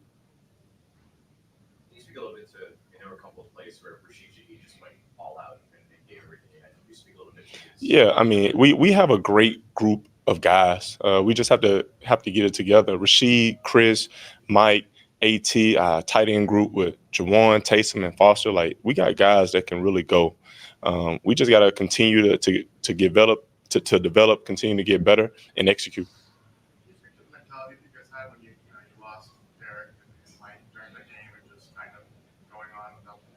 It's always next man up mentality, and everybody out there is grateful for their opportunities. And those guys, they took advantage of it. We just didn't end up on the winning side.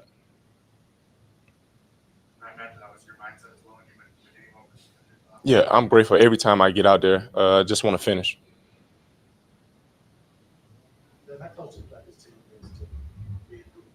Man, we so close. We so close. You just saw, and really the first half showed it all, how we were just so close to converting, and things were open, and we just needed one extra second, or we needed the ball to be right here a little bit more. I think we got it, man. Like, this is obviously you want to go with a win heading into the bye week, but this is a time where we all gonna dig deep look inside of ourselves and come out on top, man. I believe this team has the will to persevere. I believe this is a resilient team. I believe we got some resilient coaches.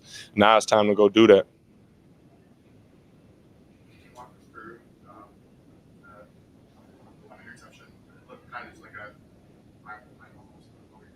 Which one?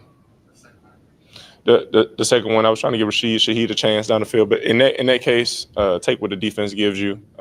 we got a chance to tie up the game, and that's why I said we just got to finish. I got to finish. The first one, I just gave Chris a chance, had some pressure up the middle. At the end of the day, it don't really matter. When you don't win, those get escalated. But when you win, you can move on and find a way to get better. But myself, I'm continuing to be studious. I'm continuing to give it all I got when I'm out there. So I'm grateful that I had that opportunity, and I continue to get better and finish stronger. Did you feel like, playing in Green Bay, was this improving on that day, or how do you feel kind of just out there? Well, I only can focus on right now, and right now we didn't finish. So that's the biggest thing. So it's really next to this is owing to this bye week, continue to prepare, continue to find ways to build on the positives and eliminate the negatives.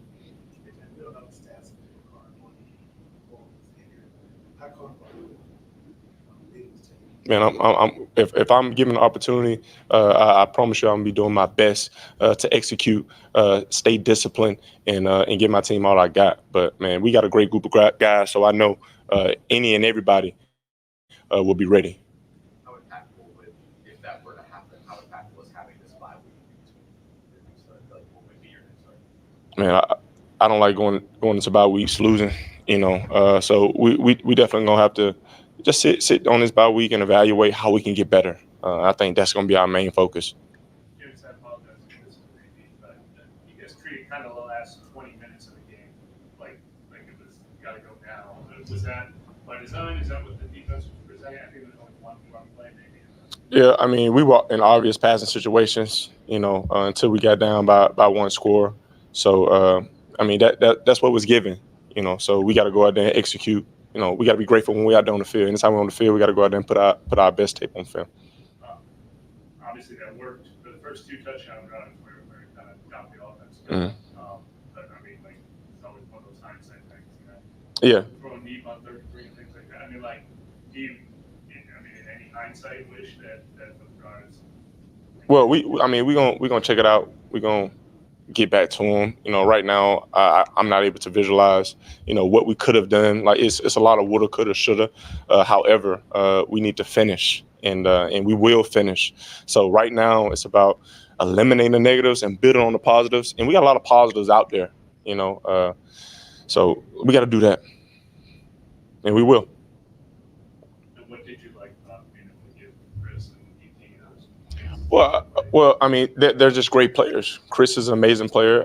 AT is a great young player. Rashid Shaheed is an unbelievable player. Lynn even got out there and got a catch, I think we got an amazing group of guys, man. And we just got to find ways to continue to get better. I believe we're gelling together as a team. This one just was unfortunate. So we got to get back in the drawing boards, come together, come closer together as a team, and build off this.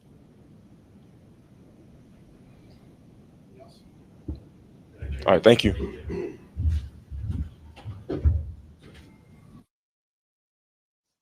All right, that was Jameis, man. I don't know if they got anybody else that's going to get up on that podium and talk. We'll wait and see. But as this goes on, man, all I can say is what's interesting is that's probably be the last dude of the day right there. Probably. But the issue is the whole thing with the offense led by Derek Carr stinks, And, of course, Jameis is going to get a lot of the blame because the Saints didn't win the game. Jameis came in with the lead. What was the lead? Like 20. What was the lead? I forget. But he came in and the Saints were down by three scores, and he made it a one, of course, with your 2-point version and all. But Jameis had I think one of the negative plays was the interception, the last interception. But overall, if you watch James play, the offense had a lot more life with him. Now, had they made the switch earlier, like sooner, things could have been different. Derek Carr didn't do anything for the Saints offense. Nothing. Zero, zilch, nothing. He was being totally outperformed by a guy that's a journeyman that just got there not too long ago with the Vikings. He was being outperformed by that guy. And this is a guy that's a 10-year veteran, supposed to be, with a $150 million contract. He was totally getting outperformed. was overthrowing people, underthrowing people, disjointed as usual. But Dennis Allen stands up there and says, there's no QB controversy. Derek's the guy. See, and he's like, what's wrong with this guy, Q? This dude doesn't understand. He doesn't understand. It's not that he knows something you don't know. He doesn't understand. And I'm saying, like, how could that even be the case? You got a guy who's a head coach of an NFL team. And the crazy part about it is this guy was somebody else's head coach prior to him taking our job. So you can't even give him that excuse. Well, CQ, he first time head coach. You got to figure it out. It's only second year doing it. Nah, this dude was a guy that was a coach in the previous stop, took a 10-year break off, got paid by the Saints, came back and was given a job by Mickey Loomis, who was told by Sean Payton to take the job. The guy doesn't have it. This is what people that are doing something they're not supposed to do, this is what it looks like. It's chaos. There's no accountability. There's no direction. And the team mirrors the mentality and the energy of the head coach. It's an up and down team with an up and down coach that's missing stuff. Ain't talking about, I don't know what I got to do to find it. Bro, how many weeks we got to go on to hear Dennis Allen saying the same stuff over and over again? How many weeks? But anyway, let's bring in Pop Q. Let's see what Pops Q had to say. Pops, welcome on in, man. Let's hear your thought process on the game. Here we go. Well, son, I'll be honest with you. I thought we would have a better game than we got. But again, our quarterback was playing Statue of Liberty again. And when he's going to realize that play don't work no more? He's always late on his throws. I mean, he's going to get some of his wide receivers hurt because they're going for diving for balls that are underthrown, or you overthrow them and he's trying to get it. And he wasn't having a good performance when he got hurt. They brought Jameson. Jameson sparked the offense a little bit, but then it's a little bit too late, because it was going into the third quarter. Team down by 27 points, 27-3, I think, son, you were talking about how Jameis brought them back. And he doesn't move the offense fast. It's like they're running in mud. They don't hit the holes real quick. How Kamara used to have that burst. It's like, boom, he hit the hole and he's gone just about. But now they plod along and the defenses are catching up with them. They don't rush the ball well. All that to me, personally, all that starts who's running the show, the quarterback. And Derek does not seem to be performing. We know Derek did the same thing when he was quarterback in the Oakland Raiders. That's the reason why they sent him on. They sent him packing. They couldn't win with this guy. And, he by now with the games that's on the line, that they've won, they should be further than they are right now. Minnesota Vikings was a beatable team. The defense was behind the whole first half. But when the second half came in, they held Minnesota to 3 points. That tells me that something's wrong with the offense. We couldn't get anything done in the red zone, except for a few passes that Jameson put in there. And, it's going to be time for some reevaluation. I don't think that Dennis Allison had the right mentality to be a head coach. You got to have a bulldog mentality to be a head coach in the NFL these days. Players don't seem to be respecting what he's saying. They don't seem like they're paying too much attention to him. They're going out there like robots, get a few plays and make my check. You need a new breath of fresh air to blow through the halls of the Saints. I'm not enamored by Dennis Allen at all as a head coach. It seems like, to me, the team don't respect him that much. They're going out there and the offensive line plays well sometimes, and the offensive line sucks. So they when they turn the dogs on, it was on. It was on. I don't know how it's gonna get, but I don't know if Derek Carr is the answer for this team. I don't even know if Jameis is the answer. Even though Jameis did give him a spark, he threw that ball up. Like who he was throwing the ball to. And that's how the guys got the interception. And I don't, like I said, I don't know what's going on, what's going to happen eventually with them. I don't think they're going to make the playoffs. To be honest with you, I don't foresee them doing that. You got 9 games left. I don't see how they're going to make the playoffs unless they go into a run. And even it might be possible, depending on how the rest of the schedule is and how they play the game of football. But if Derek Carr doesn't pick the pace up, he seems like he's moving in slow motion. Takes a long time for his reads to get focused on his reads. And that allows the defense to react and scoop him up. See, so I just don't see it. I don't understand it. I don't see them getting to the playoffs this year. I really don't. They have to turn around in a hurry. They got to have a whip bang speed, high speed. One thing about Drew would dance around a little bit. Drew would get that ball out quick. He knew where the ball was going. He knew who he wanted to go to as soon as he dropped back. Because he reads, in other words, I don't know if Derek can read the average, have his reads, reading his reads correctly. So I don't know, son. I'll be honest with you. I don't know if they're going to make the playoff, but I don't feel like they will.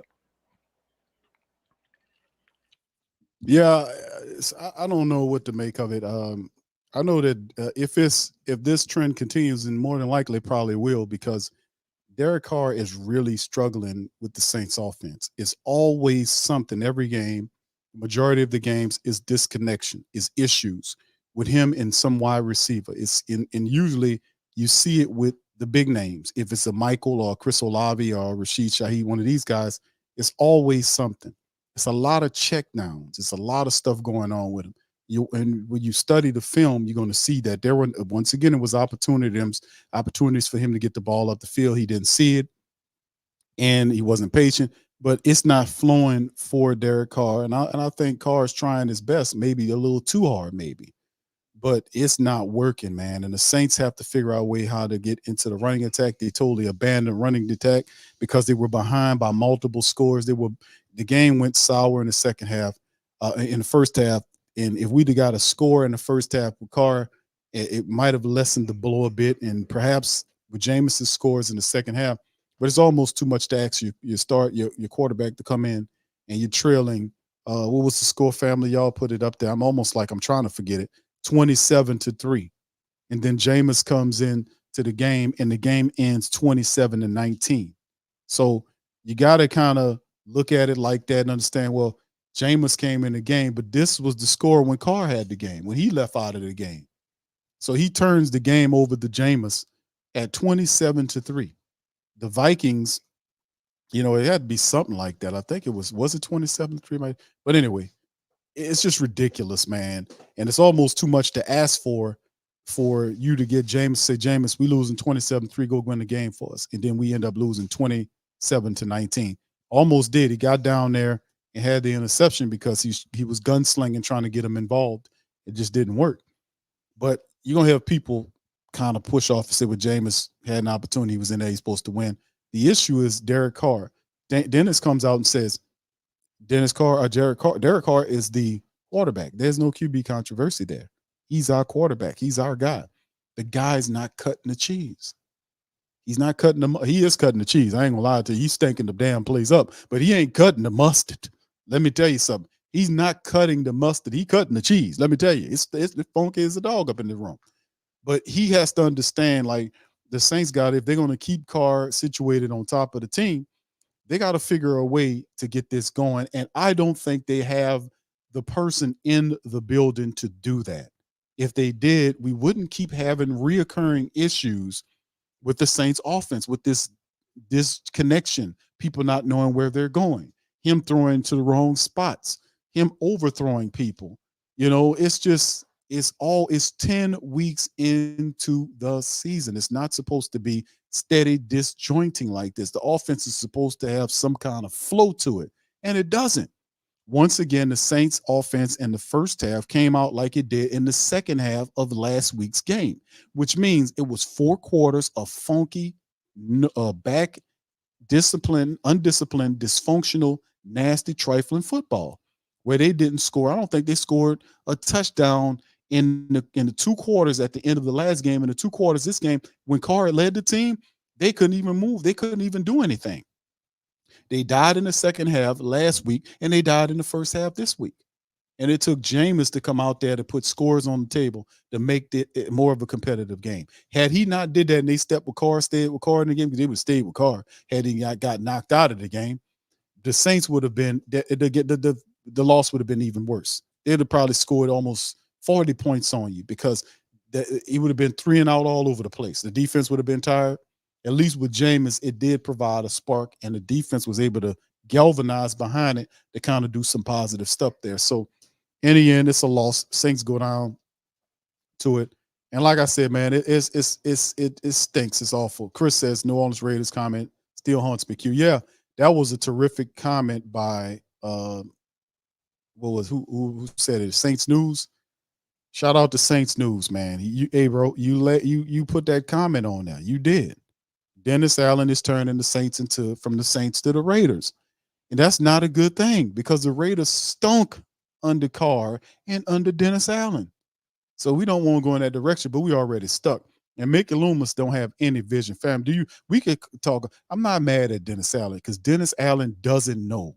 He doesn't know. That's why he's like that. The man don't know. He don't know. He don't have any answers, and he's not looking for any answers. He knows the answer is you got to change. You got to change your personnel. And what he did when they was losing before they went on 2-game winning streak, what he said, oh, no, it won't be no changes. He knows if you want to win and stay steady, you got to change. But he doesn't want to make the change. You know what that makes you? That makes you a dinosaur. You know what happened to dinosaurs? They get huge-ass rocks from space that land on top of their head to wipe them out forever. That's what happened to them. Hopefully a meteorite comes along, and cleans this whole room up here and takes the 2 dinosaurs that sit in the Saints facility, Dennis Allen and Mickey Loomis, out of here at the same time. It's ridiculous, man. No vision. And Mickey Loomis is supposed to see this, see who this guy is, look at his history, understanding I don't want the direction of the team headed in this way. And since Dennis Allen doesn't have the intelligence, or maybe not intelligence, but the vision to be able to make the change, Mickey Loomis then forces him to make the change by putting pressure on him, being that he his boss, as opposed to allow him to tear the team down by transforming them into a Raider team that can't win anything. So it's 27-3. That's totally awful. And Derek Carr was awful in that game. We got to keep the stuff up on him. And if Lowe's team, the Birds, win, man, and take the lead back, the Saints don't want. They're not trying to win nothing, bro. I hate to say it, man, but you don't do what you do in this game, and you trying to convince me that you're trying to win games. I'm sorry. This is not the type of mentality of a team that wants to win. They play half a game, so they're basically playing with us. They take half the game. Okay, offense, you stink this the first half, and then we're gonna switch it, and then the defense, y'all gonna play in the second half, offense play in the first half. First half, nobody was playing. Offense or defense wasn't playing in the second half. That's why they were trailing 27-3 when Jameis came in the game. Defense did wake up. Offense did half the job. They're supposed to get the other stuff to push it, but this is awful, man. So, I mean, we're going to keep it pushing, man. But, yeah, Pops, and this is the thing moving forward. We talk about dinosaurs and huge rocks from the space that made the dinosaurs an afterthought. That's what happened with people that can't adjust and change. They slowly or quickly in the NFL, they die off, they get pushed out, but into the tar pits. But this is the reality that we facing as the Saints people. Saints limp into the bye week because we missing a lot of people. Mike Thomas got a knee issue. Laddie Daddy was carted out. Carr, who people not really excited about Carr, but I still want the dude to be okay. He was carted out with chest and arm issues, or with a concussion and arms issue because he got blew up on the play. And we got some other people that's kind of banged up and danged up going into the bye week. So that's cool. But the 5-5 after 10 weeks, and Atlanta takes it and they do what they got to do. I'm not mad at Atlanta because the Saints ain't really serious about putting no games together, man. No team that's worth their salt gonna play like this. It's gonna come out here and play like the defense played in the first half and let them people run and move around on them. And they were supposed to be focusing on stopping that from happening. And the same thing that we knew they were supposed to do, and they knew they were supposed to do, they didn't do it. And let the half of the game they allowed them to do that. But you don't hear nobody. There was no Cam Jordan. There was none of them came out there and talked on that. Notice that. So, I mean, at the end of the day, man, it's just one of these things where this team, not to me, man, they ain't trying to win nothing if you playing like that. So comment on that, Pops, and I'm going to get ready to end the stream a little bit. Look at the first half, and it was the same with the Chicago game. Quarterback running like just running. They didn't even have to use their running backs hardly. The field spread wide open defense. This quarterback just running all over the place. Nobody stopping nobody. And it's just I don't know. I'm not a coach. I don't have the answers either. I'm like you. I'm just saying that somebody got to do something. We may have to change. My suggestion is to get a coach in here that's going to take this team and bring it to where it needs to be brought. And they got a few candidates out there, but they got to be willing to make the right decision to get them in here. Like Dennis Allen's previous stint didn't work. He was the head coach of the Raiders, I believe. Didn't work. Derek Carr was the quarterback for the Raiders, and he didn't do well there. So I see a lot of things happening. He's standing there. He holds the ball too much. Sometimes he makes the wrong reach. I don't know what's with his timing. His timing is so bad. See, it's like he waits too long to get rid of the ball. He's been doing that all season long. That's why he's still standing there and take those sacks. You know what I'm saying, son? He'll take them sacks rather than trying to throw the ball away or even run. I've seen this occasion where he had the whole field in front of him wide open. He could run for first downs. He don't do it. He's standing there. That's the mentality of the new quarterbacks of the day. They gonna run. They're not gonna stay in the pocket. It's on the Saints defense to stop that. And it's been going on every single game that's been played thus far. These 8, these opposing quarterbacks been running up and down the field on the Saints, getting key first downs when the defense should stop them, should be able to hit somebody on him to stop him from doing that. They're not doing it. They're dropping 8 in the backfield, and the quarterback, the field opens up. There you go. The quarterback's gone. First down. Even remember last week, the young kid that coached Chicago had a big run right up the middle of the field when the defense just opened up. And our offensive line is bad. It's playing bad. I don't know what else to say about Ramczyk. Ramczyk is always getting beat. And some of the other guys are getting beat. He's not by himself. And it's just time to figure out what's wrong with this team. If Dennis Allen can't, we got to find somebody who can to get this team back where it needs to be. All right. Thank you, Pops. What's interesting is, Ramczyk, you mentioned Ramczyk, man. I don't know what to say about that, man. I don't know what to say about Ramczyk, man. Ramczyk did a pretty decent job, but the guy, boy, put a spin move, put him in the washing machine, boy. I'm talking about the old school the green ones, the old school green washing machine, where you got the agitator in there to tear your arm up if you stick it in there. Boy, he put him in a violet 1990s green olive toned washing machine. Boy, he spent him around, boy, and Ramczyk didn't know what world he was in. Spent him around, went after him. It's just, and then Ramczyk, to me, man, I don't know what to say about Ramczyk and some of these other guys, man, but really, truthfully, I have to focus because there's a lot of stuff. I really have to focus on Derek Carr because under his stewardship, this offense is not moving. And for Dennis Allen to be so super supportive of a guy that's really not doing anything, you look at his statistics through 10 games, it's laughable for a guy making that kind of money.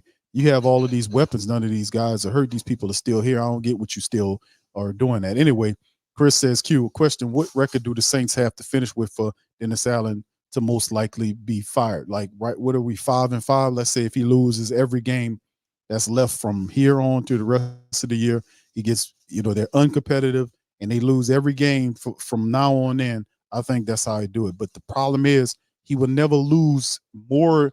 He won't win as much as you want him to win, and he will never lose as much as you need him to lose for you to get him out of here. He'll middle pack you, just like what we're seeing right now, 5-5 on 10 weeks. And that's good enough for them to excuse led. That's good enough for them to make excuses and come and create a scenario or a campaign to protect him. They'll disappear. Like last year, they disappeared when they were supposed to do press conferences. They didn't do press conference. I was pointing all this out. Like where they at, they ran. They refused to address the issues until way after the fact. That's not accountability. That's sneaky, underhanded, snake oil salesman type behavior. When people are asking you questions, you got to stand. You're going to take their money for this product. You got to stand before them to ask questions. You can't run away from the heat. You can't take their money and run. I won't let you do that. So he won't. This guy, he ain't going to lose the rest of these games, bro. He going to win. He going to middle pack you. He going to win just enough to stay from firing and just enough to maybe keep you outside the playoff window and good enough just to keep you from getting the top 5 picks. He win just enough to middle pack you. You'll end up drafting somewhere in the 14, 15, 16, somewhere along up in there. You won't lose enough for him to get fired. And I don't think he'll lose enough because this team ain't that bad where it'll just bottom out and lose 8 straight games or whatever we got left and be that with it at. I think the team is talented enough to win, but it takes the coach on top of the team to push them over. And he simply just don't have it, man. Like I said, I'm not mad at him, but I am mad at Mickey for picking this guy because Sean Payton told you to. You're supposed to have 2. You're supposed to have a brain. You Payton's coach. You pick Payton, you're supposed to do the research. Now you went and looked at all these other guys, and you want to tell me that they weren't more qualified than Dennis Allen? You had 8-hour meetings with Eric Bieniemy and still decided and offered him an offensive coordinator over Dennis Allen. This man way better than Dennis Allen, more credible. He got Super Bowl rings and everything. And you chose. It's just amazing to me how it's like the good old boy circle. It hurts you. You don't be hiring people unless they're credible. I don't care what they look like. You hire people unless they're credible and they can do the job at a high level. And that is not Dennis Allen. Dennis Allen is nobody's head coach. He is not. All right. So, yeah, that's the question, bro. Thank you, man. Appreciate you, Chris, man, for hanging in there, man. I know a lot of the family members are upset, man. I'm upset too, fam. This doesn't make any sense. But like I said, the Saints losing to teams like Green Bay. That's Dennis Allen, man. Losing to Tampa Bay 26-9. That's Dennis Allen. Then you lose to who was the other team you lost? It's just teams that you don't even supposed to be losing to. Who lose to Green Bay? Who loses to Green Bay or Tampa Bay, and both them teams right now getting it handed to them? Who loses to those teams? You supposed to be a team with $150 million quarterback. You know who does that?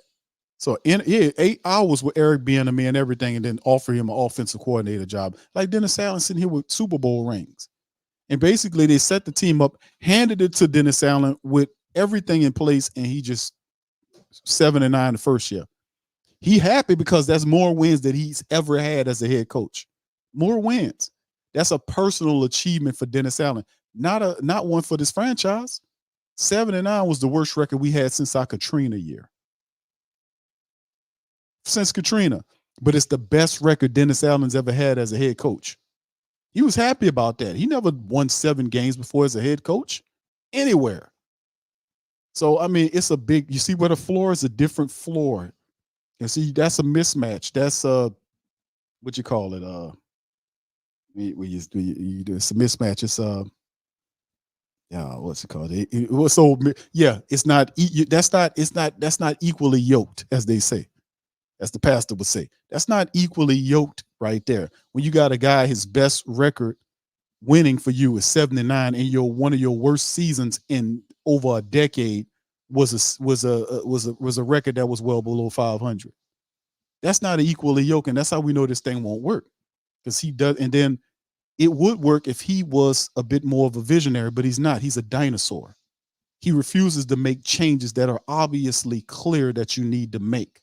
He refuses to do them, even though he tells you will, and then turns back and says he won't. And that then becomes Mickey Loomis' problem. Then I would stop looking at him because he's crazy. And I would turn to Mickey Loomis and say, why did you hire this crazy dog over here who don't even know when he's supposed to make changes or not? What are you doing? Are you going to force him to make these changes? Then that's when the changes, it becomes problematic, because Mickey's supposed to be on top of this stuff, fixing this, getting it together. So like I said, I think it'll be a middle of packing type situation with Dennis Allen, because today the Saints didn't come out. They weren't trying to prepare. They weren't preparing to win this game. They didn't come out and try to win this game, in my estimation. I'm not crapping down on the team. I'm calling it like it is. I watch all this stuff all the time, just like y'all, and I'm telling y'all, Saints didn't come out here to perform. They weren't prepared to win. They didn't come and travel all that way. They could have saved a lot of money and gas if they didn't want to play. They went up there and played. The defense played a half a quarter and got paid for 4 quarters. The offense didn't play, but wait, a quarter and a half, but still get paid for 4 quarters. That's not a good transaction, man, on anybody's book. At any financial ledger that's worth anything, I don't want to pay you for work that you did not do. You didn't earn that money. To me, if you didn't earn that money, you stealing that money. They stole money. They played a half a game, pay them a half a game. Oh, don't do that. You got to pay me everything. Pay all of them. You didn't earn the money. You didn't earn it for 2 quarters. You did not earn that money. You didn't earn it. But Carl be pissy with you if you try to take his $20 million or whatever it is a season away from him, and he out there looking terrible like that. Man, I tell you, man, it's amazing, man. It's amazing. Anyway, listen, we're gonna get ready to get out on that. Listen, I appreciate all y'all for tuning in on this one, man. I'm gonna be back tomorrow, man. We'll do a Monday stream. Be back on Monday, man, and I'll open up the phone lines, let the family members chime in, and get your mind right, and kind of, and pack you in there and let everybody speak their mind on the Monday stream. And you will hear from Dennis Allen and several other Saints interviews on Monday afternoon. We'll be covering here at the Sports Coma as we getting ready to go into the bye at 5-5. We got all type of stuff. We'll know something about Lattimore. We'll know something about Michael Thomas had a knee issue, which he wasn't able to play in the game. So a lot of stuff we'll know on the other side. So appreciate y'all for chiming in on this episode of the show. Sorry about the result, but hold on before I go. Let me give a shout out to Brother Brent, because Brent, while the interviews was going, he had Cash App, and let me just get Brent stuff out the way, man. Thank you, Brent. Hold on, my friend. Let me see if I can get your ones in there. He said, for politics, not using the most qualified in the position. Yes, sir. He said they are busy using Taysom on punt blocks. He says creative overcomes predictive consistence. He also says consistency isn't the answer. That's predictable. He says, for what's that proud peacock possum? He said, where's that proud peacock possum? Yeah. Yeah, where that peacock at? When they were winning them games, he was up there fussed at Jeff Dunkin' Donuts and told him, hey, man, listen, he got kind of buck on Jeff Dunkin' Donuts when he asked him about adjustments. And Jeff just asked a good question. And Dennis said, oh, that's just ridiculous. Stop it. A halftime adjustment is overrated. Got on Jeff Dunk was like, man, damn, bro, I was just asking you about adjustments. Anybody ask you about adjustments? That's overrated. We just tell him, do their job better. Do this better. Do that better. Where's that proud peacock today? Well, that proud peacock out there. That's right. All right. He also says DA need to see the tape. He didn't see the game. He wasn't at the game. DA was on a whole nother planet watching the game. He sat up there and watched that, didn't get it. His defense didn't show up for half a quarter. Then they finally showed up. The offense showed up with Jameis Winston after the quarter gets knocked out of the game. No matter how you slice and dice it, it wasn't a full game for none of our units. The offense and defense just showed up for a half a game. Really, they did, fam. A half a game. You can't win games in the NFL playing like that, playing half a game unless your adversary is playing worse than you. So in the end, it is what it is. Who that nation is. We go 5-5 into the bye week. 10 weeks in, family. 5-5. Atlanta right now, I think Atlanta is currently lead before we leave. Let me kind of hit y'all with the scores currently before we get up out of here. Let me run the scores right quick to see what was popping that's going on right now. And currently now, of course, Lowe called me during the game to kind of, say some stuff. But right now, the Falcons are beating the Cardinals 14-12. Kyler Murray, 143 yards, his first game in there. And he's doing this thing. So hopefully now we got to hope that teams beat other teams. Like, we got to hope that the Cardinals handle business against the Falcons to keep them off our backs, because we too trifling, dumb, lazy, and to, well, I'm gonna say they, to do that. That they're so out of their minds to do that, so unfocused, undisciplined to do that. The defense can't stop guys from running around on them. Dobbs just got it. It was Dobbs' day. The Lou Dobbs report. That's right. Dobbs was the dude. The Dobbs report was Dobbs handled the Saints defense. At least he did enough in the first half of the game, him and TJ Hawkinson, to make it expound for the rest of the game. They did enough. They didn't do anything in the second half, but they did enough in the first half to stop the Saints from winning. Falcons 14-12 right now. They're marching with the ball right now, or they got possession of the ball. It looks like it's just started third quarter. The Lions at halftime on top of the Chargers 24-17. We got the Lions after the Falcons in the Superdome. Imagine how that's going to go. The Giants getting blanked by the Cowboys 21-0. Getting close to halftime. The Commanders right now are up 9-6 on the Seahawks out there on the West Coast. And then, of course, the night game is the Jets and the Raiders. The Colts final game, they did 10-6, beating the Patriots. How about that? So the Colts get on the plus side. They're 5-5, just like the Saints. The Texans rebound with a win over the Bengals 30-27 today. You know about the Saints matchup, it was distasteful. The Steelers beat the Pack 23-19. Buccaneers got a victory over the Titans. They're now 20-6. They break that 4-game losing streak. The 49ers destroyed the Jaguars 34-3, and the Cleveland Browns got the best of the Ravens 33-31.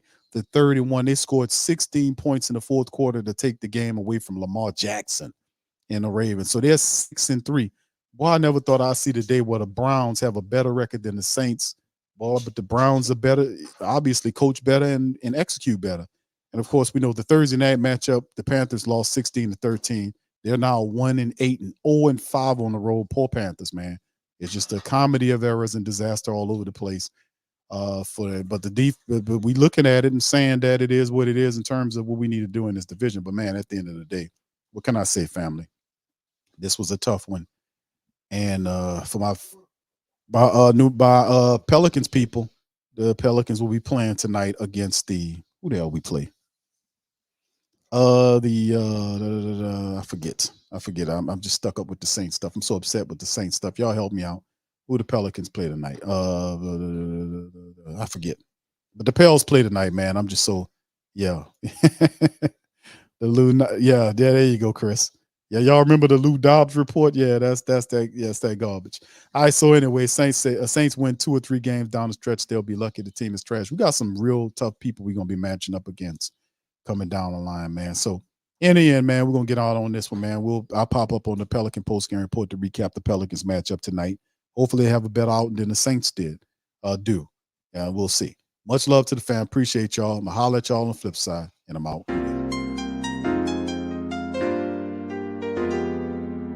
Yeah. Boogie like Benson, I'm a who that. I'm a who that. Long as I'm living, I'm a who that. Lose or winning, I'm a who that.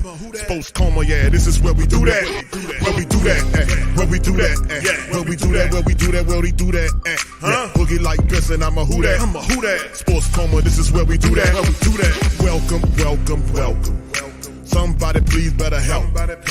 Running this thing like Elf. I thank God every day I'm not a felt. Go to YouTube Live with Big Q and the guys. If you ain't ride or die, the bandwagon get flipped. Been marching in, that was way for the ring. I was yelling out your shade for the championship.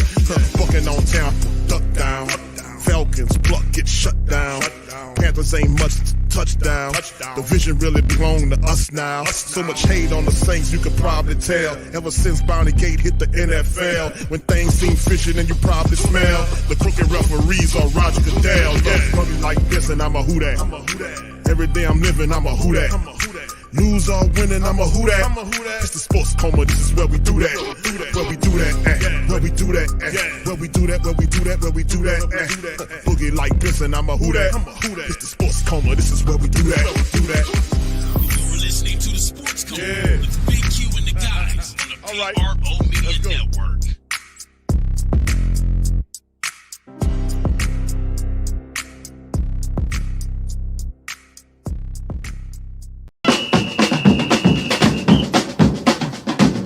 Who that say they gon' beat them Saints? Who that? Who that? Who that say they gon' beat them Saints? Who that? Who that? Who that say they gon' beat them Saints? Who that? Who that?